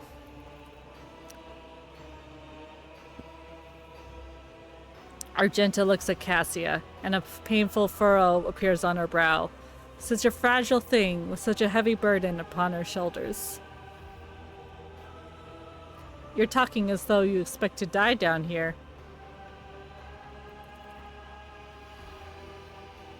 Theobald shrugs indifferently. My service to the house is coming to an end. The wounds Felix inflicted on my flesh will never heal. I am dying. Praise the throne. Slowly enough to see that the child is taken care of. What if I help you? There should be some medicine on the deck of my ship. Theobald only shakes his head. No, I am the keeper of this station, and will perish along with my station. On that note, I have other matters to attend to. Alright, I make my decision.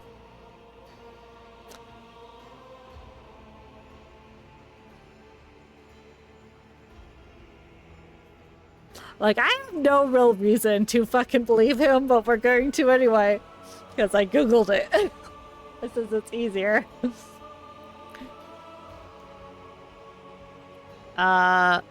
Let's do it right away. Yeah, sure, Felix is a real monster. It is suspicious what we read at the Cognator. I think that's also playing into it, that she doesn't trust whatever Felix is spewing at her.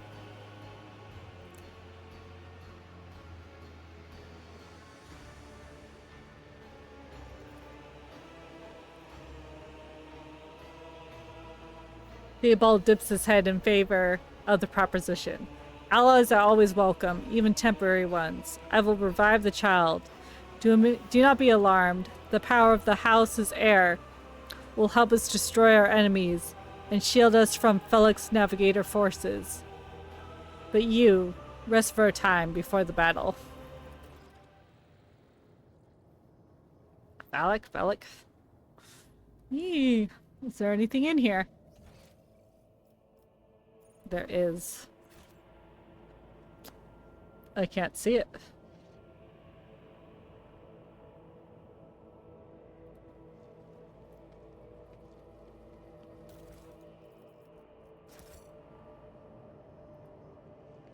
Alright, let's go kill a man. Well, what does her painting look like? I can have a better look at it now. Oh my god, I'm struggling. Oh, I forgot the screen does this.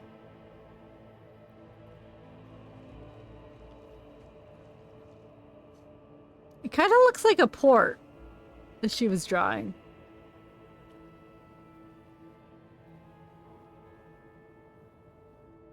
Artist, man, I swear. Can't live with them.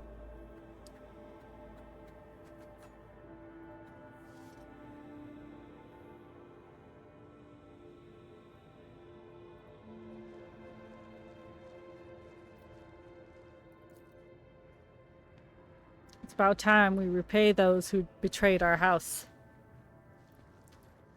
Some water after all that reading, Jesus.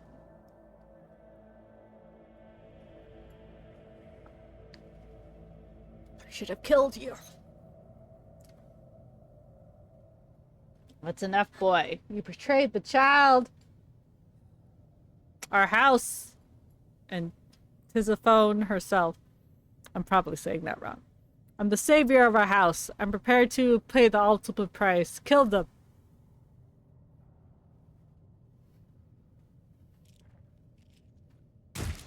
Whoop. Oh, glorious spectacle of your demise. None of you shall survive. People need to calm down. There's a lot over here, so I gotta take out the most people. Abelard, go forward.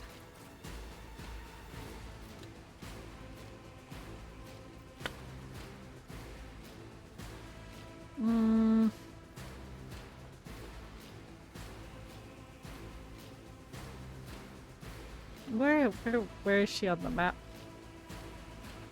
Oh, that's Theo, that's Cassia over back here. Let's go here. Argenta, help me over here. Don't miss your shots, please.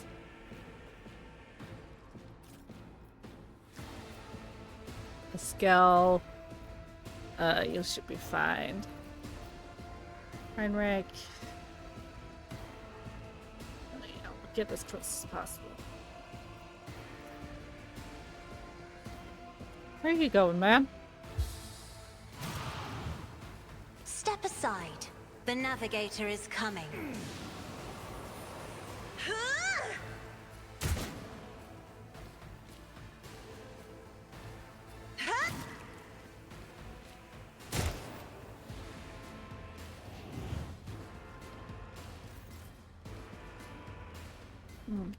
Can we charge anyone? Charge that guy.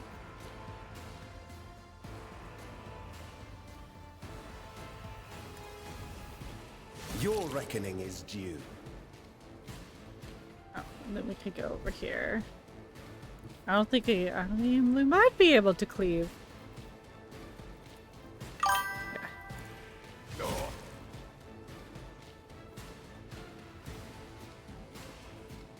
Well, there's that now. Got all that time reading.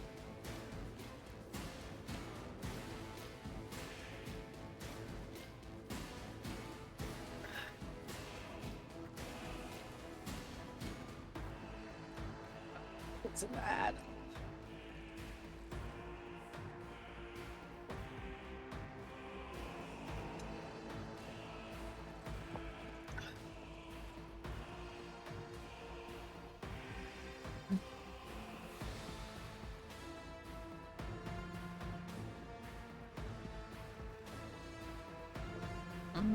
That's all he could do, so.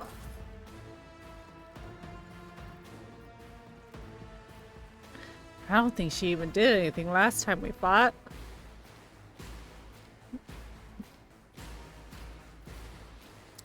Okay. Tell myself to duck. So she doesn't hit me. What's this do? Provoke, run and gun. Do that. I don't really know what that does.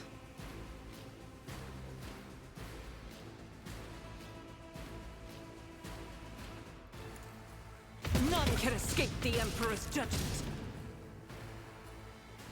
I don't know. Yeah. Don't hit me. Alright, head off to bed. Alright, thank you for the raid, Half Evelyn. Hope you have a nice night. Yeah, we don't have, we're pushing the game back tomorrow, right? Tonight.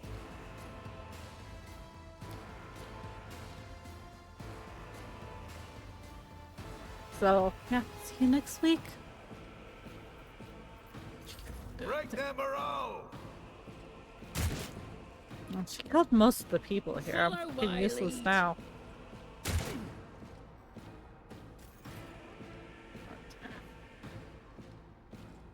If I do this, I could still shoot what's his name.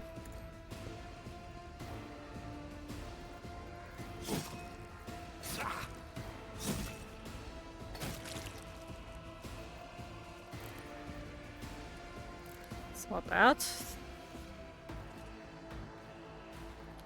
Should be. Can I not shoot him? Is he undercover? Oh, I can't shoot him. Well, I can move, I think. Move first. No, I can't shoot him. Okay, let's give us some surefire plan. I'm gonna shoot him. There you go. I do like that it doesn't give you a penalty for swapping out your weapons.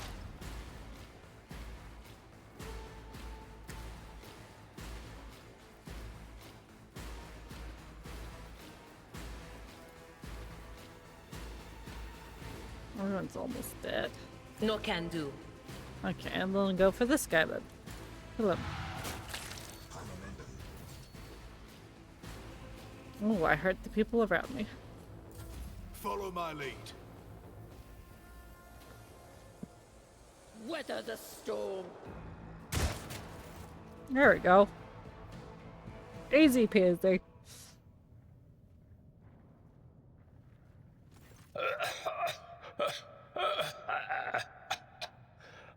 Now, this is your burden, child. Survive. Return to the fold of your house as your destiny demands. Abelard coughs up bluish blood. The armor plate in his chest is perforated in several places, and there's a tingle of metal and viscera where his abdomen might be. When the navigator's pale eyes finds Cassia, he quietly rasps. Whatever he said. No! Don't leave me alone in this violet-brown haze! Wake up! Your mistress is giving you an order! Do you hear me? Cassia looks at the navigator's body in bewilderment, and you are overwhelmed with an inexplicable sense of loneliness and grief. He was a fine seer of the war. He fought for his mistress until the end. Abelard salutes the fallen man. Yeah, no. Enough's enough. I've had my fill of waterworks, thank you. Adira briskly wipes away tears from her tears with a pointed determination. Losing a mentor is a sorrowful event, beginning the mantra of spiritual assuagement. The sound of Pascal's vox takes on a strange vibration, gentle and soothing, nothing like his usual dry tone. Forgive the urgency, but the station is fucking dying. We need to go. But this is my home.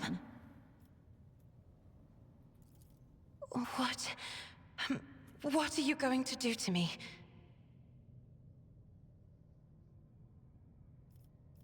How about we aid each other? Become my navigator, and I shall restore you to the house at the earliest opportunity. Accompanying a rogue trader on their travels is an honor for any navigator. Let us go. I can no longer bear the sight of the deathly pale shadows that drape the bodies of the fallen. Oh, fucking nobles, man.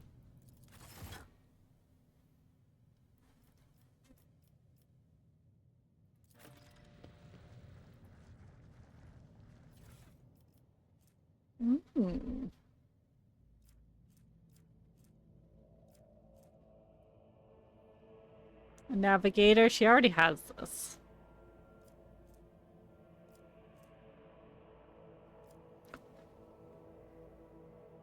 Enemies? Oh, we'll just see.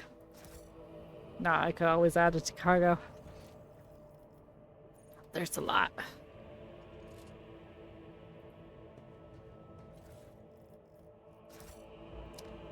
Dull.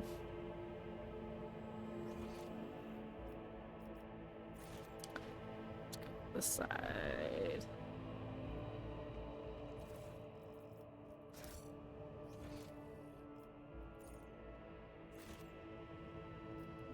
Okay, who am I missing?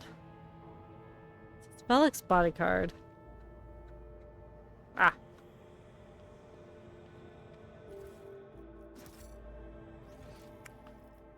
Alright, let's get out of here.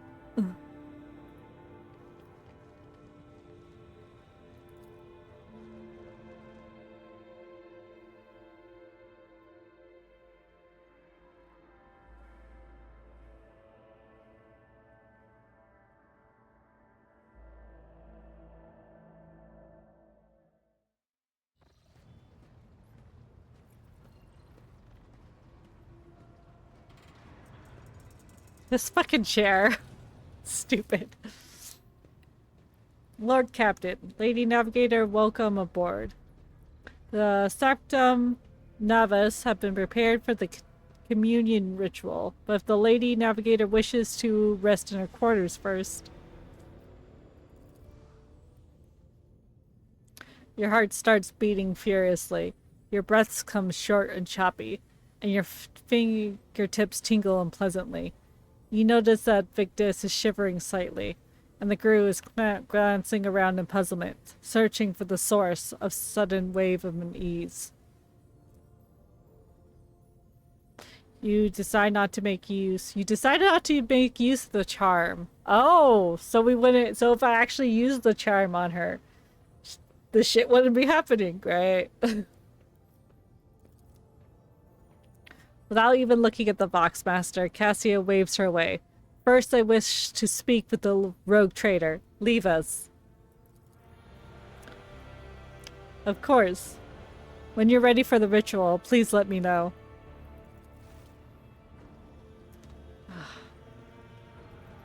Get nobles.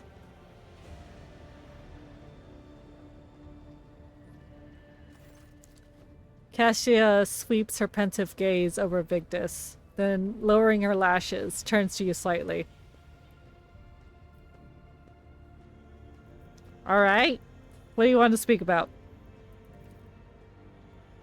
Before I begin the ritual, I wish to look upon once again into the eyes of the woman whose fame is so great it managed to penetrate the impregnable walls of the station long before we met. I'm truly yours, Eros. It is truly you, Eros, the person who the whole expanse and the Calyx sector was talking about. And now a rogue trader as well. What was my fame? I think I stole something. After a few seconds of hesitation, Cassia lets out a small exhale and then raises her pointed chin. I have not yet thanked you for saving me on the station. My thoughts were clouded in so much mournful ash when Theobald's heart stopped. But you acted honorably and did not exploit me in my wretched position, and for that I am immeasurably grateful. But now, Cassia throws her shoulders back. I am ready to go to the Sanctum Navis and perform the sacred rite. I require brushes, canvas, and the best paints you have on board, but no red. Why are you asking for these items? Now is not the time to indulge in painting. You're asking questions, the answers to which you cannot comprehend. Perhaps I may explain it all to you in a later time, but now our time is too precious to waste. As the navigator of House Orluzio, I give you my word that without canvas and paint, we have little hope for a smooth journey through the warp. I have no reason to lie. Can you at least tell me more about these rituals? I doubt that the uninitiated could understand the mysteries of navigation, but I shall try to explain the essence of it. I must merge my mind and will with the machine spirit of the ship, so that I become one with the vessel. Cassia lifts a lock of hair from the back of her neck, revealing gilded implant ports. After that, I use the House Orluzio's ritual, which I am oath to reveal to you, to free my mind of all which I am loath to reveal to you. to free my mind of all errant thoughts, and then, when it's time to open my third eye and peer into the depths of the warp itself. Among the nightmarish visions, mirages, and creatures of the abyss, only the light of the Emperor is the truth that will lead me from star to star, from system to system. Only, oh, the light, the guiding thread so fine it could slip from one's grasp at any moment. Cassia furls her hand as though dropping something. But you have nothing to worry about. The Navigator's house never loses their course. Well, why do you refuse the red paint? It's that my habit to use the blood of my attendants, so to preserve my own. However, given the current circumstances, my own will serve even better. The blood of the Navis Nobilite is sacred, so is more suitable for a communal ritual. Fine, you could have the shit. I don't care. As long as you get me to where I need to go. Cassia nods as thanks. I shall take my leave of you for the duration of the rite. I ask that you do not follow me. You can survive the gaze of my warp eye when it is open.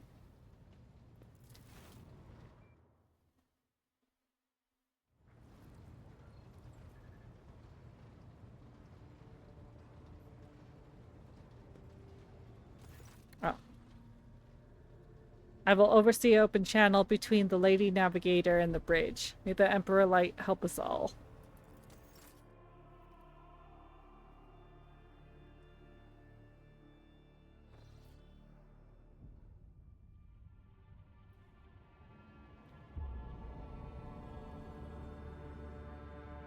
The Voxcaster in the Sanctum Navis picks up the susurration of clothes, pious chanting, and the metallic clinking of implements.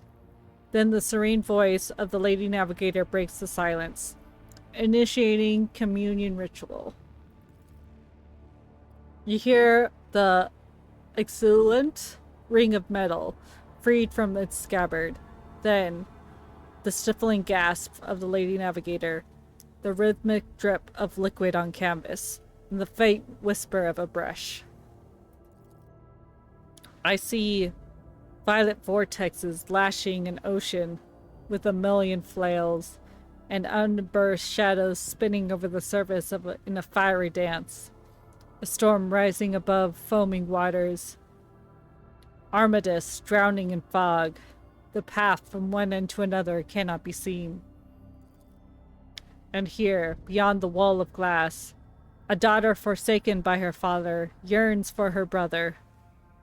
And the sun's pale disk goes in tireless pursuit of her? No, of me.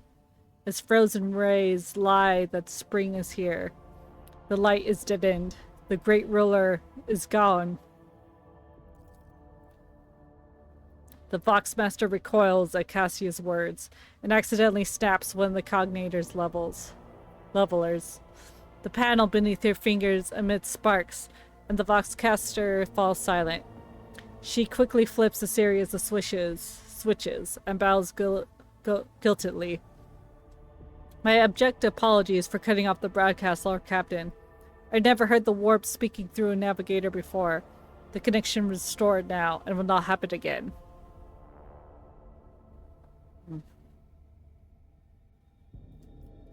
We'll see if you receive 5 lashes for this show of clumsiness. What is happening to Cassia? Soul-shredding screams drown out the Vox transmission. Servants in the Sanctum Navis are howling and shrieking like wild beasts, moaning in pain, their throats raw from the strain, and then sudden silence. The dull thud of dropping bodies proclaim their fate. It appears the servants were a part of Lady Navigator's rite, as it was for her predecessor. I will arrange for the bodies to be removed from the sanctum after the ritual, or what is left of them. Rogue trader, I fear I have unfortunate news. Endless blackness has spread across the canvas, dividing what should be a whole in two. My sight cannot grasp the light of the Emperor as clearly as before. I cannot turn around my breath. I cannot turn around. My brush only draws me onward. The way is blocked. You hear a heavy exhale, rustling fabric, and metallic clinking. By the Emperor's grace, the ritual was successful. Your vessel's temperament presented a challenge. Its cold, still grip did not allow me to breathe freely, even for a second. It was as if the depths of the ship housed not only machine spirits, but something other. Now I retreat to my chambers to recover my strength. Send for me if you have need of me. Congratulations, Lord Captain, on acquiring a navigator. Please spare me a few moments of your time, as there are several other matters that require your attention. First, I might wish to report the condition of the station. Regrettably, we arrived too late to evacuate the residents of the station. The warp disruptions affected Iraq 5, twisted the bodies and minds of the attendants. The corruption failed to affect Lady Cassia, thank the Emperor. The navigators are trained to resist the Immaterium's pull. So I think if we had arrived God here first, we could have saved them all. But we didn't. It's pretty interesting that it does a time thing. I'll have to try it next on our next character. I would also like to remind you that Governor Medina is still waiting to talk to you in his command center.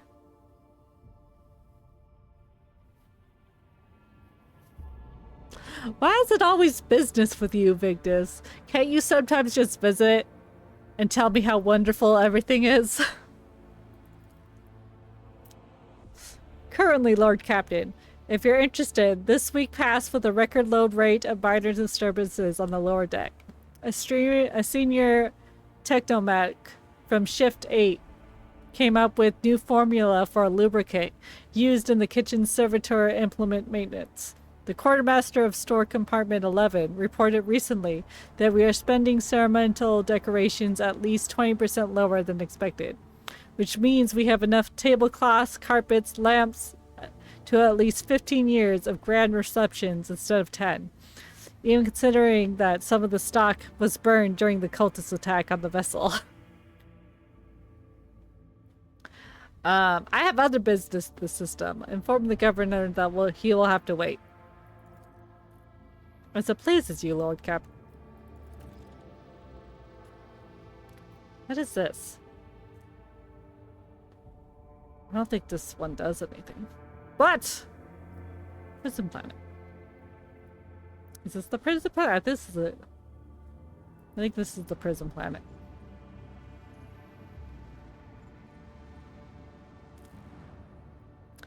Begin scan.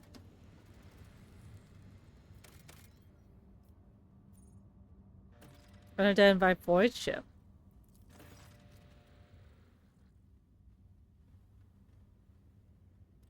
Arguers notice a large object among the lifeless rocks covering the planet. A void ship whose signature and origin are impossible to identify from orbit is resting on the edge of the... Jesus Christ, indeed. Almost knocked off my laptop.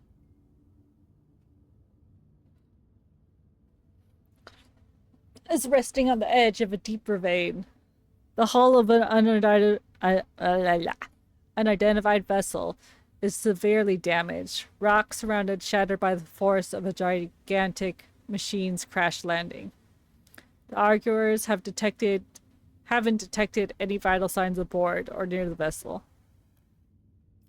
Okay, send a squad to explore. Yeah. Oh, Nox was outside like he shouldn't be. Look how dirty he is. I don't think you guys could see. But he's covered in dust.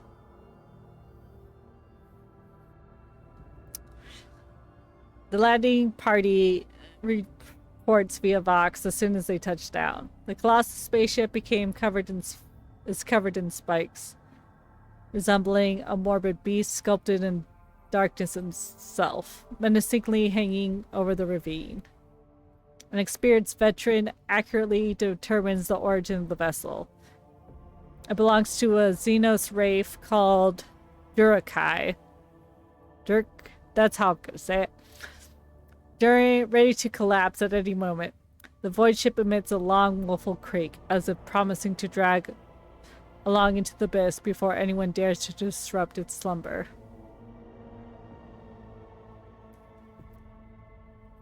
Suggest finding out what the Xenos were doing in the Richter system. Take heed of the Seneschal's recommendations.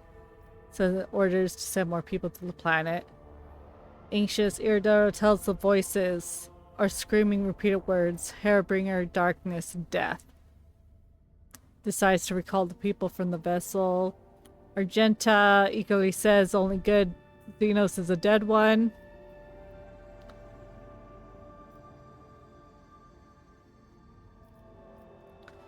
Okay, I'm gonna follow Abelard's suggestion. Send more people to the planet. After 2 watches of hard labor, the workers managed to stabilize the Durakai ship. Soldiers who enter the vessel are met with lifeless bodies of Xenos who died when the void ship crashed. The void ship itself, following its abominable nature, came to life, immediately craving to sate its wicked appetite for human death. The vessel systems have reacted to the intruders, and ceaselessly cruel, deadly traps were activated on all decks.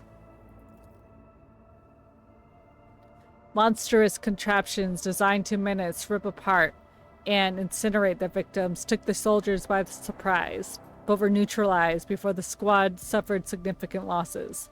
The soldiers found several curious pieces of xenotech in the sinister void ship, but no data could shed some light on why it was here in the system. Okay, this isn't the prison planet, so we're gonna leave that. Oh! There's a commotion in the officer's deck. The lady navigator has left her quarters and is currently in the ward room, where uninitiated crew members are shutting her in terror. Perhaps you should find out what brought Cassia to the deck.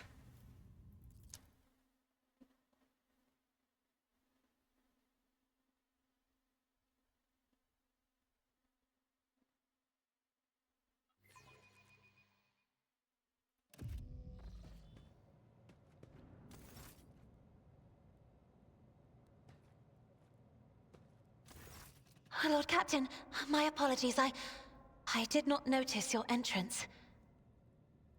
The lady navigator is engrossed in perusing the dusty tomes, which appear to have been neglected by the other officers, be it because of sloth or dullness of the mind. When you walk closer, Cassia looks up at you, starts, and hides a withered book behind your back.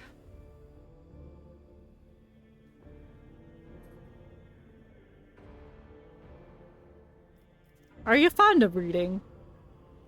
Reach at the book in her hands. Oh, this. I found this fascinating read on one of the shelves, and I must say, it has caught my eye. Its every chapter is written in verse. I find it so beautiful and enrapturing. Urak 5 had a vast archive of its own, of course. Although most of the works within had to do with scholarly disciplines of some sort or another. Only in my sparse moments of respite was I allowed to escape into the pages of more embellished works. Cassia gently brushes the dust off the cover with her thin, clawed hand. Her eyes are filled with longing after reminiscing about her lost home. Well, the events on your station must have shaken you greatly. Are you well? One should not underestimate the navigators of House Orselio, Lord Captain. Like a shawl of pale smoke, a faint malaise hangs upon my shoulders, but it will not be the slightest hindrance to my duty to humanity, and my duty to you. Cassia's response is reserved and pointedly decorous, clearly intended to create a distance between you. Okay, how about your new attendants? Did any of them survive the ritual? Your servants are somewhat sluggish when it comes to attending a noblewoman of the Navis nobility, but they are quite tolerable. Thank you for your concern.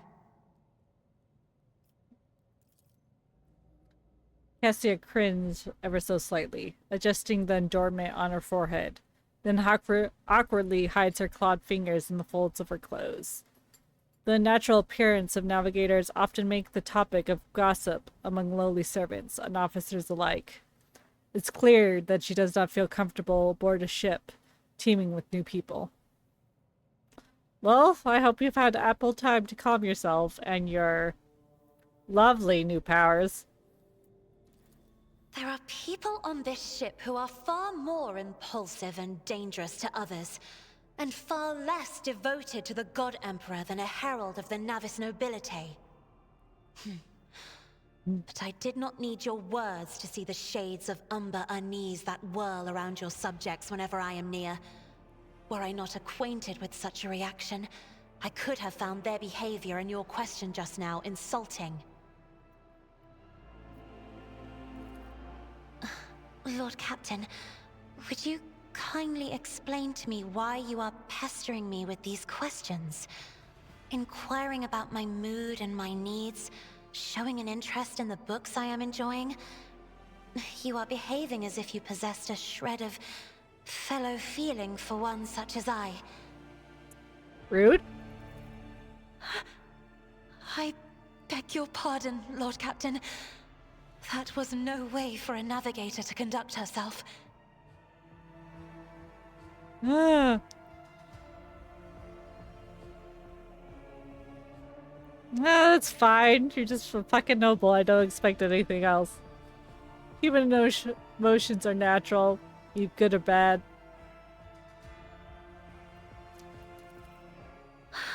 Please forgive me. I cannot even understand myself right now. Your words and attention have reminded me of life on the station, of Theobald and Felek. I do not understand. They were merely the keepers of Urak 5. So, why do memories of those two make me feel a strange heaviness here? Places a hand on her breastplate. At the same time, I find myself overwhelmed with new excitement and anticipation. At last, I have set foot outside my familiar walls and into a world that I have only seen before in the pages of books. Your ship alone is a treasure trove of remarkable artifacts and curiosities. And just imagine the things that await beyond, but my delight must seem childish to you, surely. In your heart, you must be finding all this quite amusing.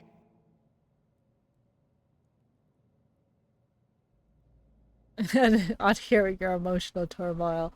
No, we're gonna be okay. Like, even though she's a bit prissy, it's fine. I understand what you're going through. My own life was turned upside down not long ago. Indeed. I did not know. You win more people with honey than I could not have known, as it is the vinegar. first time we are speaking in a circumstance so private. My word, when I found this place, it was so full of officers. Why did they all leave?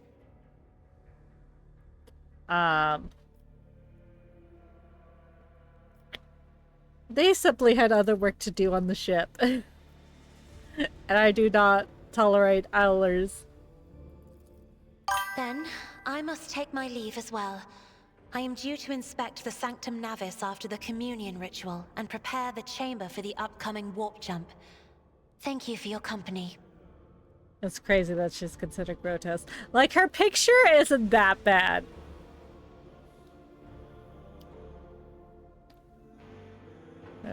Like, her picture does not make her look... The description the game gives her is creepy.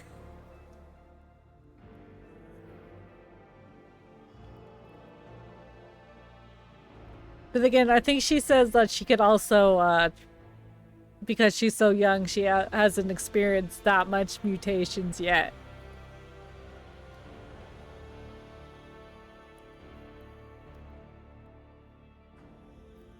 But now I think she looks fine. Yeah, my character would definitely romance her.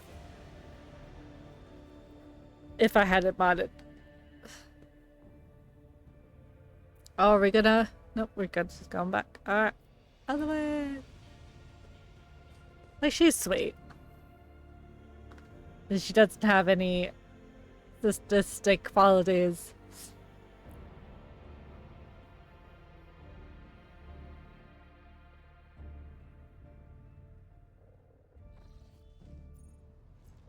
Let's see. Lord Captain.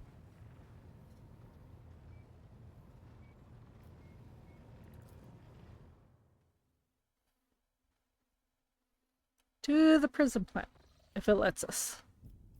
I think it's gonna trigger the other scene though. No? Oh, okay.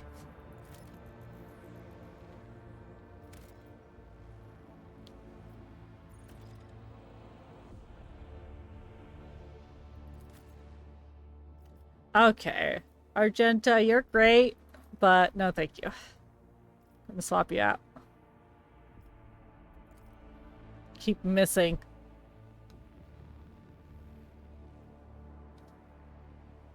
Ah, it triggered earlier last time.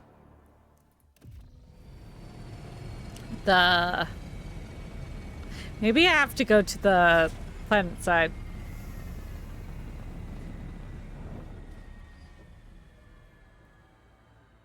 To talk to the governor. Okay, we gotta level her up.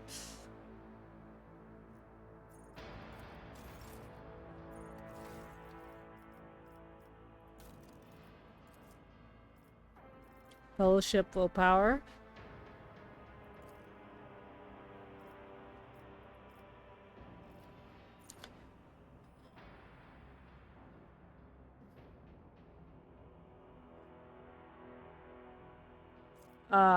God, every turn.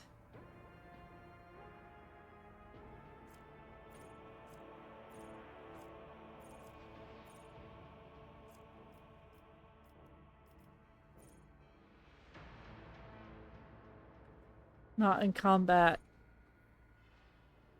Return and needs 1 additional wound.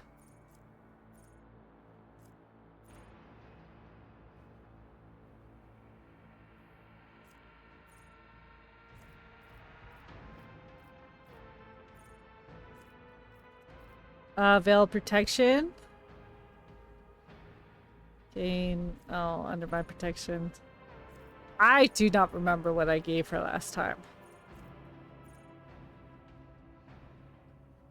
This one might be good. Blood Augury.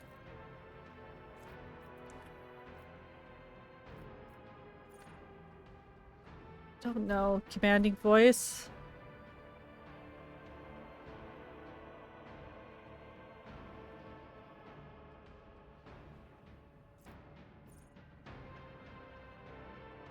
The ally gets 6 temporary personal oversight. I think I did a commanding voice. I'll do more willpower. Air of authority.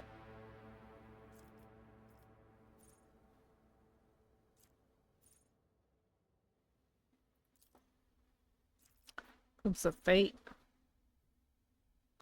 Oh. I'll do that next time. Ebb and flow. I think I did ebb and flow. Focus, inspire courage. Targets an ally. For the next round, the ally gains 6 temporary wounds. Persuasion, commence.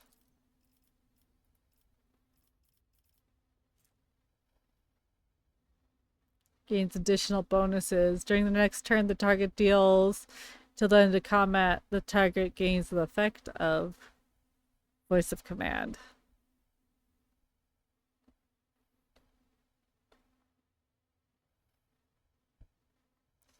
That sounds good.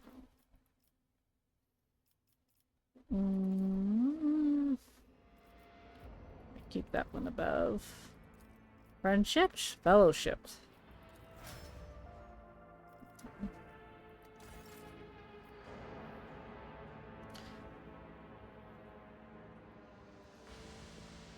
Oh, come on. All of us. All together now. Curiosity sings in my veins. What is that? What is what? I don't see anything. I can't see anything. Oh, it's over there. Come in, escort. This is Captain Vicari. Escort, please come in. The pale young woman looks at you with the mixture of hope and disbelief swirling in her eyes. You notice her hands trembling as she clutches the weapon. Who are you? Did you come from the planet? Are you reinforcements? Satan's teeth. I thought you'd never come. Abelard, introduce me! He glares at the woman, brow furrowing. Officer, the person before you is Eros von Valancius, a rogue traitor. Although you are, from what I can gather, a subject of another dynasty, you would do well to introduce yourself in a proper decorum. At once, the woman stands at attention. Captain Raquel Vicari, servant of House Winterscale and pilot of the shuttle. It is honor to greet you, your ladyship, von Valancius.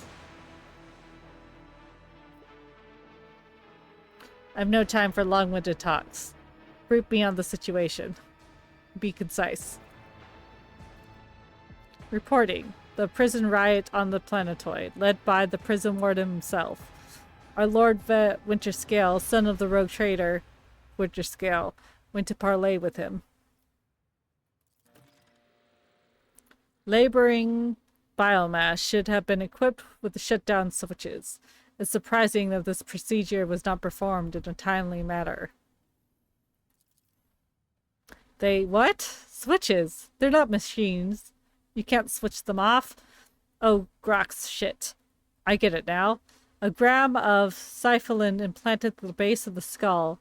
Is that your idea of a shutdown? Do you realize those are living people, not a resource? The statement is false. The primary attribute of convicted personnel on a mining station is that of a resource.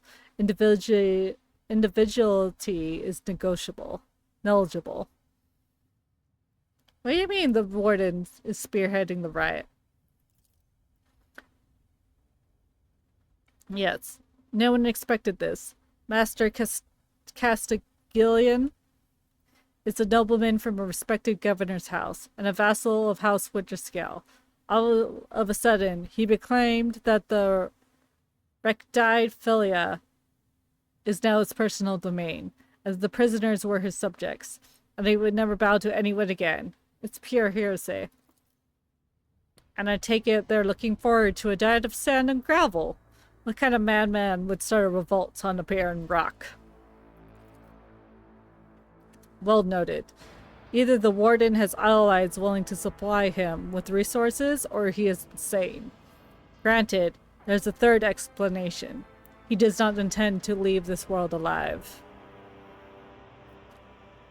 Well, why would this young Winterscale felt need to parley with these dissentients? She sighs quietly. It's a personal matter. Master Castiglione, the warden, is Yvain's childhood friend. When my lord heard of the riot, the news saddened him greatly, and so he rushed here without delay, in hopes of bringing his old friend to his senses, no doubt. The first Winterscale in my memory, who prefers to talk first rather than shoot and slash. She smiles faintly. The young Lord Winterscale is not his father's shadow. If he is determined to save his friend, he won't back down. I pray to the throne that he is still alive and well.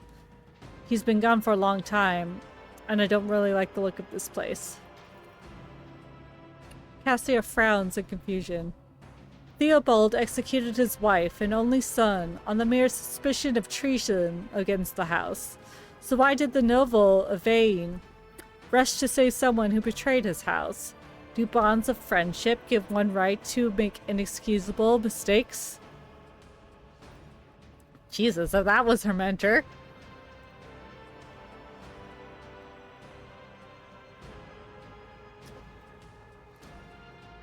Is this riot connected to the rebellion?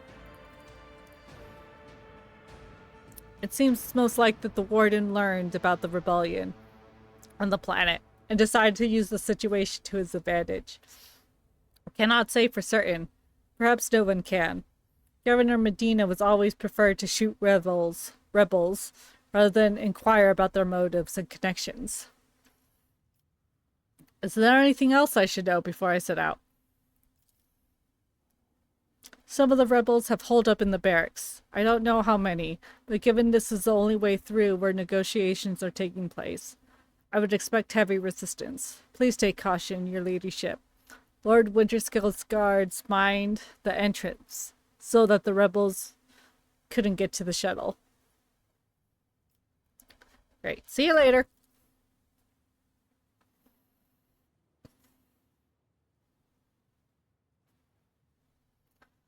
The woman freezes for a moment, but asks you hesitantly, Your ladyship, if I have a bit of your time, I wouldn't have dared to trouble you with a personal matter, but the situation.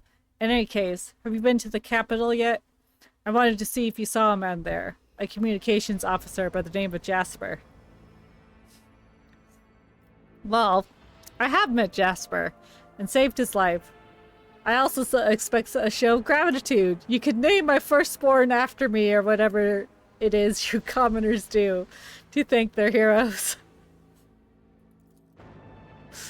Yes, of course, your ladyship. We will. That's a great honor. She forces a smile, and with great severity she adds, Thank you for both saving Jasper and letting me know he's alright.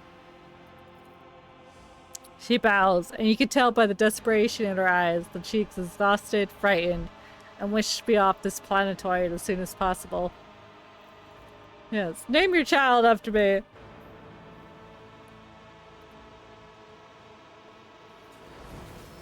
Ooh, level up.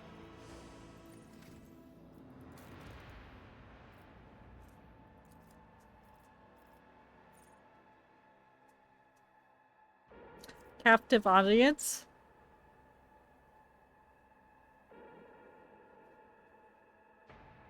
All enemies immobilized by captive audience casts full cover. For the blade out, master. Or did I? No. Oh, I did this one so I could jump back.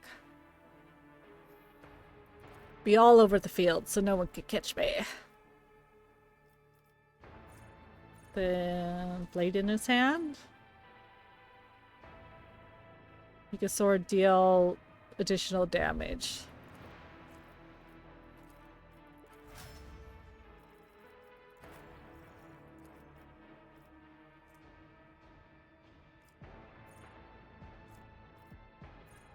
I think we did Reckless Strike. Stronger together.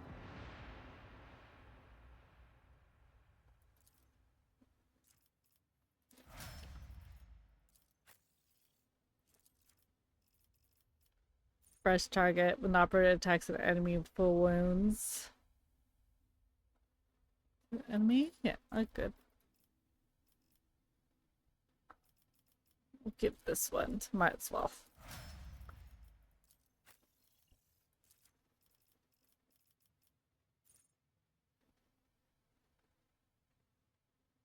We deal ballistics calculations. That's nice.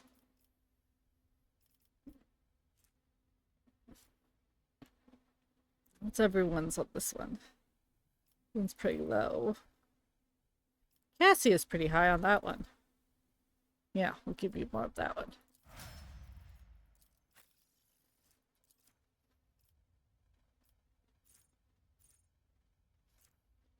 Forceful strike. Yeah. I think I actually did one of these, though. Let's purge the Shield of the Emperor. Oh, do you need to go potty, Ripley? Alright, give me a sec. Give me a sec. Let me level these people up real quick. Thinking Psychert.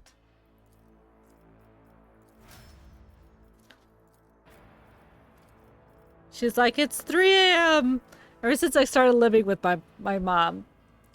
Because she gets up at like 4 a.m. The animals are like, oh, can I go outside to use the restroom? Huh.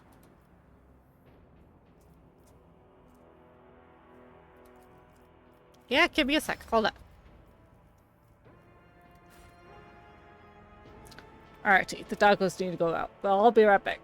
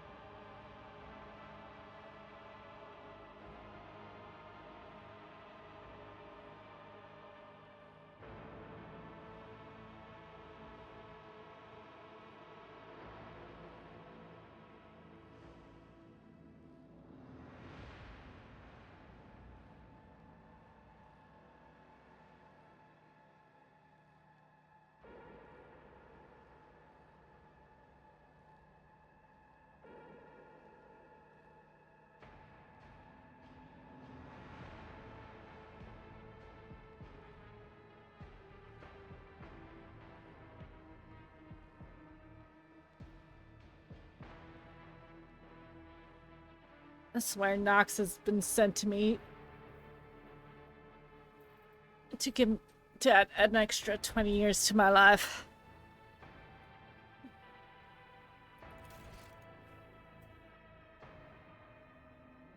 Oh, it's saved already? Oh, we'll just resaved.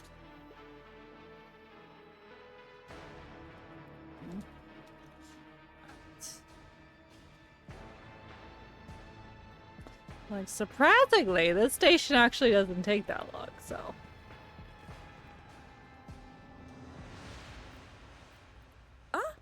One step at a time, amidst the madness.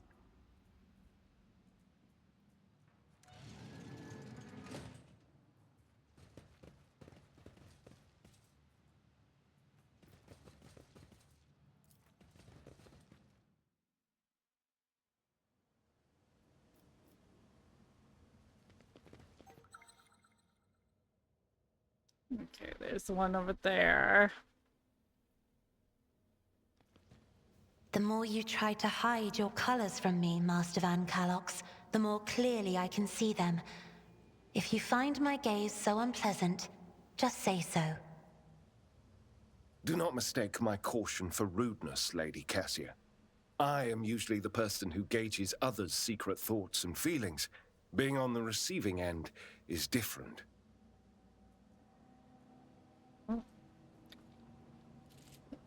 How do I... it's a question. How do I separate myself? Okay, there we go.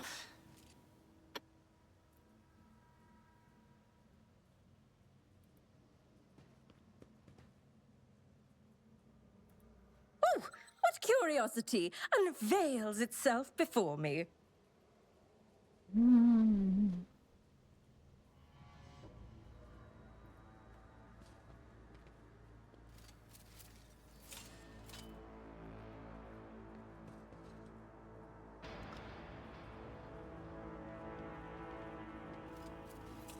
No.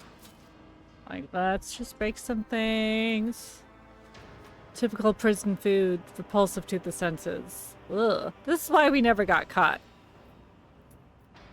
As our crime lord. But being arrested wasn't too great, though.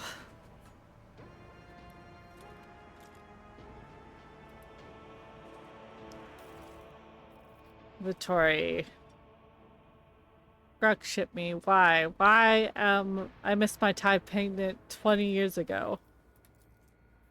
12 years. The inspector's writ got lost somewhere in the bowels of the planetary administratum.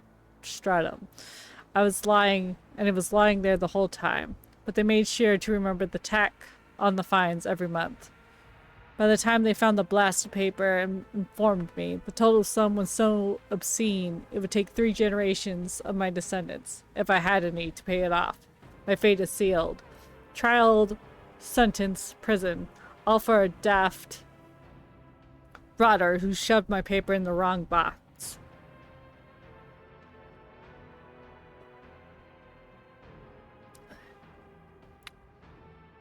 To be fair, I think I got off easy. My bed in the barracks is about as hard as a slab of rock. I got at home. Working in this quarry isn't much tougher than my old job, and the rules? Boy, take me. The old sod that governs this planet is a bloody sadist by comparison. It's a strange old place. I haven't been beaten once yet.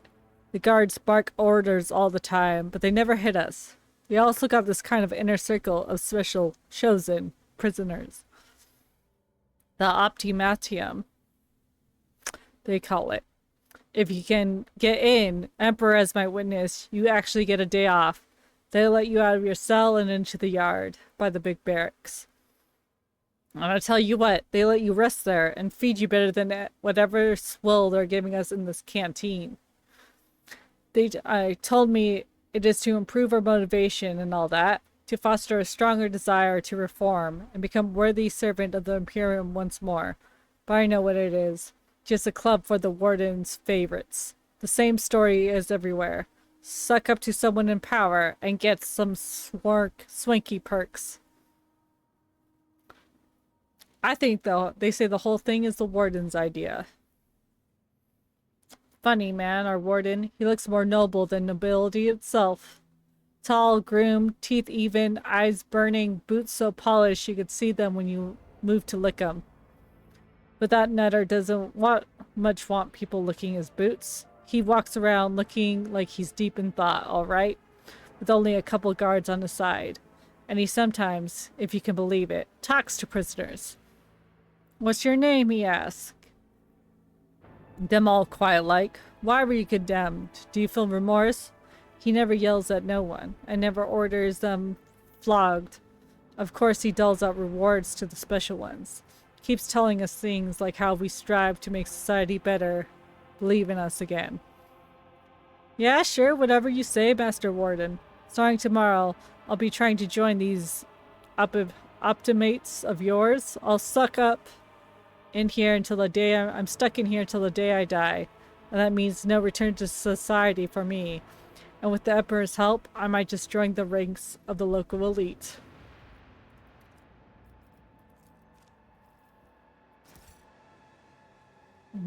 Some changes.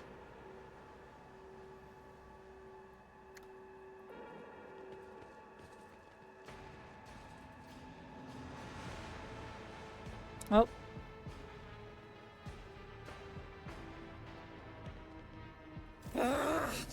Oh, another annoyance! Your Emperor won't save you!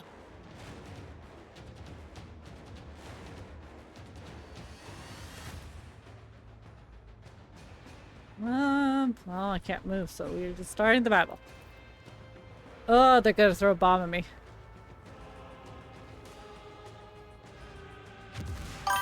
Chaos guides me. Oh, another ad. Death to the weak.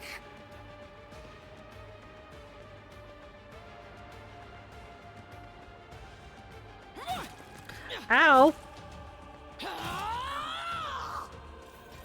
Can you not? Alright, I'll be right back, actually.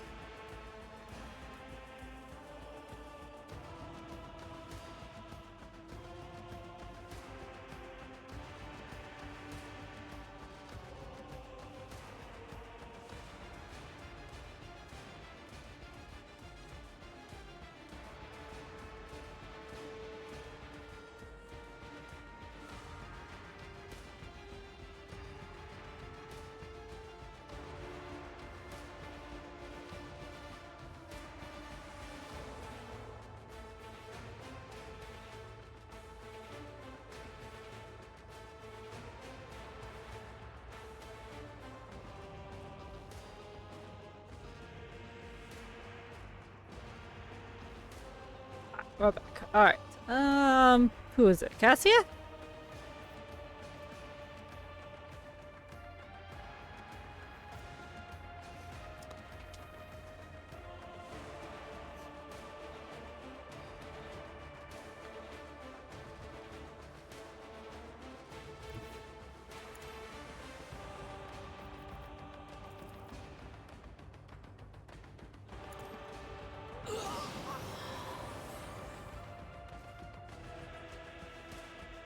Nice, nice.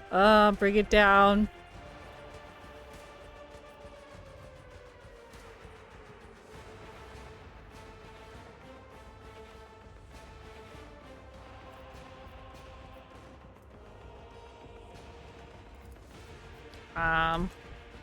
Where am I at?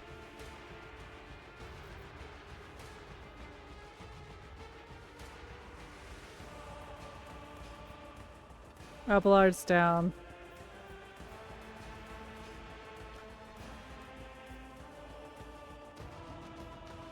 Where's my character? Oh, there I am.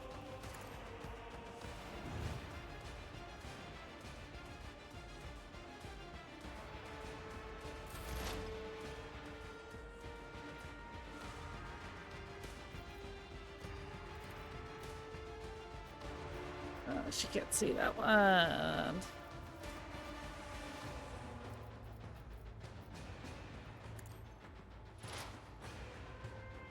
Let's see. I wonder if she could smack him.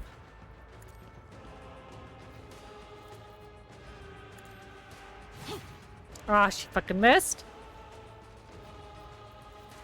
Okay, Abelard. Let's get to it. Oh my god! Scared yet? I bring ruin. Oh, that did a lot of damage for her. Shit.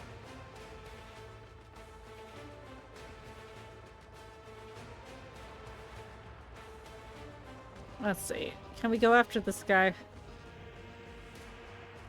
think he ran pretty far. Should be able to charge him. Oh, what was that? The Emperor is on our side.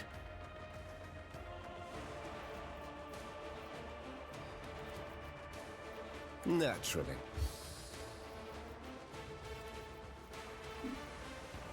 What do you mean? What do you mean path is interrupted? He's right fucking there! Oh, is he out of range? Still go there and then hit him.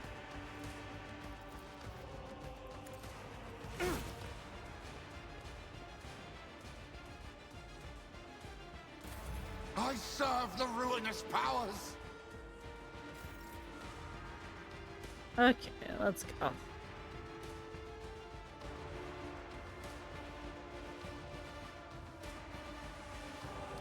So they're a bit far away from me, so we'll go here.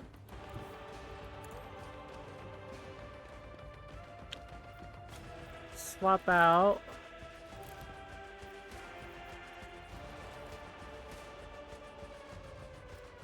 Yeah, I can't really go anywhere with this.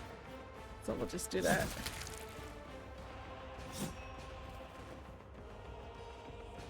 Me.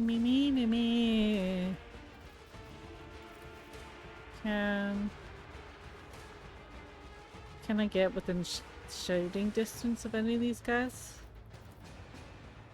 No, not that one. Oh, they're just out of range.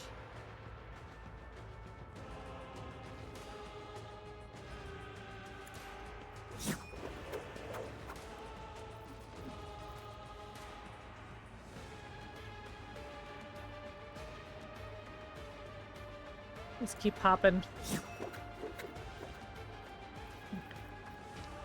Shoot them now.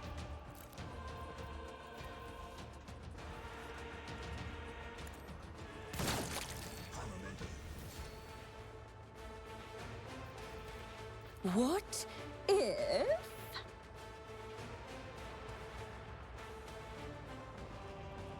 Can move forward. Let's move forward.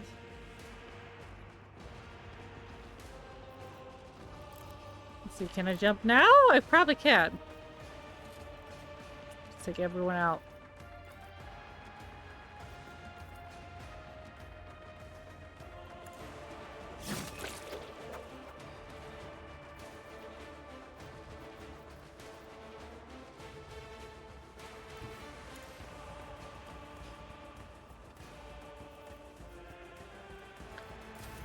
If I get a hit, we're fine. Well, Abelard skipped his turn then.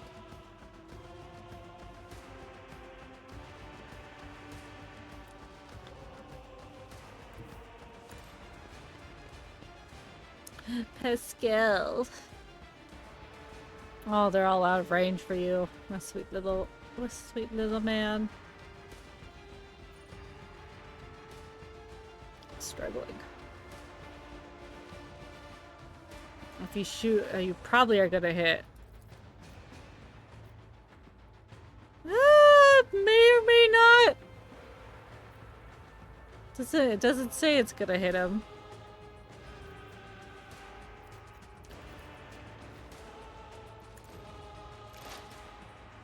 Yeah, best judgment. It doesn't say it's gonna hit Heinrichs. The scriptural prognosis is favorable. Ugh. I see, baby. I serve the ruinous powers. Ow. Jesus, Cassia.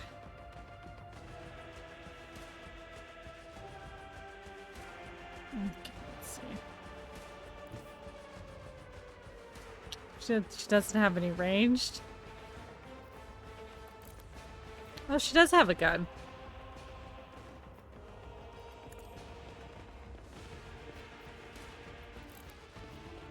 I thought her...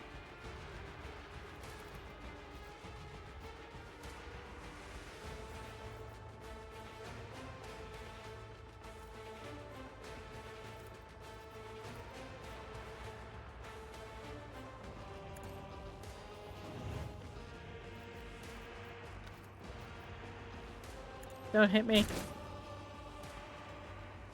Well, I know why she doesn't use the gun. Alright.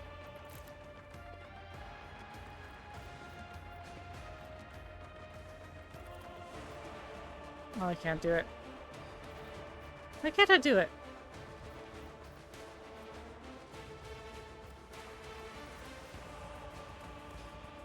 Does that apply to extra? We could do that one.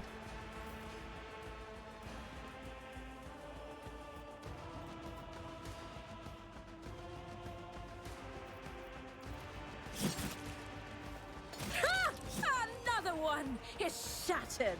God, I'm so crazy. Ooh, I can't see. Let's see. Will I be able? Nope. Nope, I don't have any actions. Alright.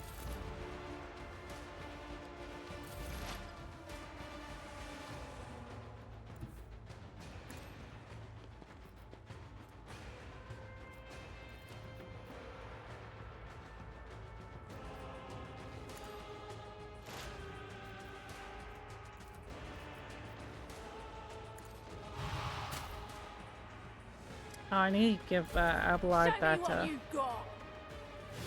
There we go. I'll put my psychic abilities to use. Force him to take that injection. Can't really do anything, so just stay there.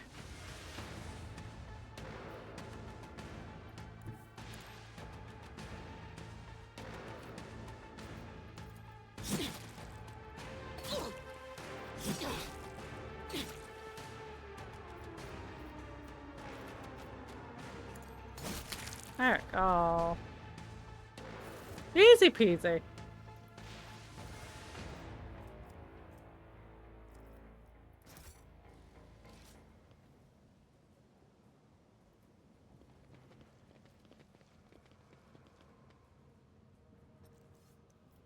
Quick walk, quick walk.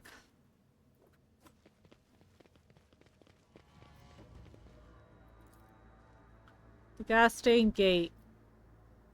Okay. Tear off the poster.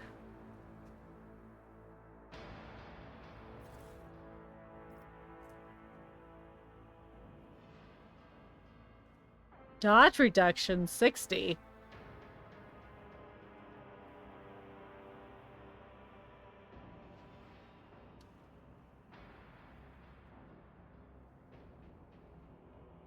We could try that out.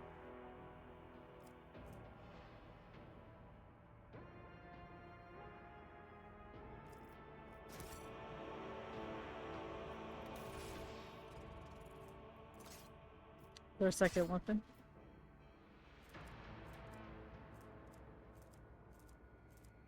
What's this? Swords.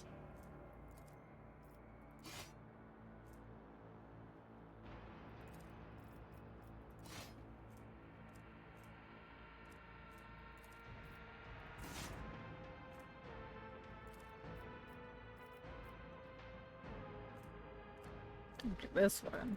Good, yeah. That's cargo. This one.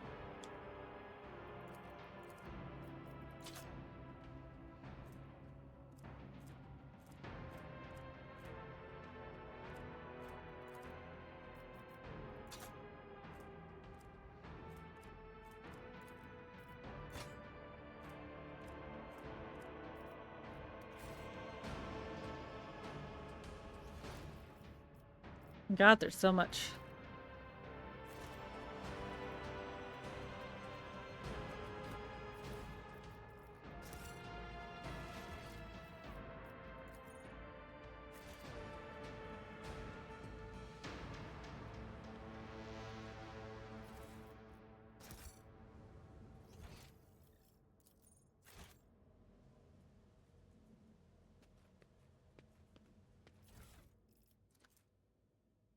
Another letter.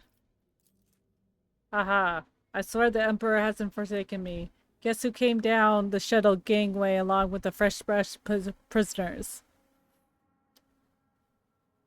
Kenson, throne be damned, Wola.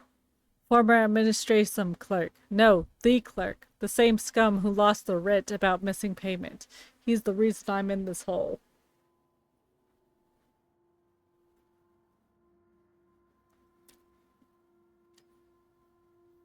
I don't know what they threw him in for, but I never felt better in my life. He's not just behind the same bars as me. He's fresh meat. And I'm a vulnerable optimate, respected by everyone in the colony. The warden just came up with new improvement. From now on, anyone who underperforms, misbehaves, or causes trouble any other way is to be punished by the community. Specifically, by the local best and brightest. Yours truly. The last two sods who failed to meet the quota were stripped naked, whipped, and thrown into cages in the big barracks. That's where they have to eat, sleep, and shit. And now everyone's watching. I thought to myself, that isn't right. They've taken these punishments too far, but now... Just you wait, you piece of grok shit. I'll get you for something. Those cages are calling your name. Well, that didn't, the peaceful warden didn't stay true very long.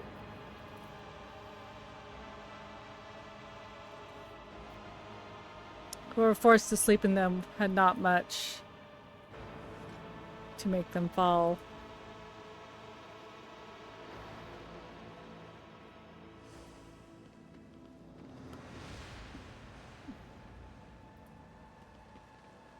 I must thank you, esteemed Magos. After your intervention, I feel 50 years younger. Both my knee implants are as good as new.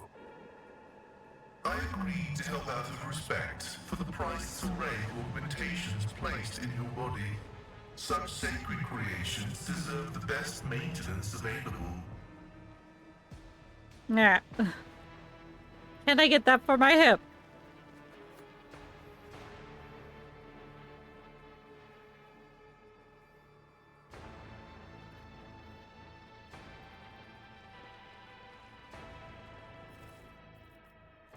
Prison guard key.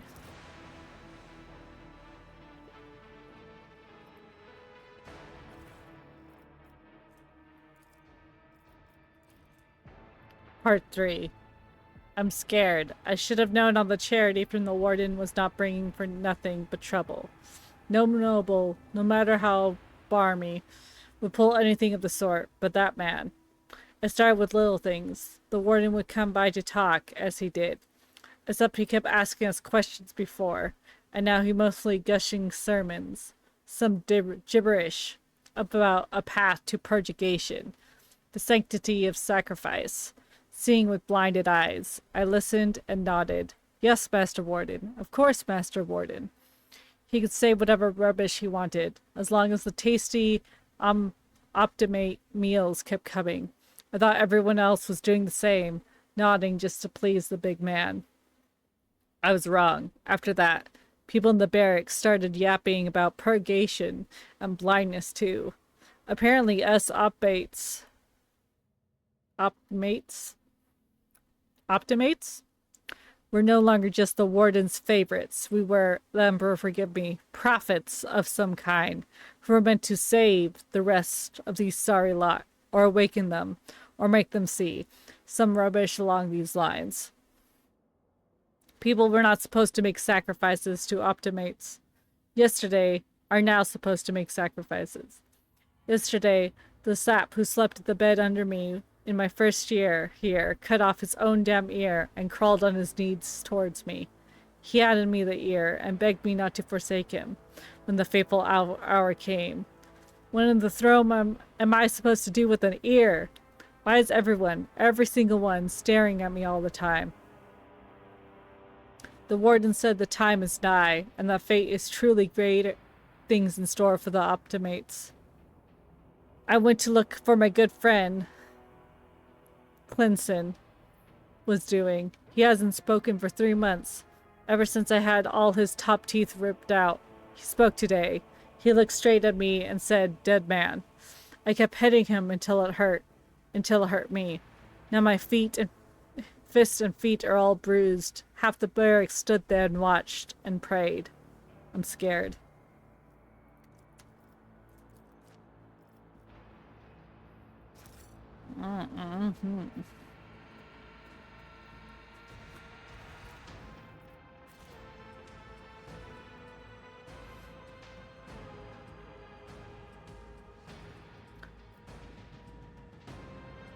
Is that just another door? That's just another door, I think. Or does that... No, that does lead somewhere. Okay.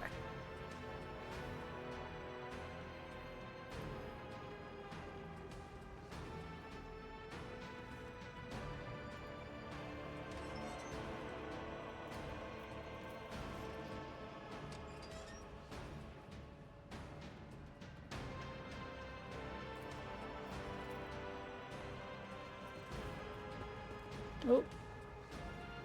My brethren, the dawn is nigh. The Optimates will guide you to the next existence. Yes, yes, dear brethren, have a taste of my steel. Oh, how I long for this from my dear brethren.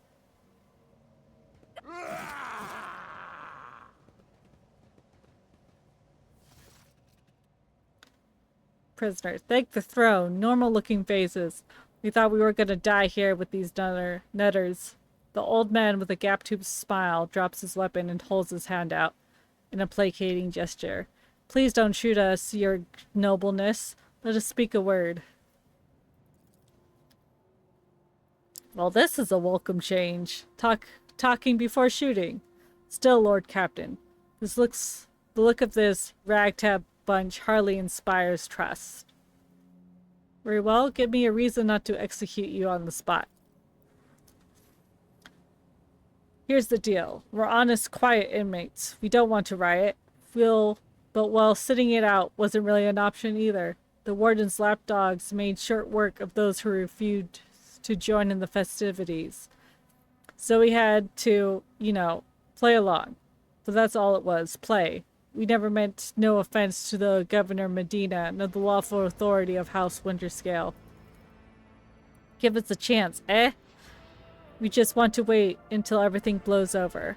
We could go back to our cells and quietly do the rest of our time. Pascal inquires demurely. Does the fact that the serf is presently confined, and therefore has previously betrayed the trust of the Imperium's servants, need to be vocalized? Or is it evident to the late persons uninitiated in the sacred mysteries of logic? What? A repentant, honest heretic. How novel. Judging by Abelard's tone, the seneschal is utterly unimpressed by the old man's monologue. The low-born speech is modeled with colors that conceal his true darker hues. This old man has a long history of lies, and he's using his wills on us as well. But I see no foul corruption or ill intent in these words. Alright, tell me more about the warden and the riot. Pop! Well, I saw your tongue talking about that heretic, but if you insist. Here's how it is. The warden of this prison, the Honorable Master Castellia, was crackpot from the start. The previous warden ran things the proper way. Prayer, 1 meal a day, work, a punch in the choppers from the guards, work again. But the new one, do you know what his first decree was? He introduced lunches and dinners. By the 9 devils, that's 3 meals a day. That man was obviously stark raving mad. Things went downhill from there. The guards quit with the teeth punching. The warden forbade them. Instead, the overseers started counting which prisoners were digging more things in the quarry, or swinging their axes harder or whatnot. And then, would you believe it, they put together a list of the best workers. And if someone was on that list who showed good behavior, that's when they were promoted. That's the upper crust among us jailbirds. Or that's how it was at first. Then the warden decided it was the optimates, not the guards, who were in charge of punishments. And that wasn't the overseer's job to watch the prisoners work. It was the optimates. Well, let me tell you, that's when the goody two-shoes really started to shine. The guards aren't even the same league as our dear fellows. In the old days, we had maybe 5-10 stiff kicks in a week. Now we're lucky if it's only 50.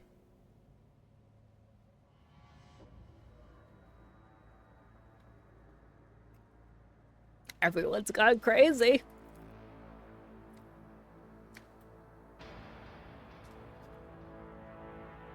And that wasn't even the end of it. The warden moved out of his chambers to live right in the quarry, under the dome. And I think something of his new home really scrambled his brain. He began spouting the wildest things. That the optimates are saints, who will behold the truth. And he starts taking them to the quarry. Not all of them return. And those who did, you wouldn't recognize them, more beast than man. They were butchering people left and right, even guards and overseers. The warden himself had armed them, and the whole sob story. But I knew it from the moment he gave us dinners. Oh, this won't end well.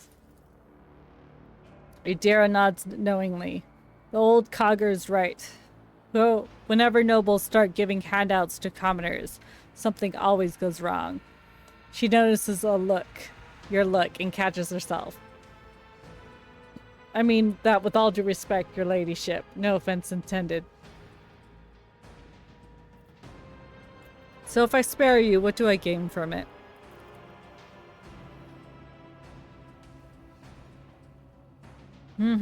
Now, how can lowly jailbirds hope to thank you, noble self? Ah, I have an inkling. You see us here, we're, how should I put this, different from the rest of the prisoners in this place. They're all petty thieves, from Richter Minoris, debitors, gooder snipes.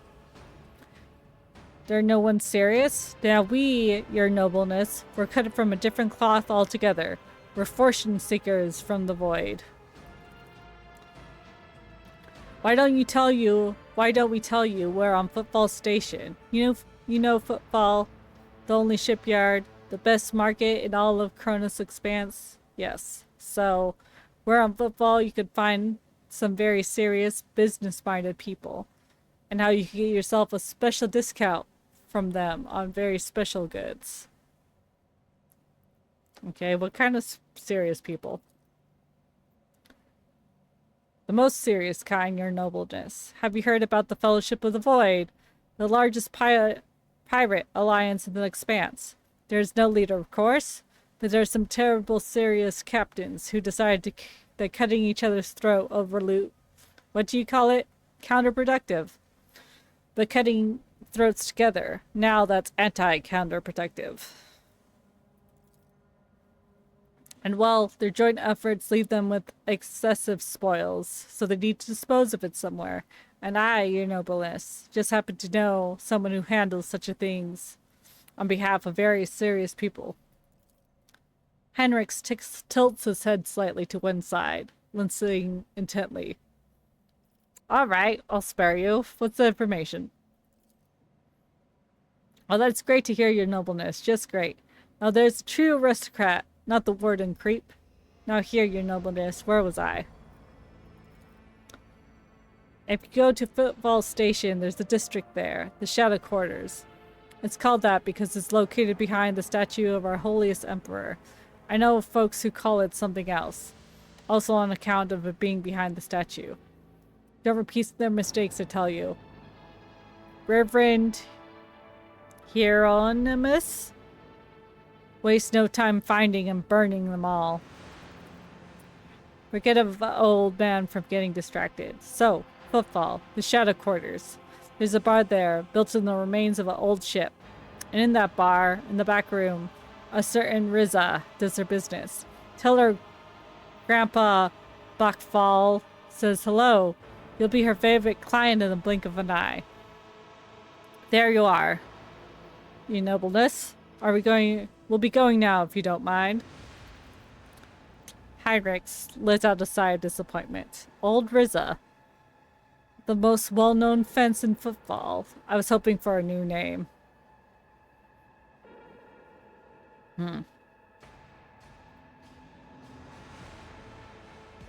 I would normally... I don't trust him to take him on my ship.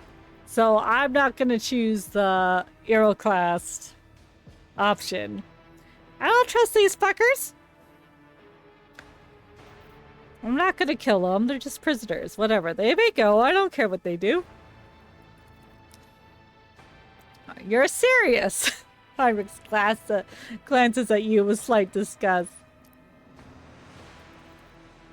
That's very unwise, Lord Captain. Most unwise. Will do, your nobleness. The old man smiles slyly and leaves. Ooh. I don't want them on my ship. Why would I have them on my ship?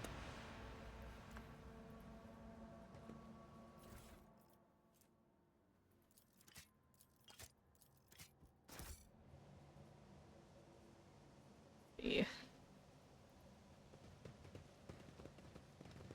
La la la la la la. Nothing here?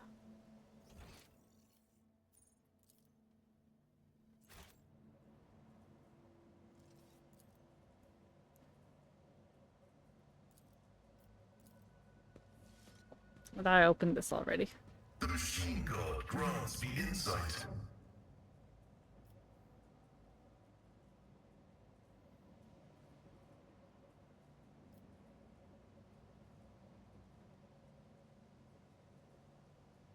I don't have a charge in order to break that, so... Why not have a charge? Bugger.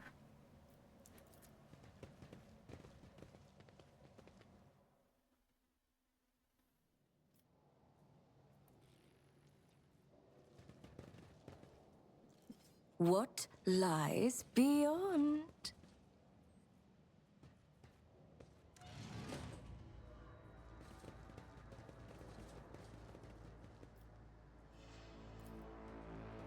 Operation successful. Oh. Na na na na na na. Is there anything in here?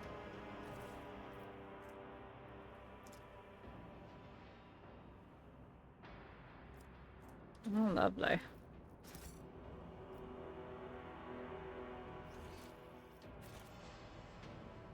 No logbook or anything? No, just that.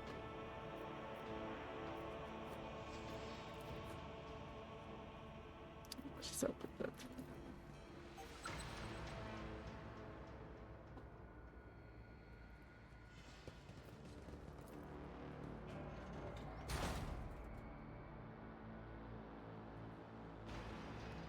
Alrighty, one more fight, and we'll call it a night.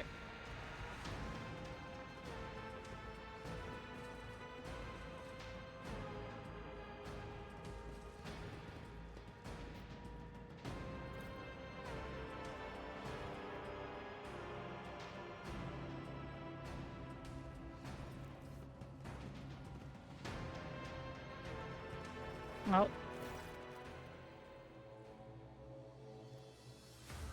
The warden.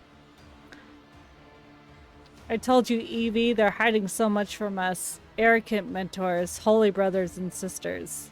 What have they given us? Nothing but a pile of fibs and useless abominations.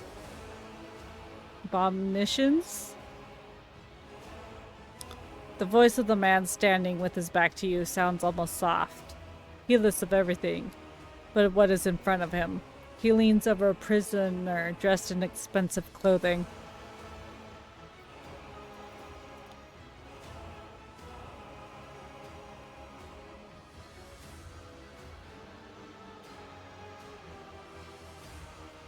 But Honora, she's different.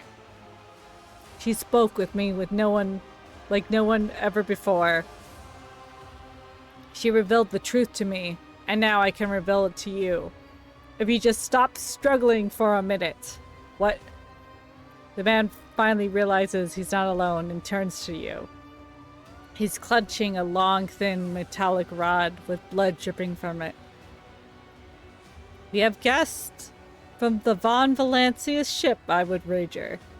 Evie, my dear, you'll have to wait. Do not faint, I beg of you. It's important that you feel everything, including your other eye. I think they were more than friends at one point. Sounds like they were together.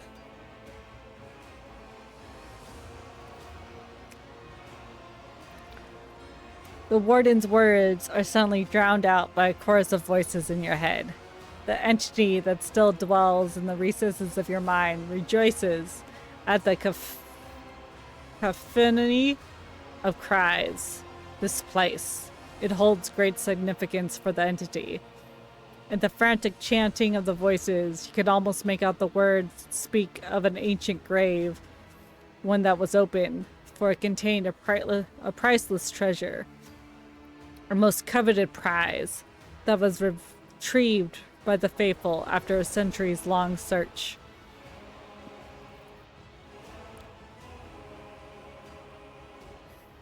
Cassia. Such dreadful shades. Cassia recoils and covers her mouth. The colors of this place. They're prudescent to the core. These people, their colors are oozing with madness, pain, despair, and doom. The interrogator surveys the quarry and the warden. This place was corrupted in its core long ago. Keep your weapons close, Captain.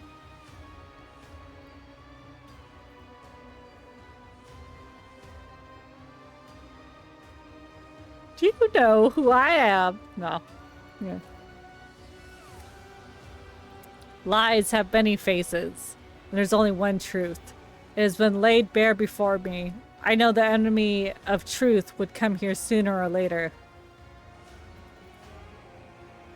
You know, we had this guy once. He was a quiet one.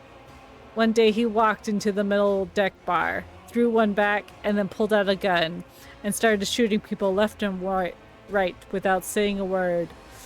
Then he shoved the barrel into his mouth and blew his brains out. Our warden here has exactly the same look in his eyes right now. Who's that on the table? My sincerest apologies. Where are my manners? Please allow me to introduce Yvain Winterscale, the youngest son of Caligos Winterscale in the flesh. You know, he was so close to witnessing the truth right before you interrupted our little chat. A fleeting glance at Winterscale's outstretched body is enough to turn your stomach. Torture. The very word makes you cringe in shameful horror. Your mind reels with memories you have tried unsuccessfully to push to the back of your mind all these years. Yeah, because we lived through torture. I would say it was only like a couple of years ago. How dare you, contemptible peasant. Every drop of noble blood you spill, you'll pay 100-fold more. Cassia turns to you for support. with an expression that has equal parts indignant and frightened. Heinrich grits his teeth. The boy is still alive, but if we want him to stay that way, we should hurry. Abelard shakes his head. The poor fool. I knew nothing good would come from his naive attempt to negotiate with heretics. However, Yvain appears to still be alive. If we make haste, we might yet save him. Having a scion of Winterscale in your debt would prove beneficial. Can you step away from the prisoner? The warden sneers and glances at the maimed young man. Hostage? How rude. Young Winterscale's my guest and dearest friend. He came here himself to visit his old acquaintance and have a heartfelt talk, and I am merely showing him some appropriate hospitality to commemorate our reunion. As if echoing his words, Yvain lets out a weak moan. What madness have you wrought on this prison? Do you truly want to know? He becomes more animated and runs his hand through his matted hair. You know, it's been some time since he last trimmed his nails. This is my garden, where I grow seedlings of a beautiful future. This was before I realized there is no future. Not the sense ordinary people understand.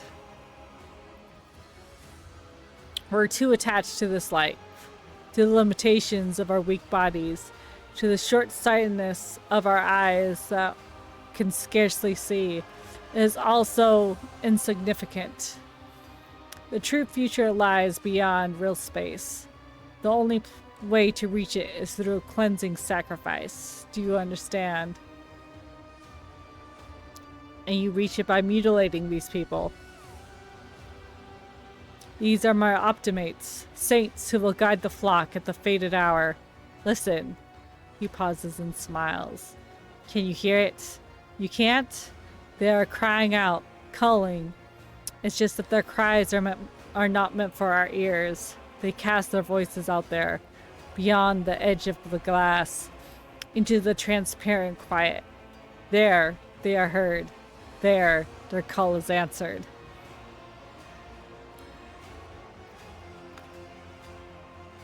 There was something special here, wasn't there? An item of value. Tell me, Warden, what was this item and who took it? The Warden's gaze bores into you, and he smiles with the corner of his lips. You're too late, enemy of the truth. This bastion has already fulfilled its purpose. You'll never find the trail of the reclaimed relic that now rests in the hands of the devout. Your Aurora has been felled by my hand. You have nothing to hope for but surrender. We'll try to reason. He laughs forcefully. You barely know what you're talking about, don't you? You may have killed Aurora's mortal shell, but the prophetess is far more than her body. One day you'll meet her other fearsome form, and you will know the sheer folly of your triumph. He suddenly stirs like a predatory beast. I do not like it when people take the prophetess Aurora's name in vain. I desire your death. I'm an enemy of the truth. Heinrich sighs and draws his weapon. There's never ever any point of having this conversation to begin with. The warden raises his hand, and the main people start thrashing in the death throes. Ugh. The time for words is past. Optimates, give your power to the Hairbringer of Aurora. Let our foes see the truth, or become awashed in blood. Oh, what an amusing attempt at defiance! The masters demand your death! I have to say, like, these conversations are creepy, man. Cassia, actually, you go this way. I need you to go this way, thank you. Myself.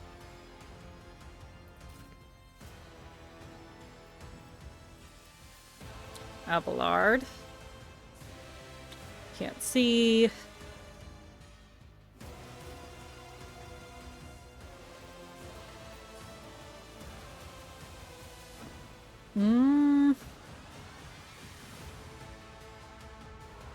Follow Cassia.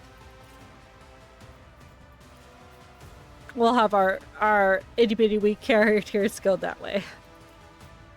Hendrix, come with me.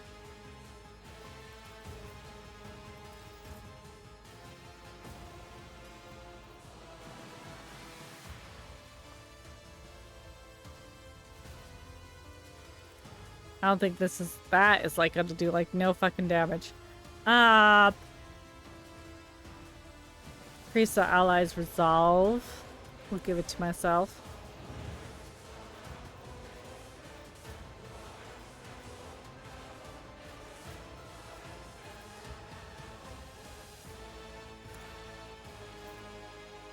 And then let's have our... I can't really move. What's that pit do? Oh, this is not... We'll take out our rifle.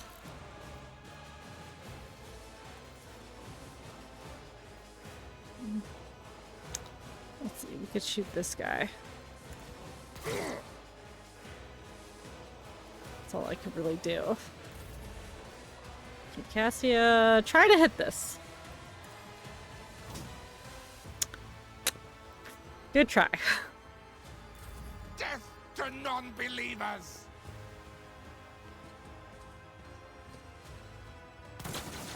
Ow, damn. God, she hurts so easily.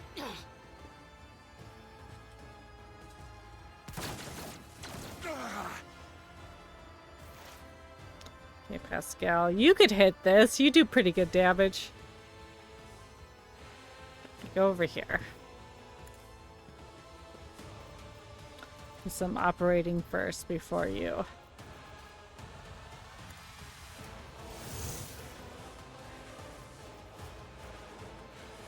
No, I didn't give him the... No, I didn't give him the shared weakness.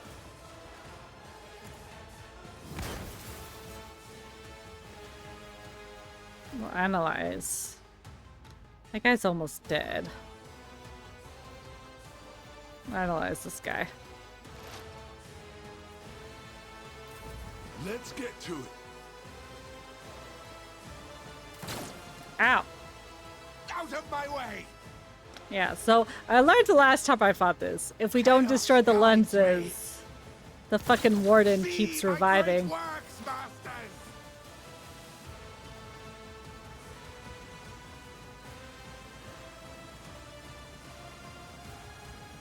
Oh, can you... Okay, does that... Oh, it's psychic. I don't think psychic's gonna work on that. Okay, can you move forward then? Not really helpful with the... Share? Yeah, joint analysis. And we'll... Might as well. Okay. Oh, that might get Abelard a wee bit. Okay, this one will... There we go.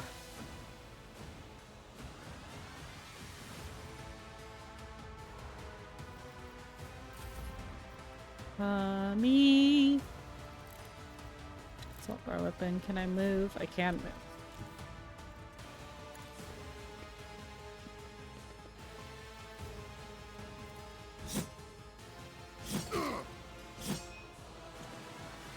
Just to get him out of my fucking way. Oh, a wicked Ah, he parried. thought. Okay, there's a lot of snipers this way. So we'll do Veil of Blades. Ugh, 10 wounds, that's gonna cost me a lot. Oh, that's fine. I need protection from these snipers.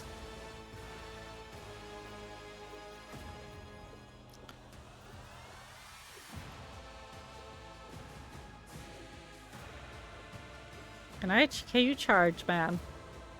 Cannot. Abelard's in the way. Word of the Emperor?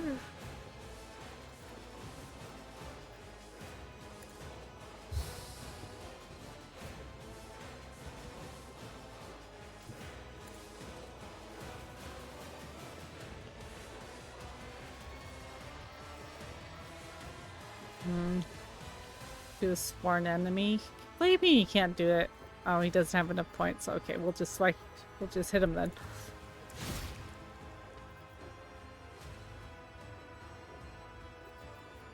Here, Abelard, have some strength.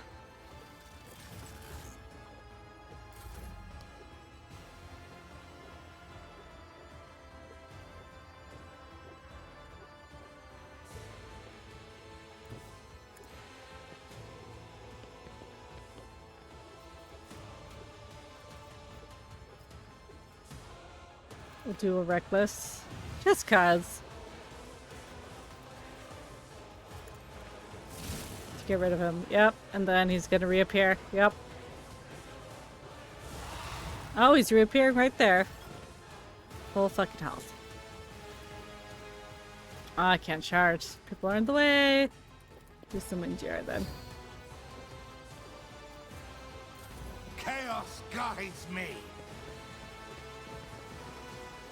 Ah!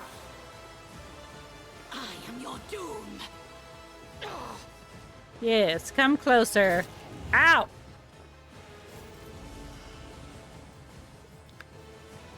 Cassia, hit this thing. There you go, destroy it.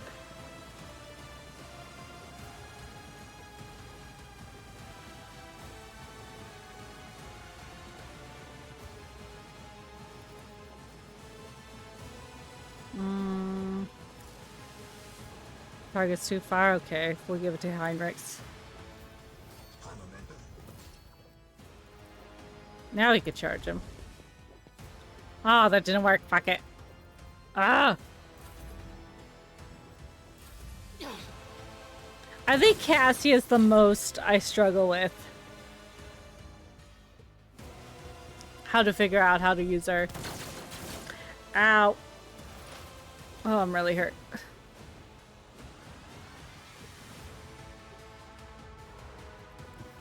Okay, Pascal.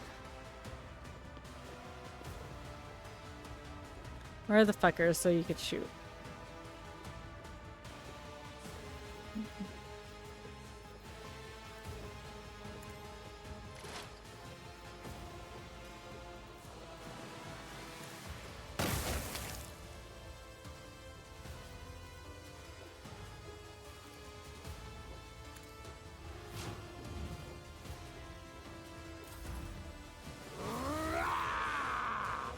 Death to the weak. Okay, there's... Ooh! Adra...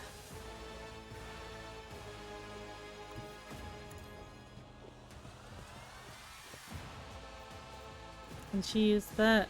She can. Can she do this on the lines? No, she can't. Okay, help. There's that fucker up there that keeps shooting me. She can't see him though. Here, give me a wee boost. I'm pretty hurt. Where am I?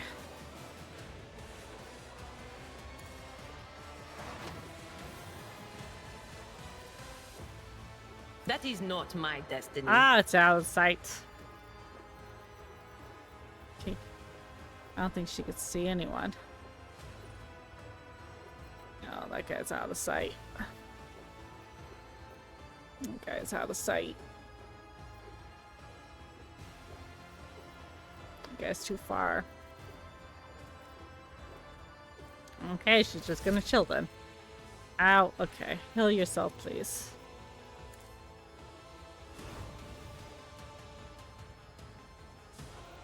And we're gonna... I go this way. Can I get up there? I can get up there.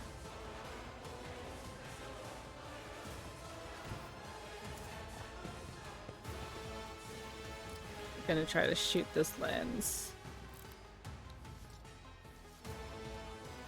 Can I not shoot it? Ah, I can't fucking see it. Can I shoot this one? Nope, I can't see it either. Can't see that guy either. Bugger. I could shoot this. Oh, damn it.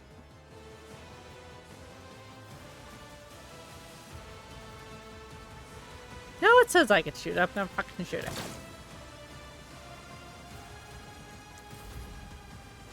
Okay, Heinrichs.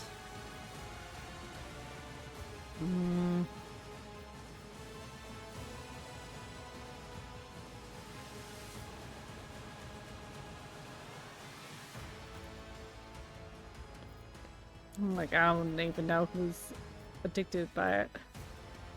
Yeah, just swing at him.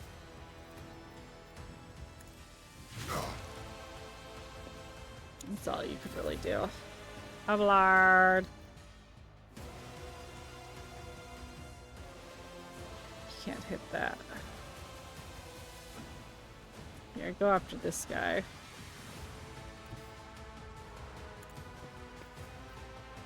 Wait, is that someone right there? Oh no, that's just pointing to the sniper that's up there. Ah, he's just out of range. Oh, we'll charge for it just to get closer.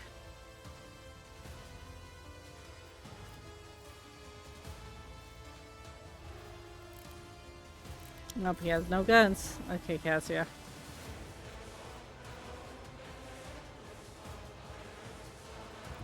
Battlefields are always drowned in scarlet.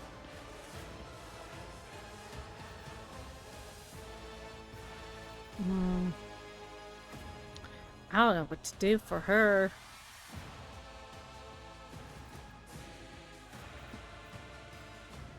Well, I'm out of range.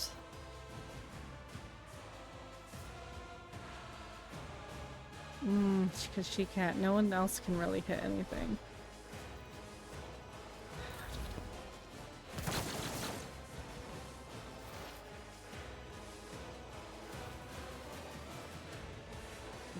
We might be able to see it. Can you see it?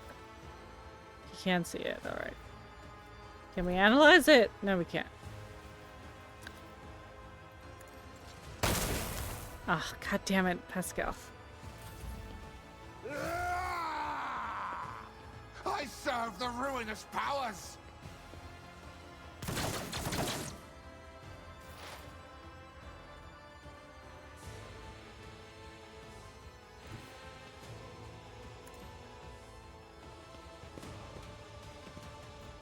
Can... Oh, that's gonna hit her. Can we not be so close?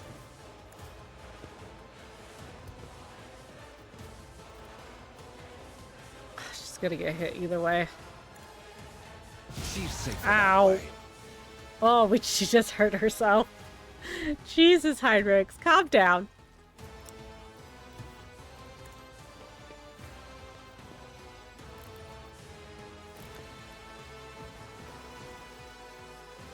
I'm gonna take a swing at this thing. What do you mean I can't hit it with my fucking sword? It's a sword.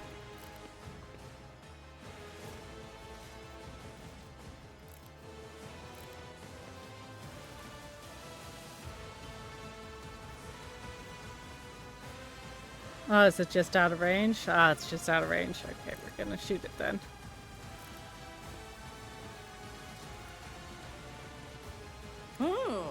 Let's see. There we go.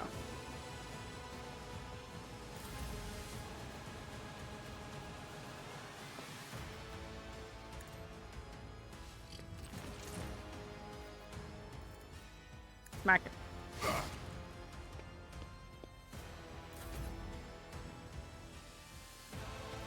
You charge after this guy.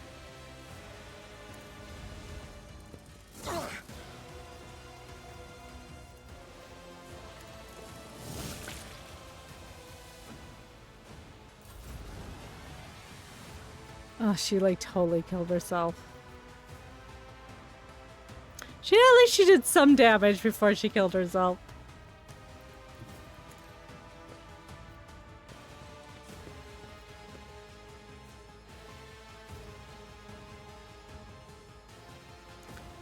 What the fuck is this?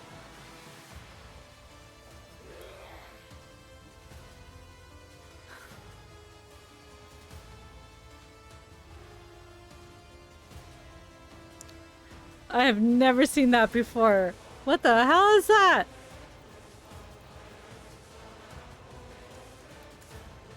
To the brink of agony.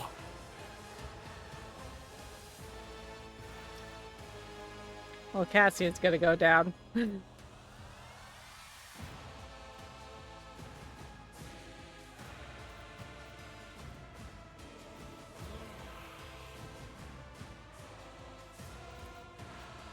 I cast it on myself with this unholy lens. Nope. Nope, everyone's out of. What the hell is that?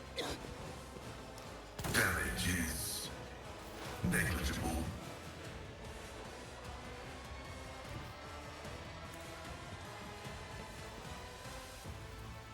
Maybe that will help Cassia. Another ad. Jeez.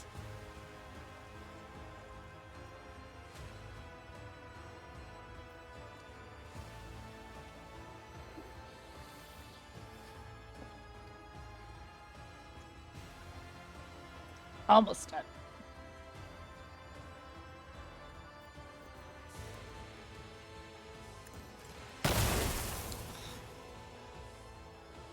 Did you hit Cassia? Hopefully not.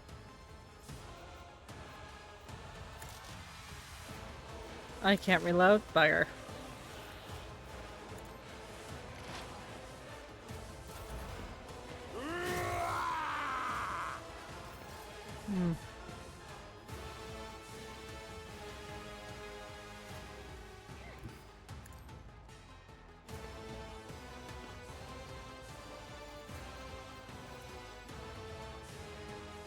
I'm gonna kill that lens.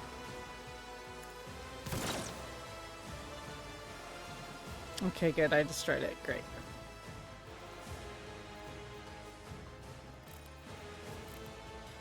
Can't do anything.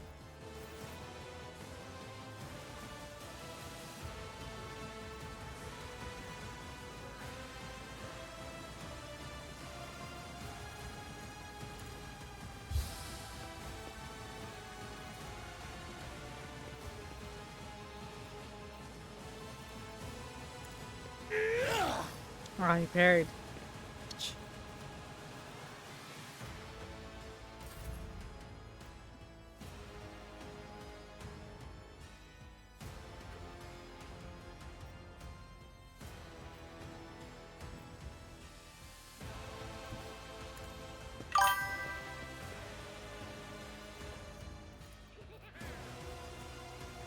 Oh, the thing is so creepy.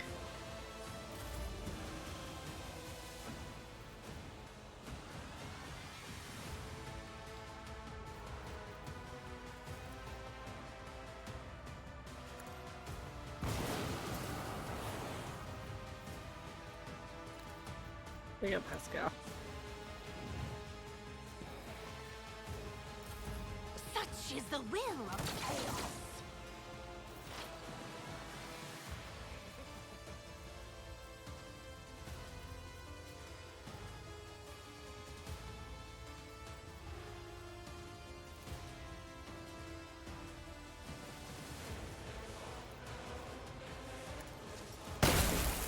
Nice.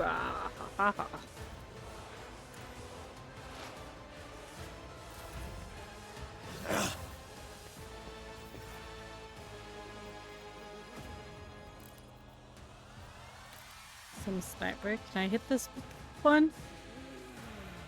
Why not? She was able to hit me.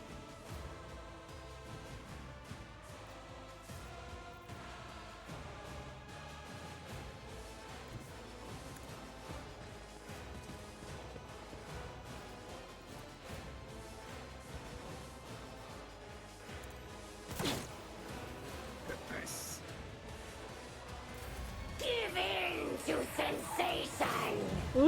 yeah, there she goes.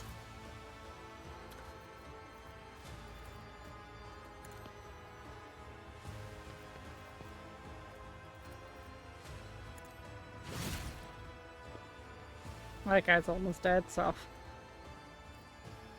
just do another endure just in case. Oh, Lord! He can't charge. I don't think he could reach between the bars. What do you mean he can't go that way? Bugger. Sent him the wrong way. Follow my lead!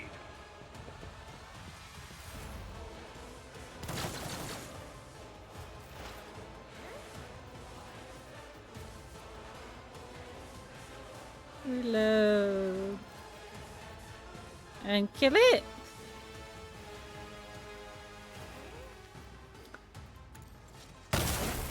Ah, Pascal.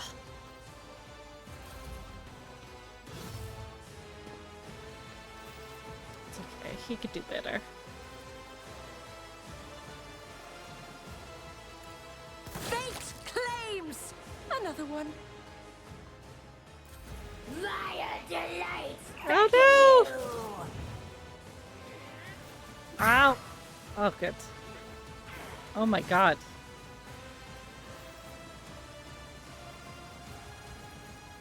Okay, kill this guy. Ah, he parried, you son of a bitch.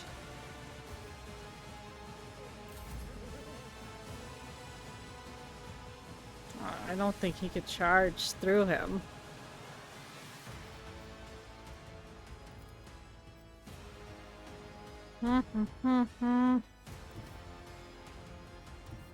A tactically sound approach. It's okay, Hydrix could take it. Oh, good, that died. Oh, good.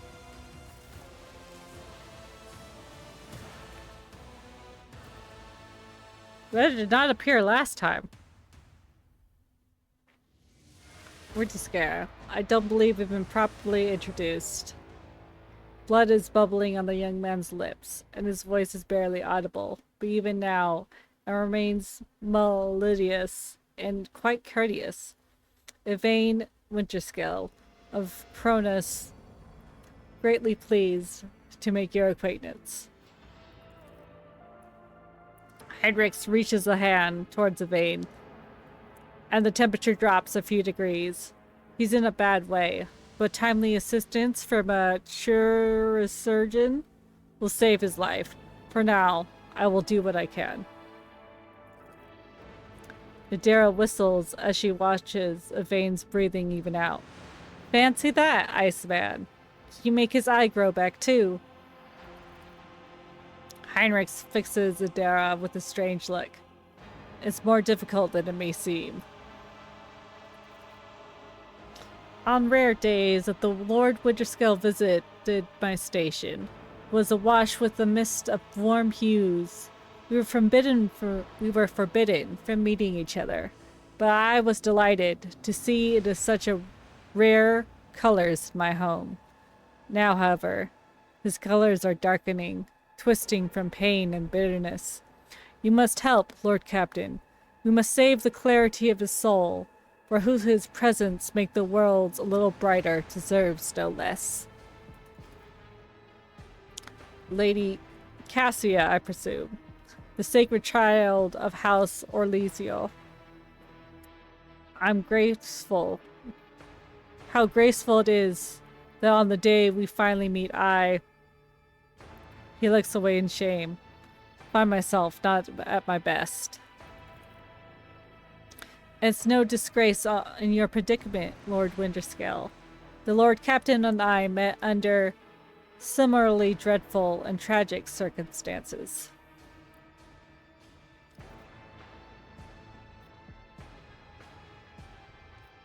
What have they done to you? The warden, my friend. I tried to convince him to stop the riot. Diplomacy failed. Speaking is a struggle, but he continues stubbornly. Father hates diplomacy, which is why I had to try. Well, conserve your strength. You're fucking dying. wounded, I would not have phrased it altogether. I would have phrased it altogether differently. Tortured and maimed, perhaps. Have you ever had your eyes burned out? This was my first time. I cannot say I recommend the procedure. He's trying to make light of a situation, or growing delirious from the pain.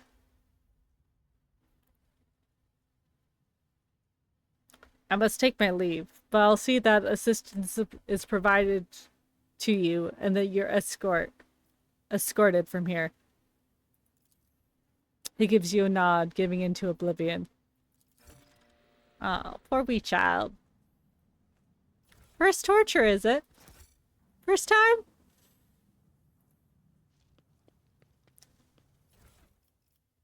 Ooh.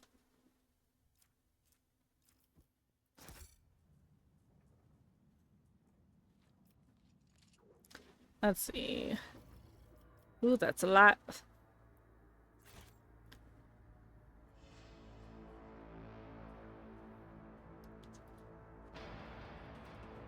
Go, Abelard. Look by stuff. Look by stuff.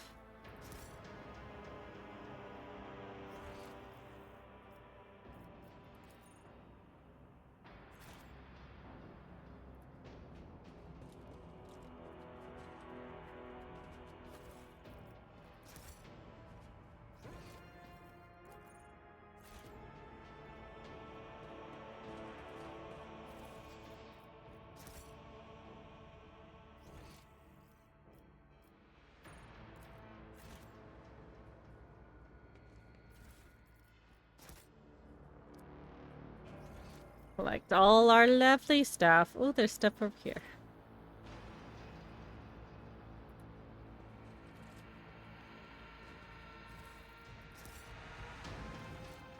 And then save from there. Open.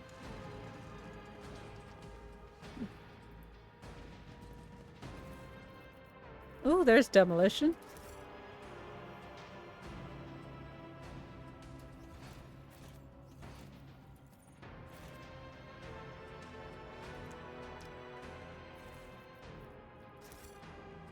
That it? Oh, I left one up there. Alrighty. Alrighty, we'll end it here. Fun times. I'm enjoying this game. We are close to the end of Act 1? Kind of. We'll be back with this on Friday. Next Friday. Probably a game a week. And yeah. Should be interesting. Yeah, we're getting too close to where I haven't played before, so I don't think anyone's up unless anyone has a recommendation.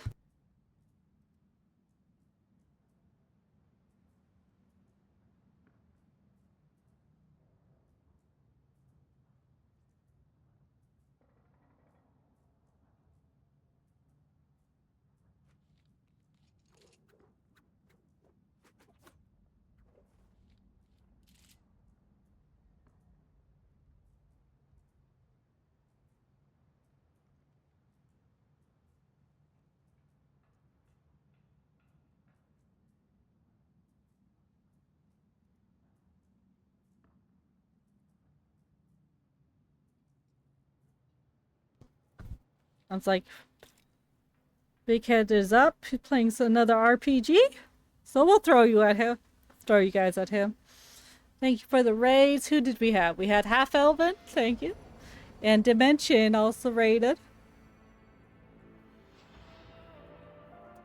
So yeah. We'll be back. I'm going to be playing some Skyrim tonight. Yeah, should be interesting.